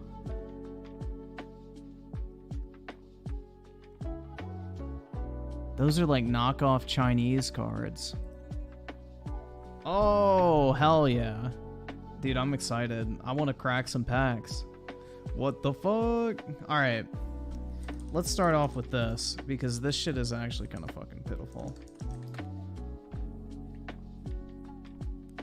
Why is that playing up top? Yo, what the fuck? I've never seen it do that before. Alright, here we go. DK Oldies questionable origin confirmed or revealed. This is like such a nothing. Just wait. You know, Jay, maybe you got this all wrong. Maybe DK Oldies isn't that bad. Maybe the owner, Drew, came from a good place. Maybe he knows how to handle the staff. I'm sure he had amazing jobs before he started DK Oldies. Maybe I should cover my body with maple syrup. Maybe Joey will go out with me. No. Skip it up and that up. Okay, well, here we go again. Let's stop and think about this for a second. When you go out into the world and you look at the moon at nighttime, for some odd reason at night, you think about, what am I going to do in my future? What can I possibly do to bring wealth to my family? And sometimes you have a moral stance in your life and you say, I'm going to do something good. I'm going to do something respectable. I'm going Like making a YouTube video. Bruh. to do something out of love, out of my passion. Let me be honest here for a second. A passion for that cash in. That's for fucking sure. I feel like that's why everybody works. Every aspect of opening a business is about profit at the end of the day. Let's not All right. Listen to that, because it's going to come into play much later. Just make sure you take note of that line. for a second. Every aspect of opening a business is about profit at the end of the day. Let's not sugarcoat my dick with maple syrup, okay? Well, we're banned on YouTube. The reason I'm going over this video is because Drew, the owner of DK Oldies, made a podcast some time ago, and wow, he talks about the origins of DK Oldies and exactly where he got the idea. And he got it from Oh, wait. Weaponized autism with the fact 2007 is almost 20 years ago. I know, bro. I'm telling you, I'm old as fuck, guys. I'm an old boomer. a woman buying a car in his car dealership that he worked at, and then he goes on to call her an idiot. But, I mean, this video is lunacy. It's lunacy. And tomorrow, You're going to be introduced to somebody in this video named Anthony, who's sitting on the left side of the screen, and Drew on the right. Just wait until tomorrow when you see how Drew... I mean, I'm blown away. As a past manager of video game stores, seeing how he handles his staff in tomorrow's video is pathetic. So let's get into what you've been waiting for, a video of me covered in maple syrup. By the way, Rich is editing the episodes. We switch places. So Rich, roll it. Roll the clip of the origins of DK Oldies, and we're gonna break it down. It's gonna be great. It's gonna be a great time. I got nothing. I mean, I don't like talking about it, really. I don't like, I don't think people really want to know that, but I mean, I'll tell it. I bartended for a while, and I sold cars. So Drew was working at a car dealership in the beginning. That's interesting. We all know how well respected car salesmen are in this world, right? Right? You got me down there? No one's there. And when I was selling cars, a lady came in and she bought a car like all in cash. And I was like, what do you do? This is like early 2000s. And she's like, I sell pet supplies online. And like back then, it seems normal now, but back then it was just so weird that this lady would sell pet supplies online. I was like, all right. So I started thinking about, I'm like, well, if that idiot can sell pet supplies online and buy a car in cash. Yeah, I'm like, I can sell pet supplies online, right? Let me get this straight. A woman comes into the car dealership. He asks her a personal question. She says, I make the money by selling pet supplies online. And then he goes on to call her an idiot. He calls her an idiot. And then... Oh my god. Dude, this is like, literally, I'm looking for a reason to not like somebody. What the fuck kind of like beta bullshit is this? Oh my god, he was so rude. Guess what? He does the exact same thing. Congratulations. Congratulations. So I actually went down to the grocery store and I was like, how is this lady selling pet supplies? So I started looking at all like the pet supplies at like the local grocery store. And I'm like, I could just buy it right here and flip it right over. So I told my boss, I'm like, I'm going to be selling stuff online and I'm not going to be selling cars anymore. And he didn't like that. I eventually quit, and then my idea was not to sell video games online. It was to go the other way, and I was going to be a teacher. And I was going to go to college. Yeah, that's not a great way to make money. So, yeah.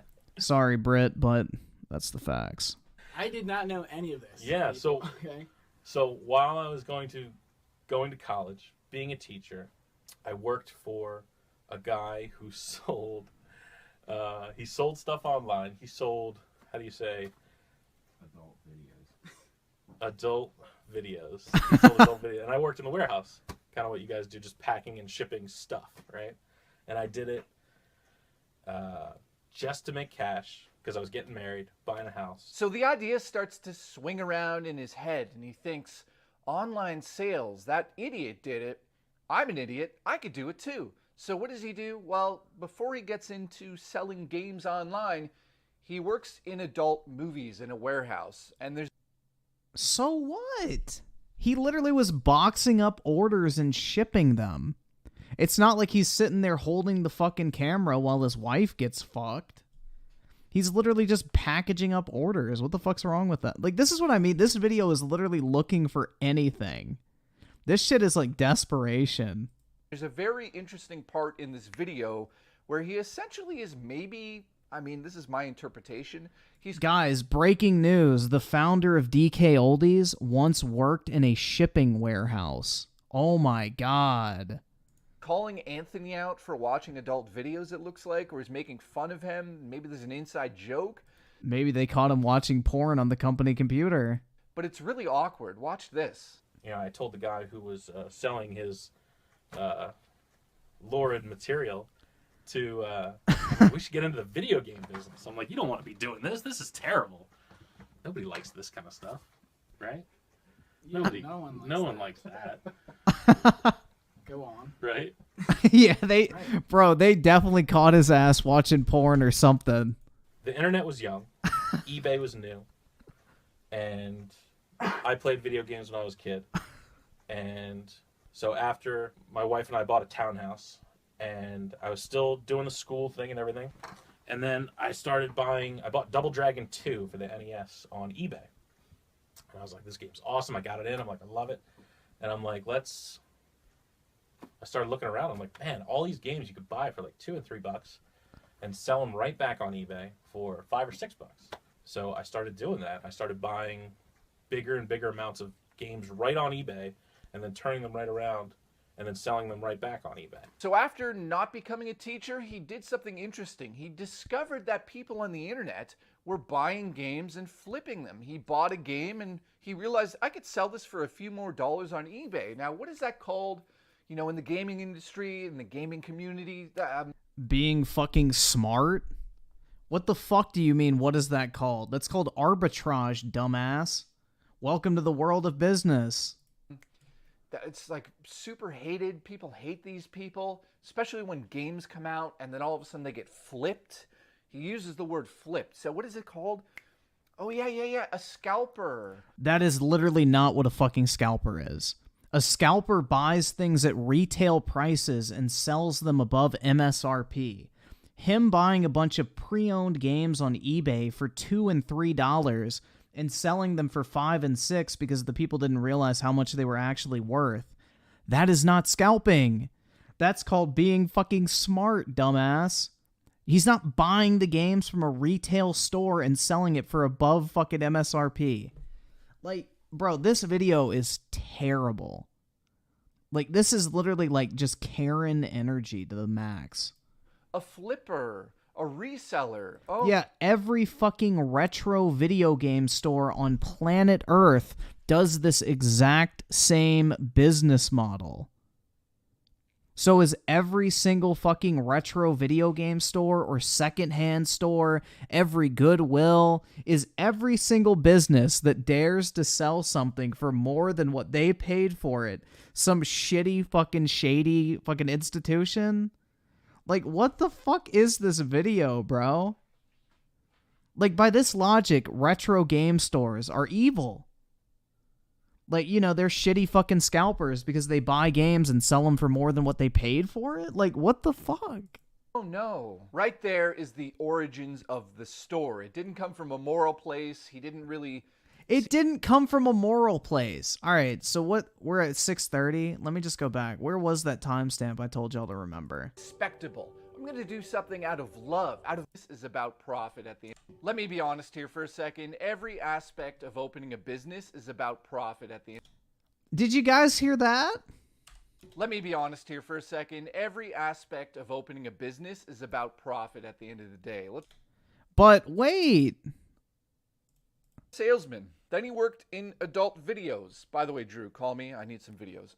And then he flipped games on eBay. He took all of his knowledge about sales and he made DK Oldies.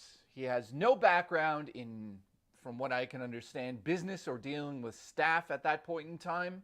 Maybe I'm wrong about that. Maybe he was a manager at the car salesman place, or maybe he was a manager, doesn't seem like it, at the adult warehouse he worked in. But in saying that, there's some things that pop up in a second that really make me see he has no idea how to handle the staff at DK Oldies. And that's unfortunate because, you know, I'm not going to harp on Anthony. Anthony seems like a very chill type dude. But Drew is like bullying him. And wait until tomorrow because it's lunacy what he does to Anthony in one of the videos that was posted years ago. And then here we are. Selling a million video games. We sell a lot of video games now. We sell a lot of video games. Do you know how many video games we sell every year? I don't know the statistics now. I have no idea. You don't either. I wasn't going to ask. I'm not very good with the numbers, to tell you the truth. Very lot. Billions. Okay. We have a guy, Scott, here, and he's very good with the numbers. Yes. And then my wife, she's also very good with the numbers. But me, I'm not. I have no idea what we do around here. I know a lot of things come in and a lot of things definitely go out. Were we supposed to do something next on another topic? And of course, to nobody's surprise, he's admitting that he knows nothing whatsoever about his sales, which is not very interesting because... That's the perks of being the boss, bro. You got other motherfuckers to handle that shit for you. All you do is cash the fucking checks. That's obvious. So why am I bringing it up? Do you think Jeff Bezos knows off the top of his head how many fucking Amazon orders were placed that day? Fuck no. He's out on his yacht. Motherfucker doesn't care about that shit. Just because it's part of the lunacy at DK Oldies. Of course, why would the manager of the store know how many games they sold? Why would he know the profit margins? Why would he know anything? Why would he know that? He wouldn't. Of course he wouldn't. He's not just in charge of the store. You don't just go around the store coming as you please, do you? He does. He apparently doesn't really hang out in the store unless he wants to go in and bully people. We're going to see that tomorrow. And He's a bully, guys. Not only is he a dirty scalper, but he's also a bully. to close the video out, we get to one of the biggest issues that I see sort of revealed in this video, and that is how he deals with his staff. He's saying in the video that he's put down a rule now because it was getting out of hand. People were, you know, I can't say these words on YouTube. Can I say the words on YouTube? We're going to get banned. Rich, we're going to get banned if I say So without going into the details of that conversation, again, you can find it on YouTube. The video is called Old School Silliness Begins. Episode 1, DK Oldies. Go check it out yourself. But again, I'm not going to sit here and make fun of the staff. That's one thing that I've sort of learned about over the last couple of days or even the weeks, that the staff are really not at fault here. To a certain degree, yes, they're obviously not doing their jobs, but I do, again, feel like it comes from the top down, and now we have a more deeper understanding of where the mistakes are coming from and trickling down onto Anthony's head like maple syrup in the sunset, standing on top of a mountain as a polar bear and 6 beavers. Does anyone actually think this video needed to exist? Real question. Did we learn anything of any value that gives any sort of insight onto this situation whatsoever? Or is this literally just some desperate fucking attempt to milk this shit? Because this video is an absolute fucking joke. Like, I don't know, man. This shit is not it. I mean, of course, like, the fucking drones are gonna be like, oh my god, bro, it makes sense. Like, they're all gonna act like this is, like, some, like, top-tier 400 IQ information. But it's like, this is just, like, it's nothing. The dude worked in a warehouse. He discovered he could arbitrage used video games. And he made a joke about his employee probably watching porn on the company computer. Oh my god, the monster. Oh, also, he doesn't know exactly how many games they shipped out. Watch on. I'm Canadian. So the staff issues was sort of a very disappointing part of this video for me, because not only is he admitting there was staff issues that he had to take care of, he's just saying that he put some sort of rule in place because they were a bunch of rowdy teenagers that he hired. So it also brings forth something I'm going to end the video on, and that is, when you're managing these stores, these staff members are not necessarily your friends first. They're employees first. They have rights. They have benefits. Well, maybe they don't have benefits at DK Oldies. I don't know. Just guessing. But they definitely have rights. They should be respected. And it seems like... Oh my god, bro. They're not respected. What the fuck is this shit, dude? Drew is not respecting his staff, especially in this video, because he also, again, he goes on to sort of poke fun at Anthony. Oh no, dude. He made a joke. Wow. What a monster. It looks like him and his employees have a fucking relationship that's not just like, sir, yes, sir. I will box up this game, sir. Right away, sir. Like, I'm sure if poor little Anthony was so miserable, he would have fucking quit by now. Throughout the whole video, but tomorrow, I keep saying tomorrow, for the love of God. Rich, take off your pants tomorrow. And of course, he ends the video with some of the lamest, cringiest jokes I've ever heard. Let's go out with my... I think this video holds that title, my guy. Favorite. This is great, Drew. Congratulations. This is a great job you've done in the video. I appreciate you. I love you. Like the way you move. I like your glasses. I really do appreciate you helping the channel over this week. Rich... Does anyone else think his breath would smell like tuna fish? I'm just getting like a mental smell almost. Like, you know when like somebody's zooming in on their face and you can almost like imagine what their breath smells like? This guy's breath probably smells like fucking tuna fish, straight from a fucking can. By the way, sends out his love to everybody out there. We really appreciate everybody watching these videos. It means the world to us. And I'll see you tomorrow when I reveal how Drew talks to Anthony. And I feel so bad for Anthony in the video. Mario is red. Sonic is blue. Press start to join and be my player too. Beautiful. Boom.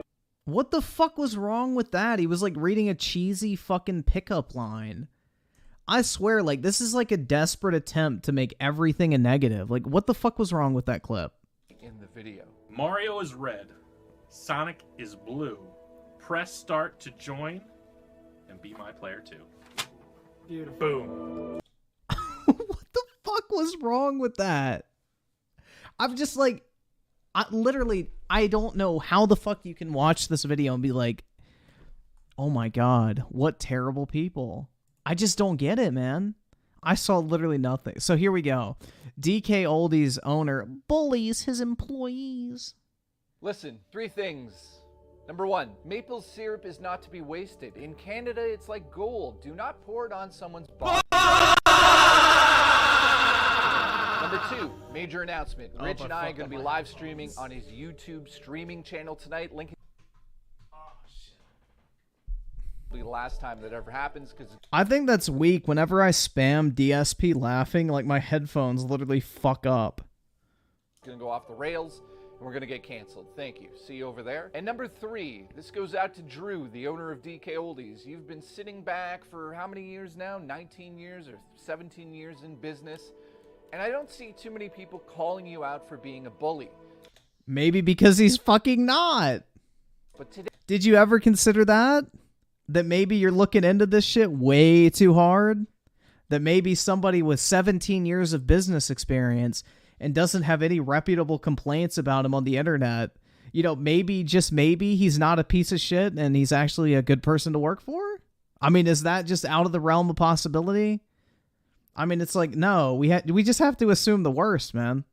This is what I mean. This is like literally the most Karen fucking energy I think I've ever seen from a fucking Review Tech USA video, and this shit's sad. Because, like, these are the pearl clutchers that Rich used to fucking call out, and here they are uploading on his channel.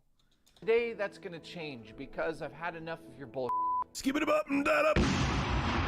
Alright, so just to give you a bit of a recap why I feel like I'm able to talk about this, I've dealt with employees. I've hired people. I've unfortunately had to fire people for ridiculous reasons, such as theft. But up until this point, I really haven't talked about Drew in this detail. And that was because, really, I don't like to be a bully online. I'm not here to be a bully. I'm here to sort of I don't know, educate you guys in terms of what's going on with where you should shop, where you shouldn't shop, who deserves your money, who sort of does not deserve your money. And at this point in time, because of the whole refurbished fiasco with DK Oldies, obviously here on Review Tech USA, we're not recommending you spend a cent at the store. And today, that's probably it's gonna look worse for them because Drew is a complete and utter bully. And Get ready, guys. We're going to see some of the most harsh bullying you've ever experienced in your entire life. I feel bad for Anthony, who's one of the employees, and I've heard some rumors this week that are absolutely ludicrous. Here we go. And if they're true, Drew, dude, oh, you are a terrible person. So this video comes from a tour video that Drew posted a long time ago, but apparently Anthony still works there. And if he does still work there, I want to say to Anthony, I think you're genuinely a nice dude. From every Oh my god. All right. So let's just pause here for a second and realize how fucking idiotic this entire thing sounds. His entire narrative is that Drew is this awful bully that harasses Anthony on a daily fucking basis. But yet Anthony still fucking works at the company, what, 10, 15, 17 years later? I don't know how long he's worked there, but it seems like it's been for a very fucking long time. So wouldn't logic dictate that somebody probably wouldn't keep a job for over a decade if their boss was literally harassing them on a daily fucking basis? and that maybe you're just looking into the shit a little bit too much. I don't know, man. Everything I've seen, the hundreds of videos I've watched over the last week, every time Anthony has been in a video, his spirit is captured on video. He's a nice guy. He's a cool dude. You could tell he's passionate about working at the store. But then you have Drew, who again is the owner of DK Oldies, who's always pushing Anthony's buttons. So what, dude? Maybe they have a good, like, relationship and they dick around and, you know, have that type of working relation. What is wrong with that? Oh, no, dude. They're acting like friends and not like a strict employee-boss relationship. And the rumor I heard this week is that, and again, take this with a grain of salt, this could be absolutely made up, especially if it's tequila. but somebody posted on one of the DKOD videos that Anthony had to start drinking to be able to handle Drew in the store. Dog! You guys heard that, right? They read a random fucking YouTube comment, and now all of a sudden there's a credible rumor that whatever his fucking name is, Anthony, has to, like, down alcohol just in order to show up for fucking work? What the fuck is this shit, dude? What the fuck is this video? This is pathetic. Like, this is beyond sad. Some random fucker leaves a comment on your video, and now all of a sudden, you know, Drew is pushing Anthony to the fucking bottle just so he can show up to work each day and deal with the like, oh my god. Bro, of all people, Rich should know not to believe fucking YouTube comment rumors. Like, he's dealt with that type of shit himself. Like, people have said all sorts of terrible shit about Rich that isn't true. And he's gonna believe some random fucking YouTube comment and basically run with that shit as, like, the main point for a fucking YouTube video? I mean, I would not want this shit on my channel. Like, I'm sorry. This is sad. This really is sad. This is desperation levels of reach. So he has to literally be drunk to work there. And if that's the He has to literally be drunk just to show up to work, guys. case, I'm sure that is 100% correct. Drew, dude, it's pathetic. You need to Yeah, you need to become a fucking man, bro. get some help if you're going to deal with the employees this way, because Anthony does not deserve your shit. So let's get to the video. It's actually hard for me to watch this video without getting my blood boiling because I worked in retro gaming stores. He worked in retro gaming stores, guys? Does that mean he's a scalper too, because they probably bought video games off of people and sold them for higher than what they paid? What a dirty fucking scalper, bro. Oh my god, he should be canceled.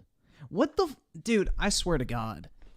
These are some of the most pitiful videos I think I've seen in quite some time. Like, the hypocrisy is off the fucking charts. This dude was calling the other guy a fucking scalper for reselling video games, and this motherfucker literally worked in a store that did the exact same shit. Nigga, you ain't funny. Like, what the fuck, dude? How? And it looks like this shit was made in, like, one take. So both videos were made, like, back to back. And I know that people assume going to work at a retro gaming store is like a dream job, but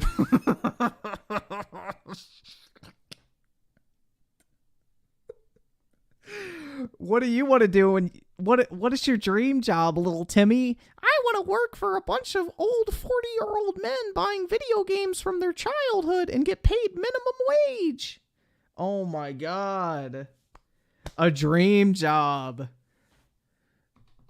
Bruh. You're broke! You're fucking poor! Go get a job at fucking McDonald's, cause that's where you fucking belong! Oh my god. Dog. This is like such a faux sympathy grab. Like, oh, these poor employees, you know, they finally got their dream job selling retro video games, and this evil Drew guy ruined their dream for it. Like, that's literally the narrative he's running with now. This shit is beyond pitiful, dude.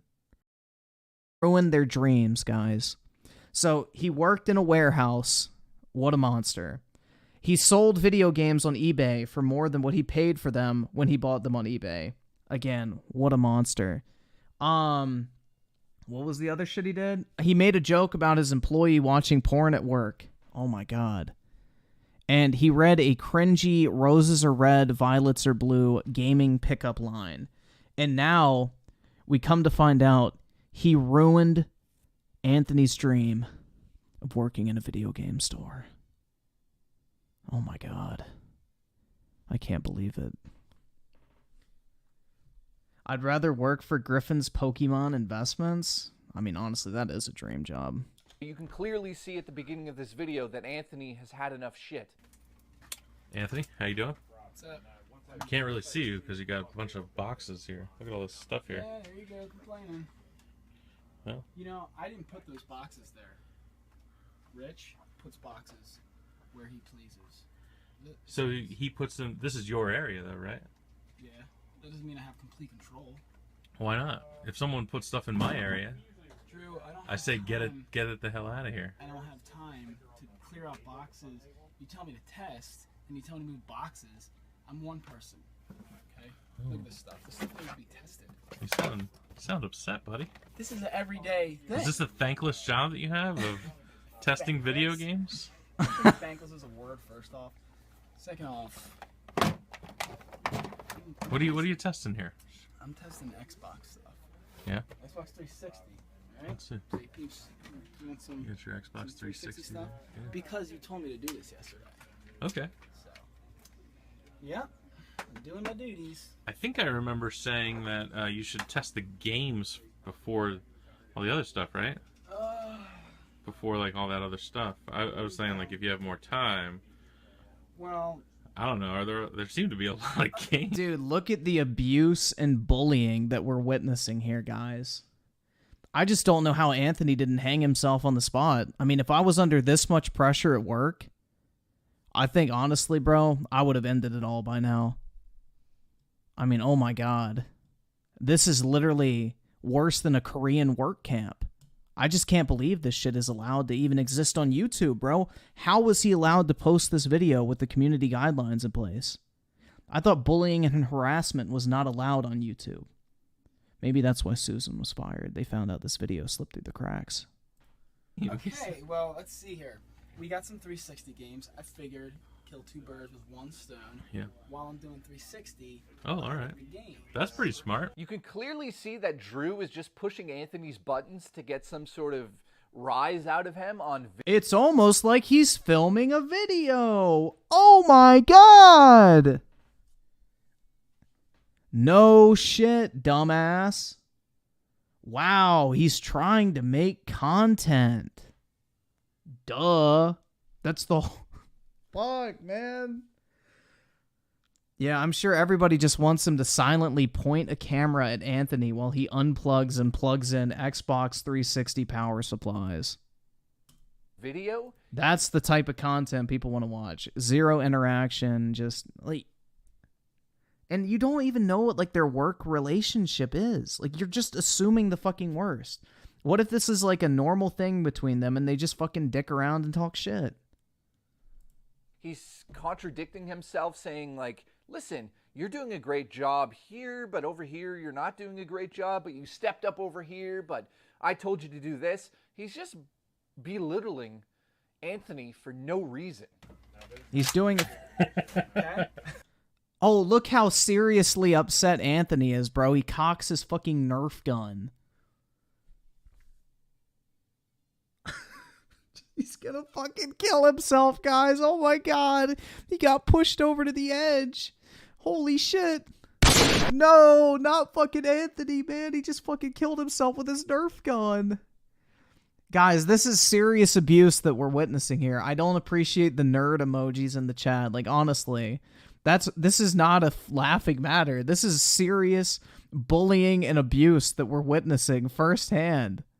Like, the fact that this is what led up to Anthony eventually swallowing that fucking Nerf dart and choking to death because Drew pushed him over the edge with this constant bullying. Like, this is no laughing matter. This is serious shit we're witnessing here. It's not every day somebody's driven to the point of choking on a fucking Nerf dart. Anthony for no reason. That's all I'm saying. That's all I gotta say. All right, buddy. Good talk. Hey, Scott, what are you doing?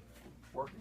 I absolutely love Scott's reaction to Drew trying to get him involved in the video. Scott basically runs out of the frame and he's just like, I'm working. And it's like, it's obvious to me that he's on a everybody at the mission. store dislikes Drew, and for good reason. What are you doing now, Jay? You doing some shipping? Doing some shipping.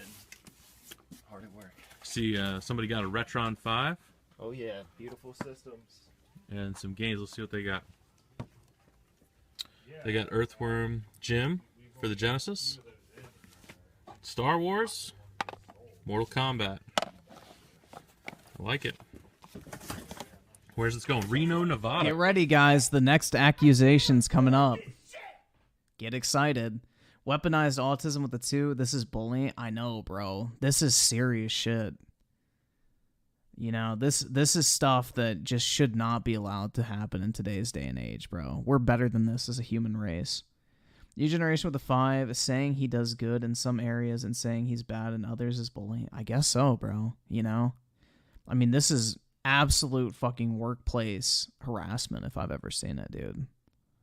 Like, I feel like the bitch who got her breast milk stolen at Activision has nothing to complain about if she saw this. Like, she would thank God that only her breast milk got stolen. And of course, Drew tries to dox one of his customers by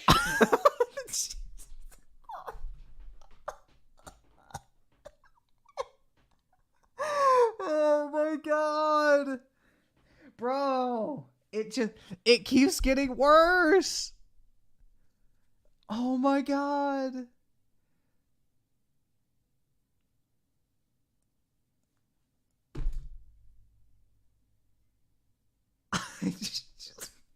I can't, bro.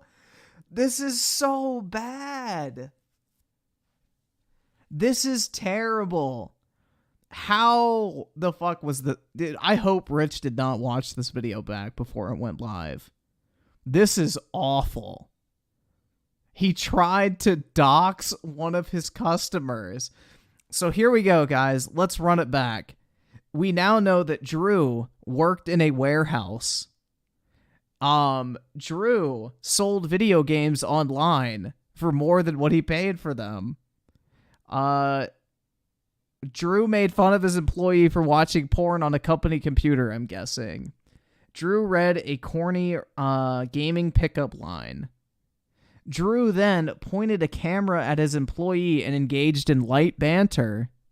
And now Drew is actively trying to dox his customers.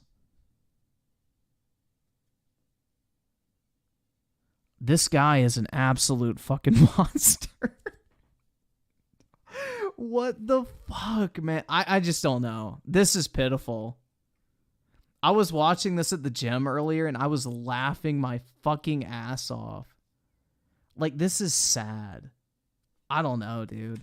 This is literally the type of shit that Rich would have made fun of in the past, I feel like. And of course, Drew tries to dox one of his customers by showing the labels of where the shipment is going. I don't know if he's thinking. Is he thinking anymore? Is he just walking around in this video trying to get a rise out of everybody? Thankfully, the video is out of focus enough that you can't actually read the address. But come on, Drew. Come on, use your head. You got a head up here? Use it. There's a brain in there, apparently. Allegedly, there is. And this is where Drew goes back to Anthony, and it really becomes disgusting. I know. You want to talk to me. You're the only one interesting here, Anthony. I know. I get that a lot. This game? That's why you're a podcast star. That's right. This game what? This game is, I bought this game for like $3.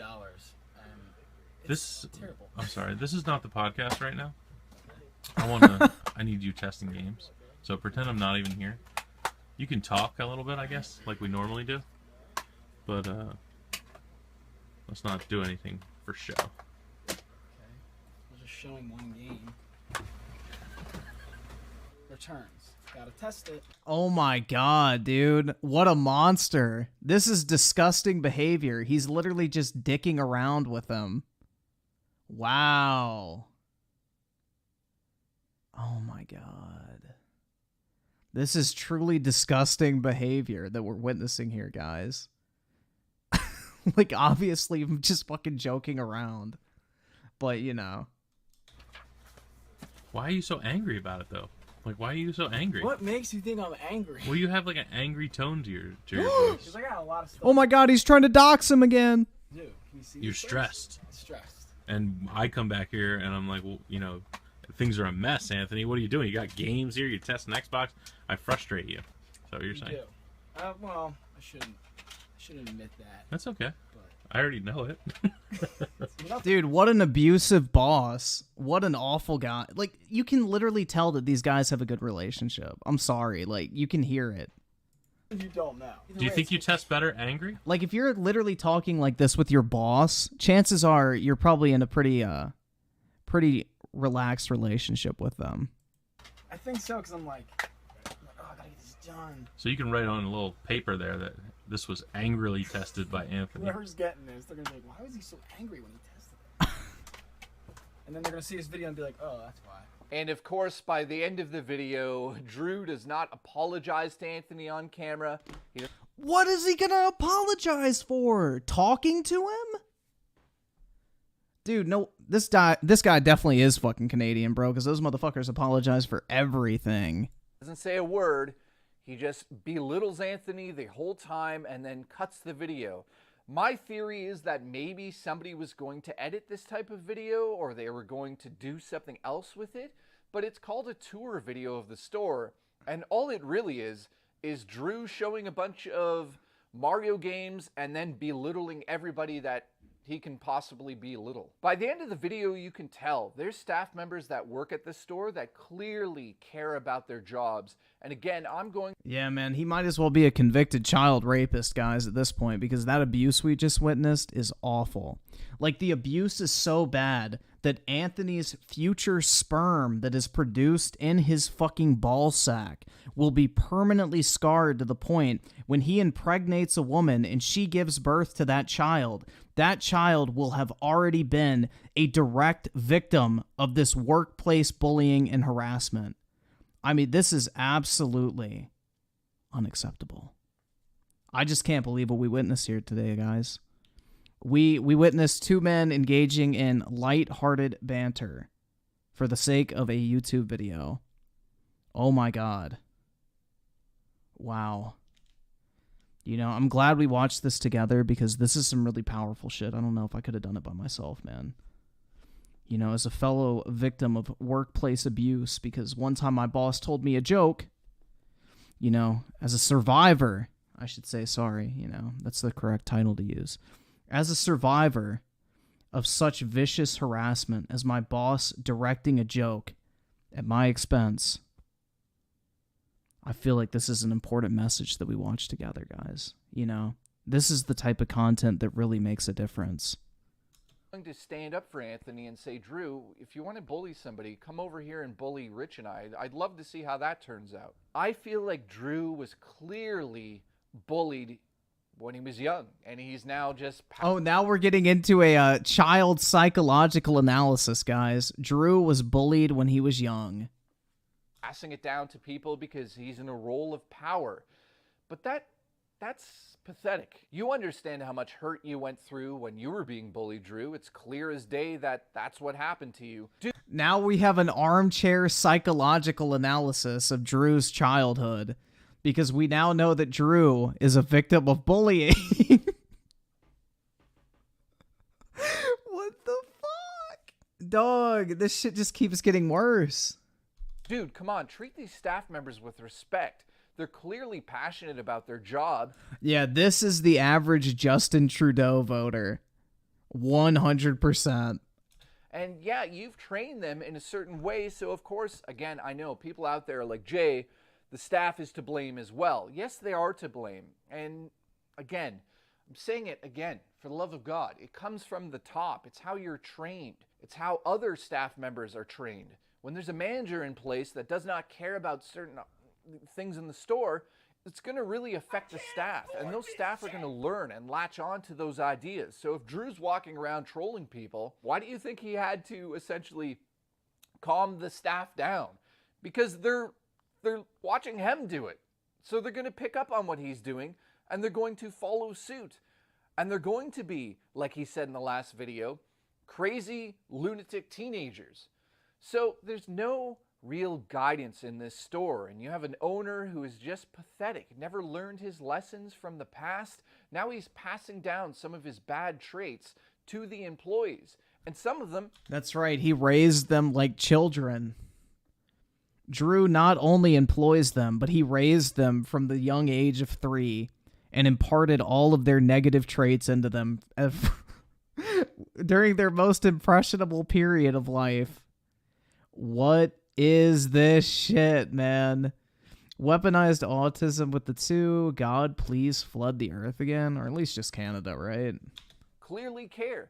Anthony, dude, again, I see your passion in these videos, and I'm sticking up for you, man. So in closing, Drew, come on. Hey, man, leave him alone. Learn something from this. And on top of it, how can you guys keep posting videos over the last couple of days, I'm guessing to combat the videos I'm putting up, saying that you're refurbishing consoles and people are happy with them? Maybe that's the case now, but you're not refurbishing consoles that you have sitting in the store that you're sending out to customers. So stop trying to plant videos saying that you're doing a good job now. Because while you might be doing a good job now to sort of counteract all of the videos I'm putting out, the truth remains that you do not refurbish every single used console that comes out of that store. Get real, Drew. It's time to wake up, and it's time to fess up. It's time to admit you were wrong. Let's move on from this, Drew. Are you capable? Let's move on from this? Dog, you literally made a video trying to shit talk this guy because he pointed a camera at his employee and made lighthearted jokes. In the video we just watched before this one, you literally claimed this dude is a piece of shit because he worked in a fucking warehouse and sold video games for more than what he paid for on eBay. What the fuck do you mean you're trying to move on from this shit? This is an absolute fucking nothing. A nothing. This is a desperate attempt to not move on from this shit and to prolong this shit for as long as fucking possible. This is unbelievable to me. Really. Like, this is sad, bro. This is one of the worst fucking videos I've seen in quite some time. Of doing that? Let's find out. But tomorrow... And I shouldn't just say video, because there's multiple. Tomorrow's a fun video, because... Bro, I hope Rich did not, rewatch this video before it went up, because, this is literally the type of shit he would have been calling out in the past, I feel like. Somebody making these asinine fucking claims. DK Oldies, once again, makes a major mistake on their TikTok, and Rich and I have been laughing about it for a week. So tomorrow, yes, it's a little late, and maybe... You laughed about a TikTok video for a week? Oh my god. Some other people have covered it. Tomorrow, we get to see another DK Oldies slip up. Can't wait for that. And then, hopefully, I never have to talk about them again. But my guess is 50 more videos by the end of the month. Thank you. Congratulations. Mario is red. Sonic is blue. Press start to join and be my player too. Beautiful. Boom. British Potato with the 5. If he was bullied as a kid, who bullied the bully that bullied him? Then who bullied the bully that bullied to... Wait, that... Hold on. Then who bullied the bully of that bully to the bully? Is it a tree of never-ending bully? Holy shit, bro. That's like a fucking tongue twister. But, yeah. I don't know, man. But the only thing that matters is what we witnessed here is, the literal, I would say, pinnacle of bullying. If anyone was ever confused of what bullying looks like, this is what bullying looks like, guys. This is the definitive example of the dangers and damage that bullying can do on a person. And I hope everybody walks away with a better understanding of what it means to be bullied. If someone makes a joke or gives you a slightly hard time, they are in fact bullying you. I mean, this is powerful journalism taking place here, guys. We found out that Drew worked in a warehouse. He told a shitty fucking roses are red, violets are blue, gaming pickup line bullshit joke. What else? He sold video games for more than he paid for them. He pointed a camera at his employees. I mean, this is awful behavior, guys. Also, he was abused as a child, I guess, like bullied himself. We got a full psychological analysis by YouTube's resident psychological expert, Rich's editor. I mean, if you don't know, now you know. Nigga. Right?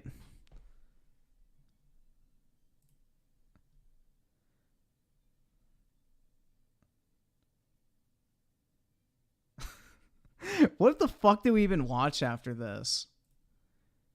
I don't feel like anything is going to top it. Where the fuck do we even go from there? Like, I'm really at a loss, bro. Like, that really is bad. Now that I had a chance to rewatch this shit after my initial, like, watch through, it's even worse than I thought. Like, that is literally Karen energy on display in full fucking force. Like, you know, I don't have a problem with people calling out DK oldies for, like, you know, selling shitty fucking broken consoles. Not having any quality checks. Like, yeah, that's legitimate criticism. But, like, trying to do a psychological analysis on the owner's fucking childhood and whether or not he was bullied as a kid is fucking pathetic. I'm sorry. Like, you know, keep it about the actual fucking issue. Because I know what this tactic is. It's to try and bait a response. And if anything, it shows that DK Oldies is more mature than everybody calling them out for this type of shit. Because the fact that they haven't responded to these fucking stupid-ass claims tells you that they're not taking the bait. Like, this is what it is. It's a, like, basic-ass bait attempt. I don't fucking know. Oh, fuck me, dude.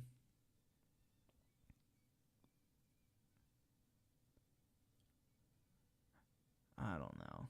Like, you know, I have no issue with, like, the actual criticism of DK Oldies. I think it's warranted, honestly. If people are getting broken consoles, yeah, fuck them. You know, call it out all day. Like, if you buy something and it's broken, yeah, you have every right to bitch about it. That's completely fair. But when you start going down these fucking rabbit holes because some random person on a YouTube video left a comment saying that Anthony has been driven to the bottle because of the jokes that fucking Drew makes at his expense, like, don't you think you're reaching a little too far? Like, you're using a random YouTube comment to run with this theory that Drew is psychologically abusing Anthony because a random fucking YouTube commenter said that Anthony has to show up to work drunk every single day just in order to function. Are we just, like, we're believing everything? It's just, I don't know, man. This leaves such a bad fucking taste in my mouth. And yeah, I don't taste metal and I don't taste blood. But yeah. British Potato with a 5. Watch wife cheats on billionaire with 40 guys. Holy shit. Alright. Damn. One for every year, I'm guessing. Midlife crisis be like. Oh my god, I never experienced more than one dick in my life. I need to take 40.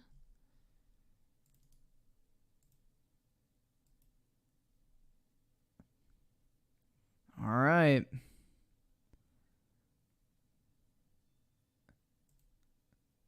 That is why I love you so much, because of how selfless you are. The average billionaire, guys. Oh, I love you too. Elizabeth, you are the most caring person. Give me monies! In my life. You have such a big heart, and I know you'll never hurt me. Of course, I'll always be loyal to you. I wish I could kiss you so bad right now, but I won't, because I know you're a nice traditional girl and you want to wait until marriage to do that kind of stuff. What? Yo, what the fuck? And I respect that. So. He literally can't hear them like swapping spit in his fucking ear. Excuse me, He should fuck them instead. ladies. Hi. Wow. Elizabeth, you look great. Thank you, my love. What's your secret? No secret, just hard work and watching what I eat. The reason most women are fat is because they're just too lazy. Now, if you excuse I mean, there is some truth to that. me just 1 sec. This is the life. There is nothing like being on vacation with your best friends and drinking margaritas. I still can't believe Elizabeth's paying for all of this. How can she even afford it? I mean, last month she was a waitress at a restaurant. I thought you knew. Knew what? Okay, you were in for such a surprise. Elizabeth, can you come over here, honey? Is that like her fucking mom? What's up? How come you haven't told Bella how you can afford all of this? Well, I wanted to wait till she saw him. Saw who? The new guy I'm dating. According to Elizabeth, he is a billionaire. Wait, really? He's a crypto billionaire. A billionaire? How'd you pull that off? Well, when you have a body as hot as mine, you can get any man you want, honey. Dude, she's literally the ugliest of the three there. Like, the fuck? Men are so easy to manipulate. Cheers to that. And the best part is he is a complete loser. A total nerd who's never had a girlfriend his whole life. Yeah, he's definitely a crypto billionaire. There we go. So, how'd he get so rich? He's the owner of a major tech company. FTX. I did a lot of research online. It's worth like $6 billion. Bro, this is literally SBF, bro. This is SBF. That's how much FTX was worth. I really hit the jackpot, girls. Hey, babe. I'm here. All right. Hi, honey. Pretend time, girls. Hey, honey, can you come over here? Oh, what the fuck? Hey, ladies. I'm Eugene. Fucking Eugene. Hi, I'm Amber. It's nice to meet you. And I'm Bella. Dude, Eugene is definitely gonna fuck Amber and Bella after this shit. It's nice to meet you, Eugene. Nice to meet you too, Bella. So, Eugene, what do you do? Oh, Elizabeth hasn't told you? Nope. Well, you know me, honey. I don't care what you do or how much money you make, as long as we love each other. Oh, baby, you're amazing. Yeah, honey, you're amazing. Remember, I don't want to kiss until marriage. Really? Not even a kiss? Eugene, what kind of girl do you take me for? I told you I'm a very traditional woman. I'm sorry, honey. You're right. I'll wait until marriage. Oh, shoot. I've gotta take this. Excuse me, ladies. He is such a loser. He does and believes everything I tell him. Can you believe he actually thinks I'm still a virgin? Didn't you sleep with like 20 guys last year? Bruh. She belongs to the streets. Actually, it was 40, but who's counting? Get ready, girls, because once I marry him, this is our life from now on. He really is. How are we doing, ladies? Can I get you anything else? Another round of margaritas, perhaps? Yes, please. And keep them coming. Of course, coming right up. The bottle is literally sitting on your fucking table, dumbass. Actually, also, could I get a deep tissue massage? I could really use one. Are you seeing this? Oh, I'm so sorry. Our masseuse actually isn't in today. Well, what about you? What about me? These hands seem pretty strong. Dude, she really does belong to the streets. She's fucking flirting with the help. Bruh. That's probably the most offensive part. Do you want to come to my room later tonight and help me relax? But isn't that your boyfriend over there? I saw you guys check in this morning. That's why it'll be our little secret. What he doesn't know won't hurt him. Here, let me give you my number and my hotel room. Hey, I'm Eugene. Hey, Eugene. Hey. I'm Logan. I'm your server. Can I get you anything to drink? Oh, no. Thank you. I appreciate it. So, honey, those are some friends of mine from out of town. They want to take us out to dinner tonight. You want to go? Actually, baby, I'm not feeling very well. I feel like throwing up. Oh, my God. Well, then let's cancel the plans. Let's go up to the hotel room until you feel better. No, don't do that. I'll be fine. It was probably something I had for breakfast. Plus, I don't want to bother you. It's no bother. I want to be with you. No, I want you to go. You haven't seen them for years and you need to catch them up. Trust me, I'll be fine. That is why. Dude, you say ain't no billionaire falling for that shit, but look at fucking SBF, bro. That dude is a literal fucking dumbass who was banging like a literal 1 out of 10 gremlin and now is going to fucking prison. So you say that a billionaire wouldn't be that fucking stupid, but this is obviously modeled after the fucking FTX guy. And that motherfucker was just that fucking stupid. I love you so much because of how selfless you are. Oh, I love you too. Elizabeth, you are the most caring person I've ever met in my life. You have such a big heart, and I know you'll never hurt me. Of course, I'll always be loyal to you. I wish I could kiss you so bad right now, but I won't, because I know you're a nice traditional girl and you want to wait until marriage to do that kind of stuff. And I respect that. Yeah. I will wait.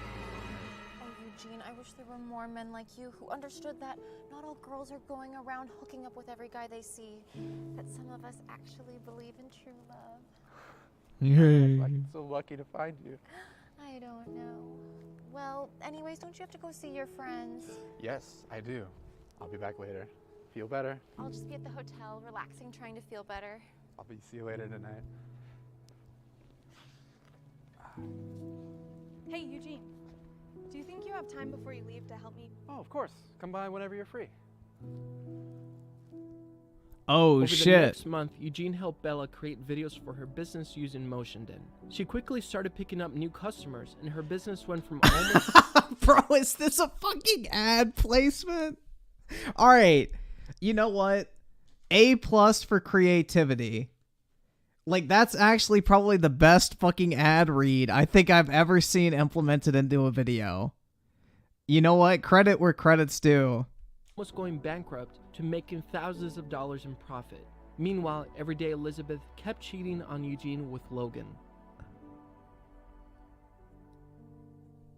Thank you so much, Eugene, for all your help. That's what friends do, right? We help each other out and we watch each other's backs. Yes, they do. Now, I haven't told anyone, but I'm thinking of proposing to Elizabeth next week. What do you think? Give it to me instead. Beautiful, right? I told y'all, bro, he's gonna have like a fucking crazy ass threesome with the other two bitches. Yes. Yeah, it is. I can't wait to ask Elizabeth to be my wife. You know, she's a caring, wonderful person. I mean, I know I could trust my heart with her. Thinking of proposing to her on her anniversary. Don't do it. Oh, what is that, like a bad idea to propose on the anniversary? No, don't marry her. Wait, what? She isn't who you think she is. That's right. She belongs to the streets. What do you mean? She's cheating on you, Eugene. She's been sleeping around with other guys. Always has been. No, that's impossible. She wants That's to wait until marriage impossible. until she does any of that stuff. Well, Elizabeth is a liar and only wants you for your money. But not me, though. That's impossible. I want you for your massive personality. I'm sorry I didn't tell you any sooner. I've been a bad friend. But I see how much you care about other people, and I can't let you marry a horrible person like Elizabeth. Can't believe this has all been a big lie. I feel terrible. Are you sure she's cheating on me? I wish it was a lie. But I bet if you went over to her apartment right now, she would be with someone else. But how can She belongs to the streets. Catch her in the act. I have a key. She gave me one because she always loses hers. Come on. Oh, shit.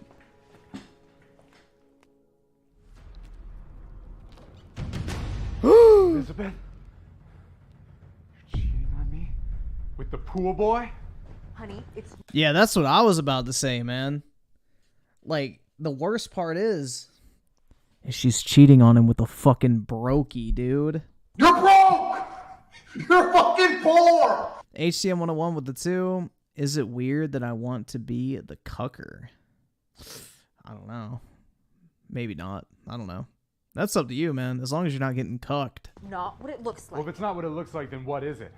He was just giving me a massage because my back's been hurting. Yeah, that's He was giving me a massage inside of my cervix. right. That's all it was, Eugene. Oh, okay. Well, I thought you were cheating on me. We'll go, and then you can just let us know when you're done.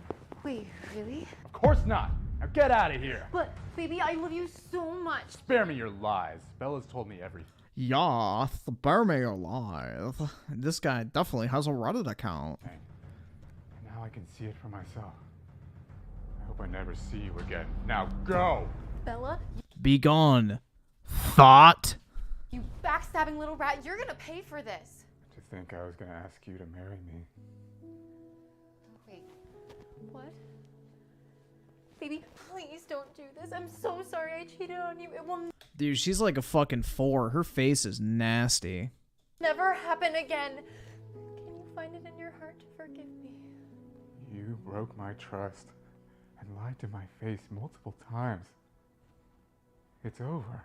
I know, and I'm so sorry, but sleeping with multiple men is a mental disorder I've struggled with my whole life. Well, then you might as well go ahead and kill yourself. But I know So you can stop struggling.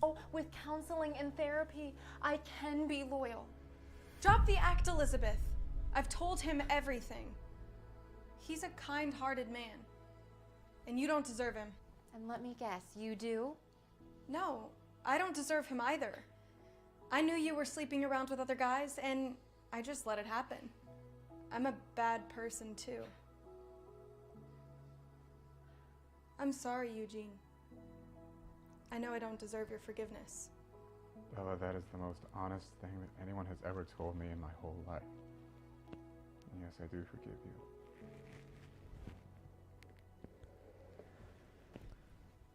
And now as for you, goodbye. And I hope to never see you again. I guess the pool boy gets to stay? Like, what the fuck? Why aren't both of them getting the fuck out?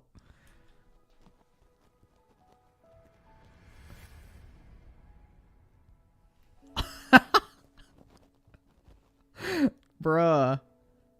Come on, you two. Yeah, I was about to fucking say, man.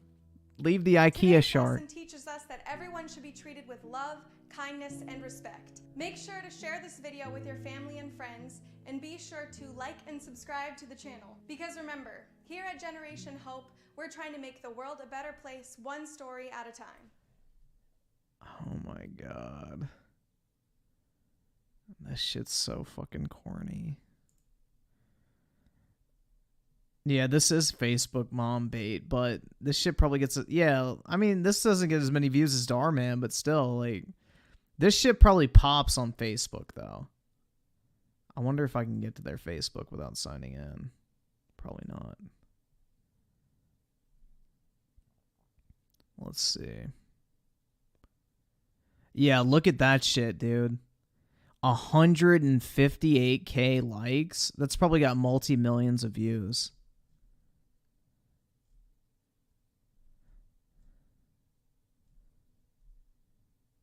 And I think Facebook pays ad revenue, right? I believe so. Yeah, they're popping the fuck off on Facebook, bro. 63,000 shares. Yeah, nah.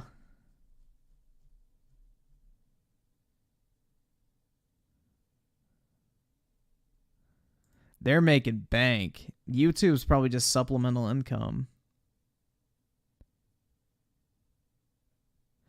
How the hell can a girl like Elizabeth cheat on Eugene with 40 different guys? Is that even possible? Unfortunately, it is. How? This guy's like, I can't even sleep with one girl. How can she sleep with 40 guys? What the fuck?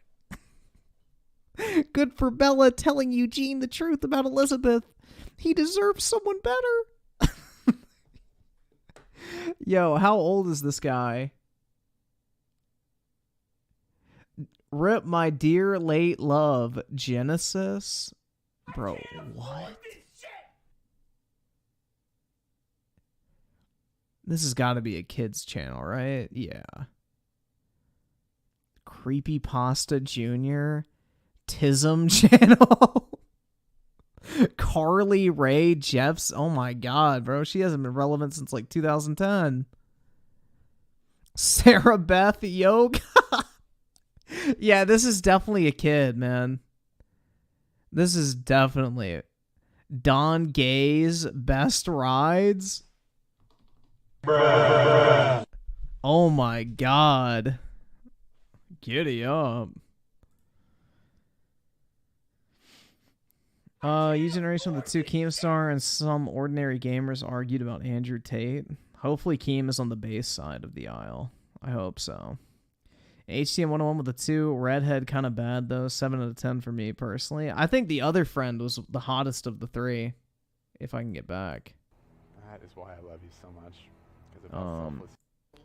This one. Now, if you'll excuse me just one sec. This is She was the hottest of the 3. Easily.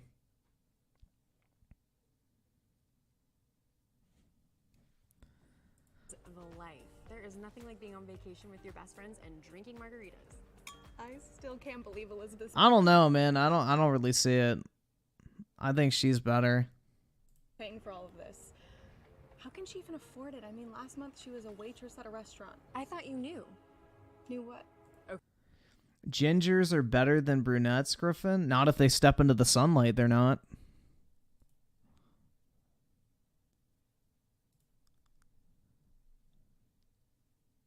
I am the redhead. I assure you that is not the case. I am not a soulless ginger fuck. Luckily, I do not have Irish or Scottish heritage, you know. I'm not the Grey Elves of fucking Britain. Shit.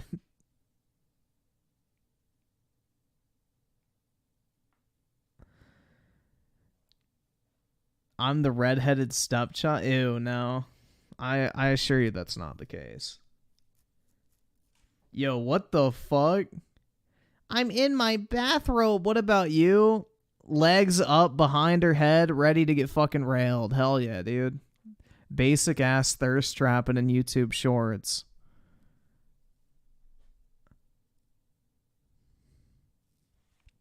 Click it? Should I? Alright, whatever. You have a little crush on me. Ew, no. Yeah, I think you do. Oh my god, bro. I wish I was that iPhone. She's not even hot. Nasty ass nose ring.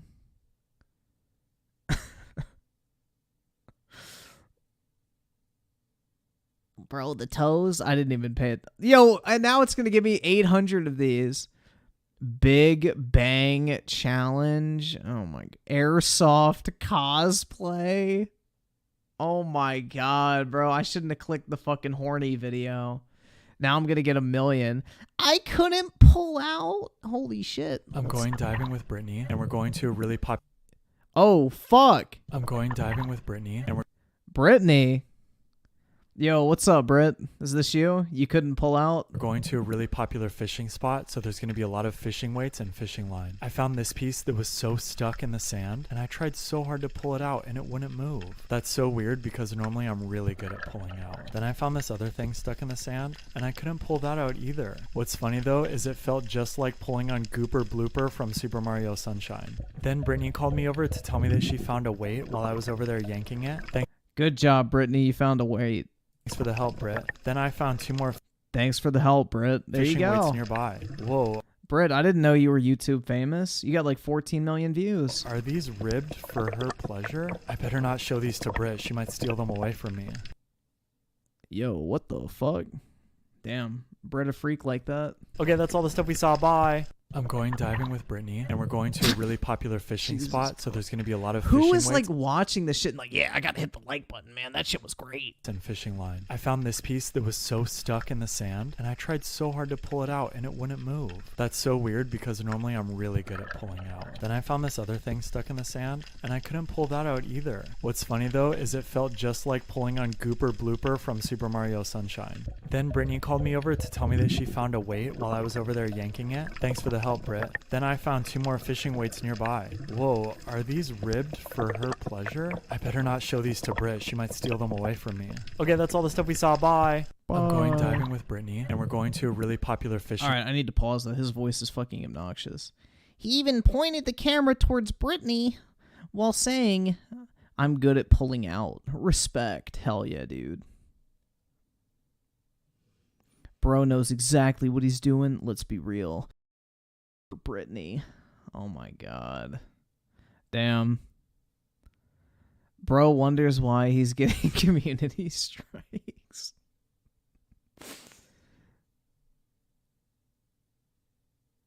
Oh my god. Now I'm going to get even more thirst. Yeah, look. People often reject what they don't understand. So people keep Oh my god, bro. She is beat like a fucking drum. telling me that if I keep stretching like this, I'll have my body destroyed in 15 years. Dude, this is Are you even going to be alive in 15 years? 15 years.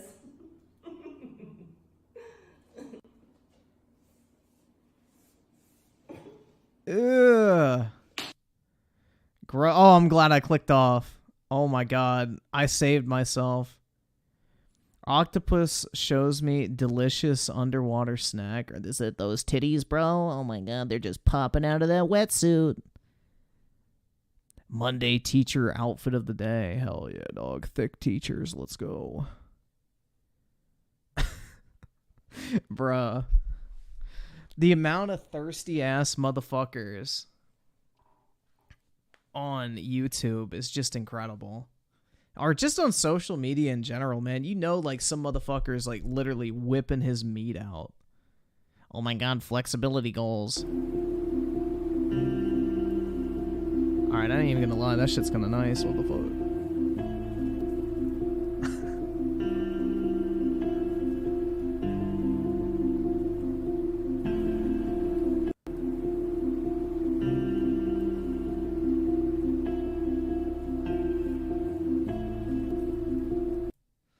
Yeah, that was pretty nice. Alright, what else should we watch? We already watched that. Gamers are done. Xbox update.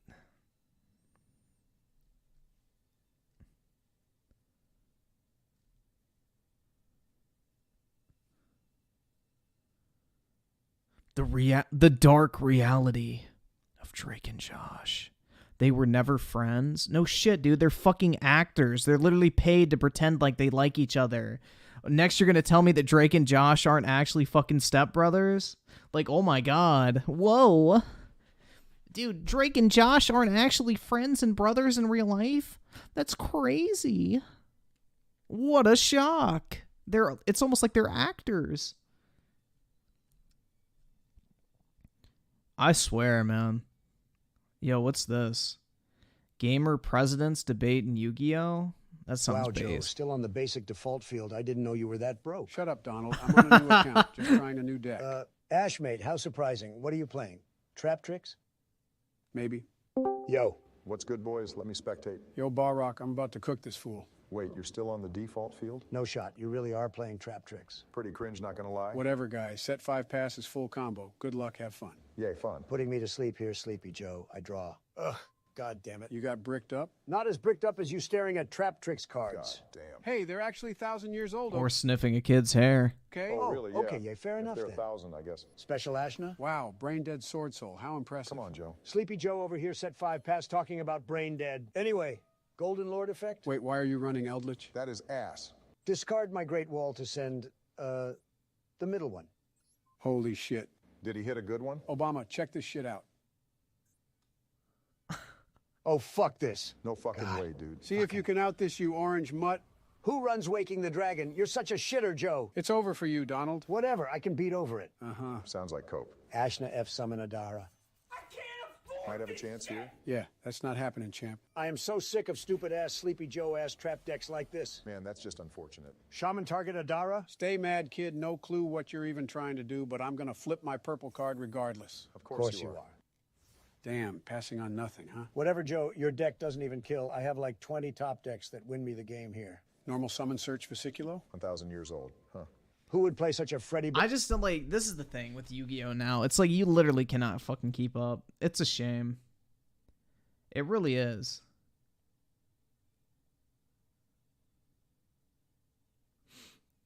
Like, bro. Yu-Gi-Oh! Has gotten so fucking complicated. I don't even know half of these. Like, I don't know any of these cards, but then again, I haven't been, like, actively involved in it in probably over a decade. Bear red flag looking 7-year-olds in their waifu decks. Should have spent your UR gem dust on Golem Maruru. She is kind of bad, though. Would have had a mommy and a deck, you stupid idiot. Keep talking trash, swing and I pass. Low-key bars. I draw. God damn it. Yo, Donald, you should probably scoop it up. Who's set and passing now? You're a real tough guy with your 7-year-olds and monkey flip bullshit. Cry me a fucking river. You fucking suck. What a disaster. Time to go for game. What's up, guys? Get the Fuck fuck out. out. Fuck off. What a weirdo. Yeah, seriously. For real. Hey, your Wi-Fi is looking a little sleepy, Joe. Wait, what the? But my son said he fixed my Wi-Fi. I think Donald just found his win con. Yes, I'm the best shut duelist up. of all time. You lost that 100%. I don't know, Joe. A win is A win is a win.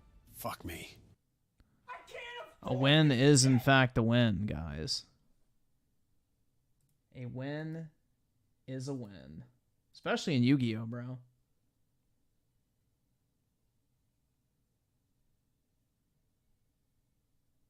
Especially in Yu-Gi-Oh.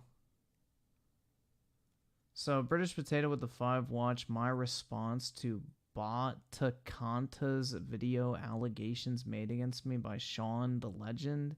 You might need alcohol for this one. Guide. Oh, I don't know if I want to do that tonight. How long is that shit? Hold on. I don't know, man. The lolly shit, I don't. That really does piss me off. I really don't enjoy watching these types of videos. How long? Yeah, 30 minutes. I'm going to respectfully pass on that. I really do not want to listen to a motherfucker defend unironic CP for half an hour. Like, I don't know. I just don't have that shit in me. Like, at least with Otaku Daikin, you know, I still kind of believe, like, Otaku Daikin himself is not an enjoyer of pedophilic content. He just thinks he's like some fucking pseudo-intellectual overlord that can reason his way out of everything and win this argument. Whereas an unironic pedo, I don't really know if I want to deal with that. I don't know, man. I may actually get fucking banned for some shit I say. Oski Woski with the 5, bro. If you're using a trap trick, you're a literal bitch. I literally got my ass railed by that. That's why I got Infinity on my side. See, I think maybe when Yu-Gi-Oh! Started adding like the anime girl cards is when I think it went downhill. Real talk. Because like when I was playing Yu-Gi-Oh! The only anime girl card that was really in the game was like Dark Magician Girl. And even then she wasn't like super anime looking. But after that, I just completely fucking lost track of that shit.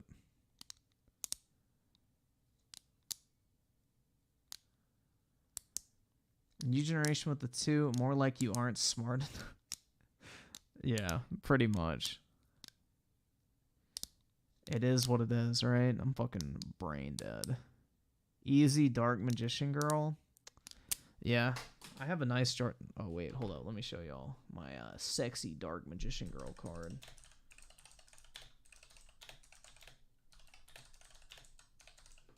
I have like 50 of these. Not even a joke. I don't know what they're at right now. I don't think very high. Like 100-something bucks, but I paid 20 bucks for them all. This is it.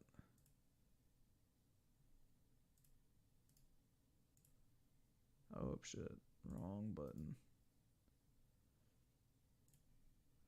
This is my Dark Magician Girl card. I like how they oiled up her fucking skin. Like, the Japanese know exactly what they're doing with this type of shit.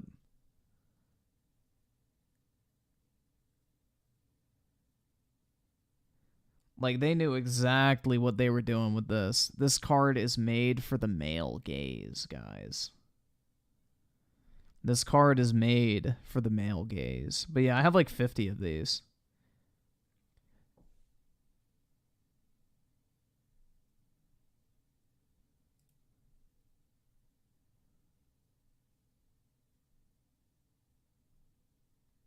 Yeah, I stopped watching Yu-Gi-Oh. Yeah, I watched like half of 5Ds and then stopped. It's a nice card. It is pretty nice. When they first came out, they were selling for like $400, and I sold like, I think 30 of them in PSA 10. I sent off like 80.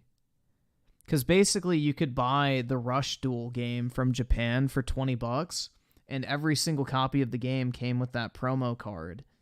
So you could buy the game for $20, take the promo card out, sell the game on eBay for like $5 or $10. So in reality, you're only in the card for like $10 at max. Then you grade it for 15, so you're in it for like $25, let's say. And then I was selling them for $400 plus when they first came out, and I sold like 20 or 30 that way. And then I just have like basically a bunch on ice still that I should have sold, but oh well. It's a Dark Magician Girl card. It'll probably do fine over time. But yeah, I more than made my money back off of that shit. It was great. I need to do it again because, hold on, let me see if I can find it. Let me help you guys out with some money. So, Yu-Gi-Oh! Rush Duel. Yeah, there it is. So, I think I have it on my watch list. Give me a second. Dark Magician Girl. There's another version of it. Let me help y'all make some money. Because this one's still kind of expensive, and I don't think most people know about it yet. Watch list. Why can I not search it? Hold on. Yu-Gi-Oh! Rush Duel. Nintendo Switch. Let's have everybody get some money. I think this is the one. So, yeah, I think this is it.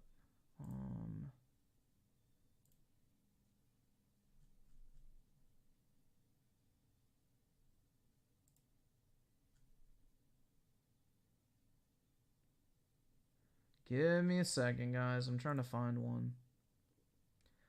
Dawn of the Battle Royale is the game. Dawn.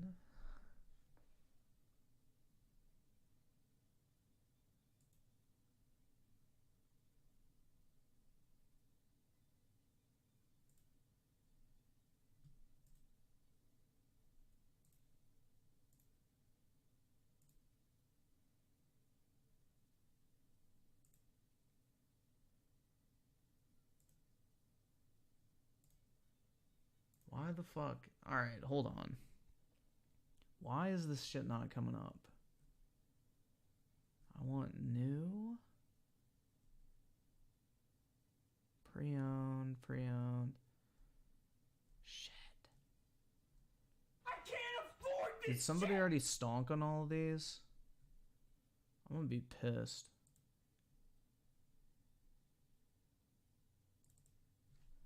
I'm trying to find it, guys.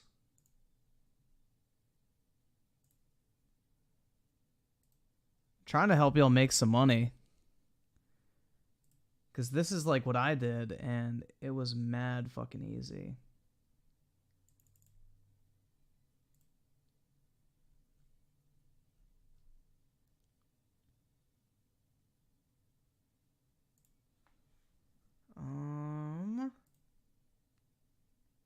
Okay. So this is what you want. Let me copy it real quick. Share. Because that link is going to be way too fucking long for YouTube. Here. This is kind of what you want. I think that should take you to...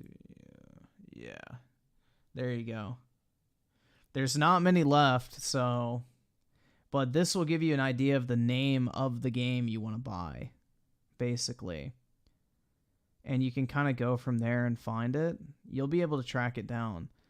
But you can see in the third picture, the, hold on.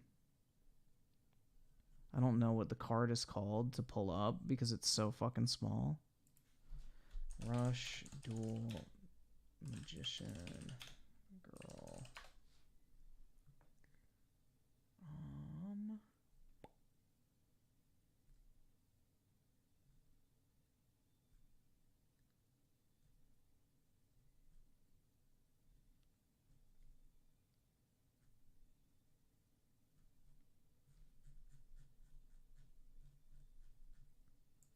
Rush Duel.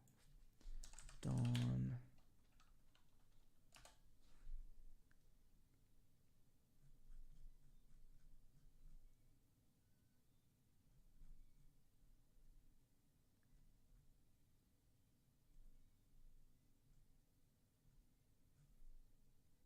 Shit, man.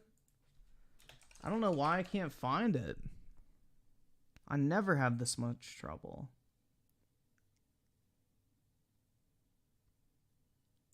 Does this have it? Alright, I mean, I guess you can kind of see, but you can't tell what the card is. It's really small, but you can see right here, this is like a variant of like Dark Magician Girl in the middle. I don't know what this version's called, but yeah, that link should take you to the, I guess, name of the game at the very least, and then you can kind of go from there. But I don't know. Usually it's worthwhile. You can keep the promos. I wouldn't pay more than $30 for it. It'll go down in price over time. So I wouldn't rush to buy it, but just kind of like keep an eye out on it. That's the best picture I can find. Magician's Valkyria. Thank you. I'm glad someone knows their cards. All right. So yeah. Magician's Valkyria. Let's see what a PSA 10 goes for. PSA 10 Magician's Valkyria goes for $178. Wow. Okay. Shit.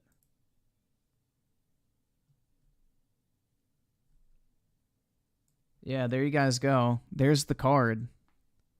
PSA 10 Magician's Valkyria, $178. So for buying a $30 game, paying $15 to get each card graded, you could walk away with basically $130 in profit. That's pretty good. So that's kind of the stonk move I found with Yu-Gi-Oh! Recently. And it's an easy way to make money. Now, obviously, it's not guaranteed, but, you know. This is not financial advice, and I am not a financial advisor, right? Ha ha ha ha. But yeah, you'll probably make money if it grades 10. Zongzina with the 2. What did I miss? Lots and lots of cringe, man. We watched Review Tech's DK Oldies videos that were painfully bad. And then we watched a chick fuck 40 guys behind her billionaire boyfriend's back. And then some horny shorts, as you can see by the recommended here. That's if it graded 10. Well, as somebody who graded 80 copies of Rush Duel cards in the past, I had like 6 get a 9. Almost every single copy got a 10. PSA doesn't grade strict on Yu-Gi-Oh! When it comes to like niche cards like that, I've realized.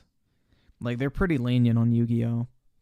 They don't really care, because Yu-Gi-Oh's not huge money like Pokemon is in sports. But you'll probably be fine. I mean, Japanese print quality is way higher than English.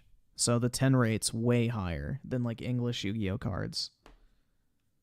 But, you know, it's always a risk. But, you know, you got to spend money to make money. Otherwise, there would be no money to be made. Because then literally everybody would get money for doing absolutely nothing. Right?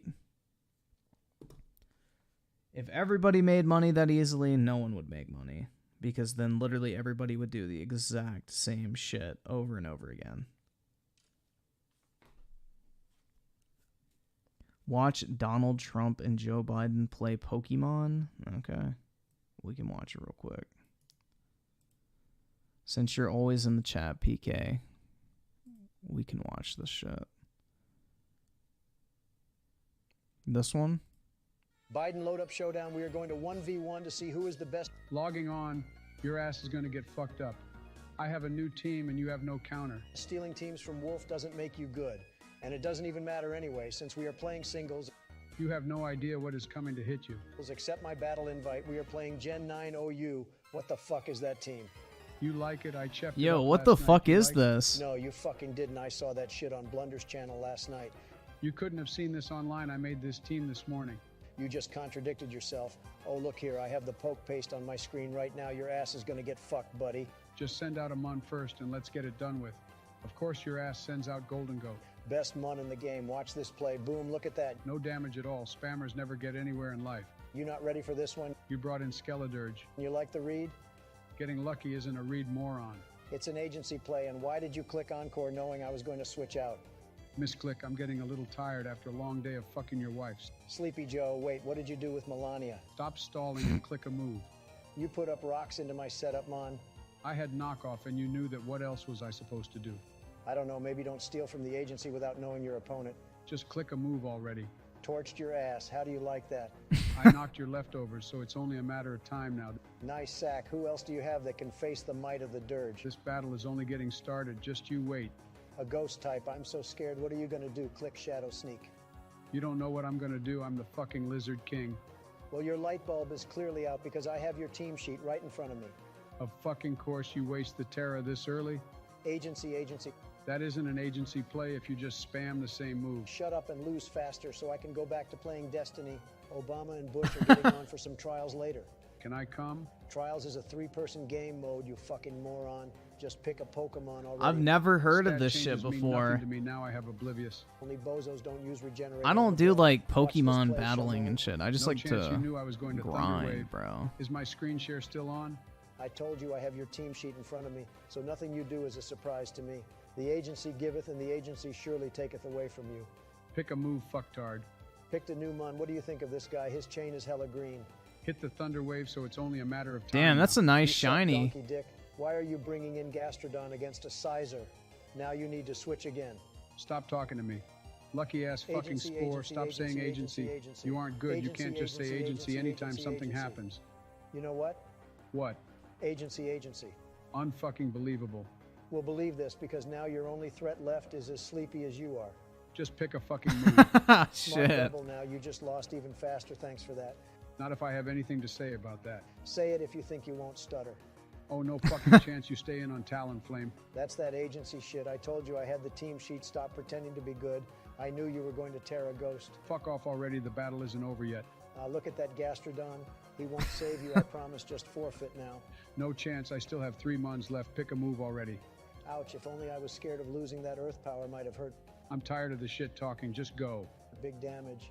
I'm sure you are proud of that one. It's a roll. I'll get you next turn. The tusk coming in clutch. I'm max physical defense. How did you even kill me? Do you even bother to read the team sheets you steal before using them?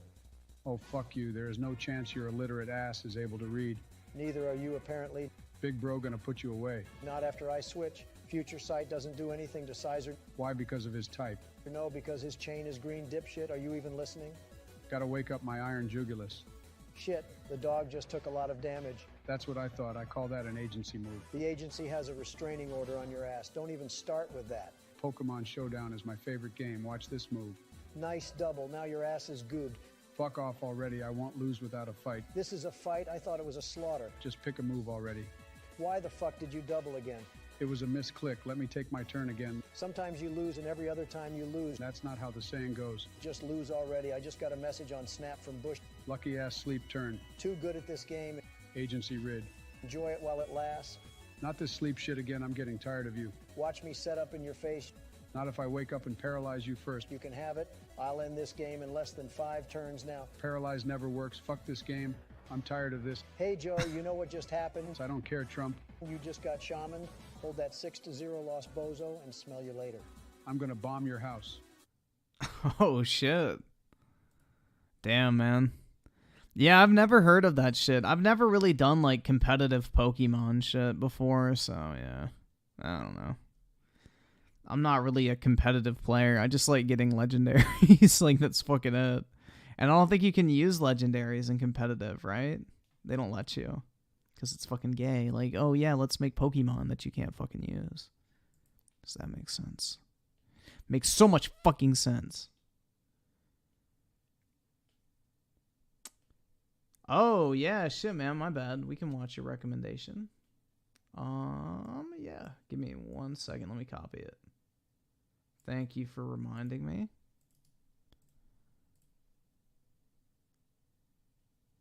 All right.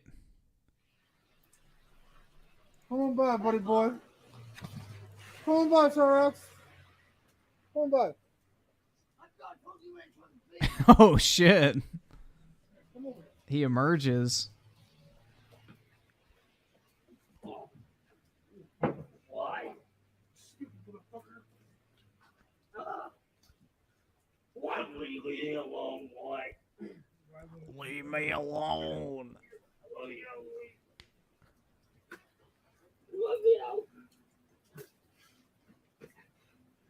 Bitch! Get the fuck out of here. You are, then run away now. And shut the fuck up. Fine. You win. You win. You win. Please let me go. I'm begging you. Please. Please. Get up. Get the fuck up.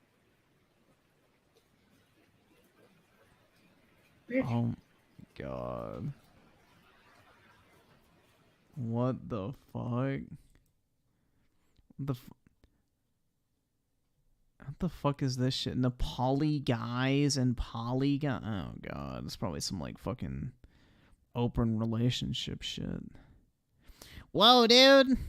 Complete this set in 48 hours or lose them all. Risky Pokemon card challenge. That is like one of the gayest fucking thumbnails I've seen in quite some time. Dude, it's a risky Pokemon card challenge. Oh my god, bro. Pokemon. Gaming is... I think we watched this, right? Did we? The Dark Age? If you were to look at the video game industry of today... Yes, we did. That shit was so fucking gay. Pokemon, they get worse when they evolve. Imagine not evolving your Pokemon for fucking competitive advantage. Nerd. Fucking nerd. What the fuck is this? Yo, what the fuck? Oh. I mean, that's kind of impressive, but I thought it was gonna, like, hit the other balls and make them all do something. It's not as impressive as I thought it was gonna be. I mean, it's still pretty cool, I guess, but it would have been cool to see, like, them hit this and then they all, like, go in, but yeah. I don't know. That was kind of weak, I ain't gonna lie. Oh my god, bro, look at this shit. Watch the blue and white slide. Yeah, that's where everybody's looking, right? Not the two bitches bent over in a bikini. Let's take the bait.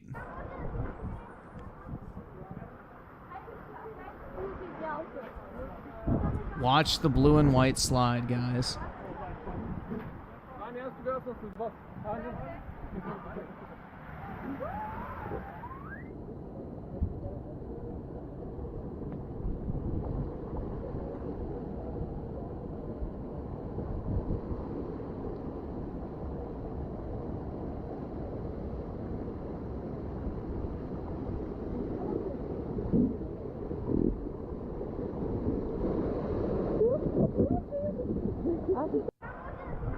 Did anyone see what happened in the blue and white slide? Because I wasn't looking. I don't fucking know, man. Armors and RPGs be like, yeah, fucking brawls, hell yeah.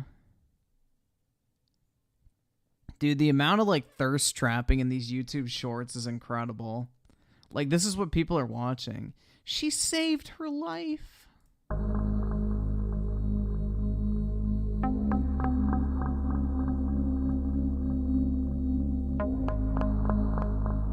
This isn't fake.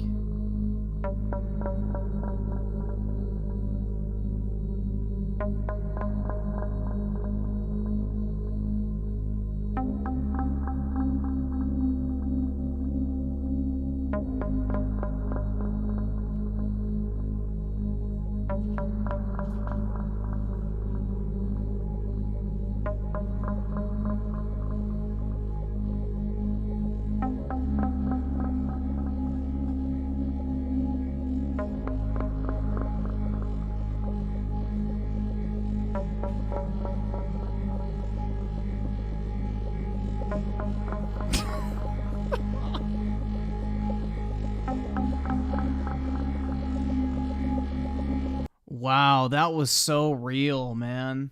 Wow, that was insane. Thank God the camera was perfectly positioned. The depressing world of rappers' fake lifestyles. Yeah, they rent everything.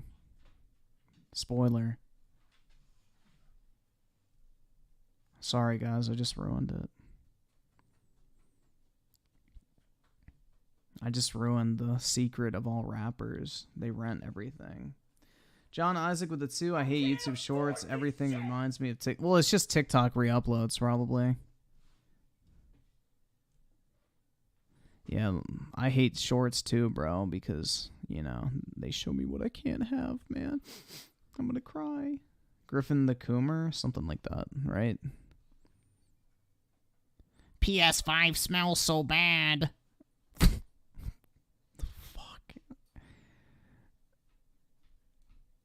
Why the fuck do people watch this shit, man?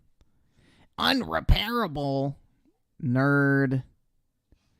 Who the fuck wants to watch somebody repair a PS5? Like, bro, go buy another one, broke boy. Needs some help? Give me monies! That's what that sounds like. Run if she says this.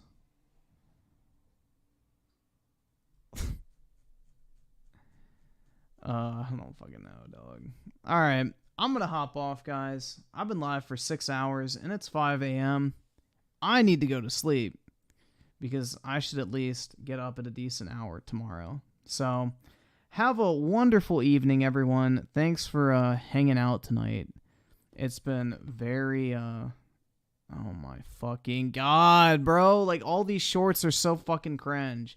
Never mind. You know what? It's been a terrible fucking night. This shit fucking sucks.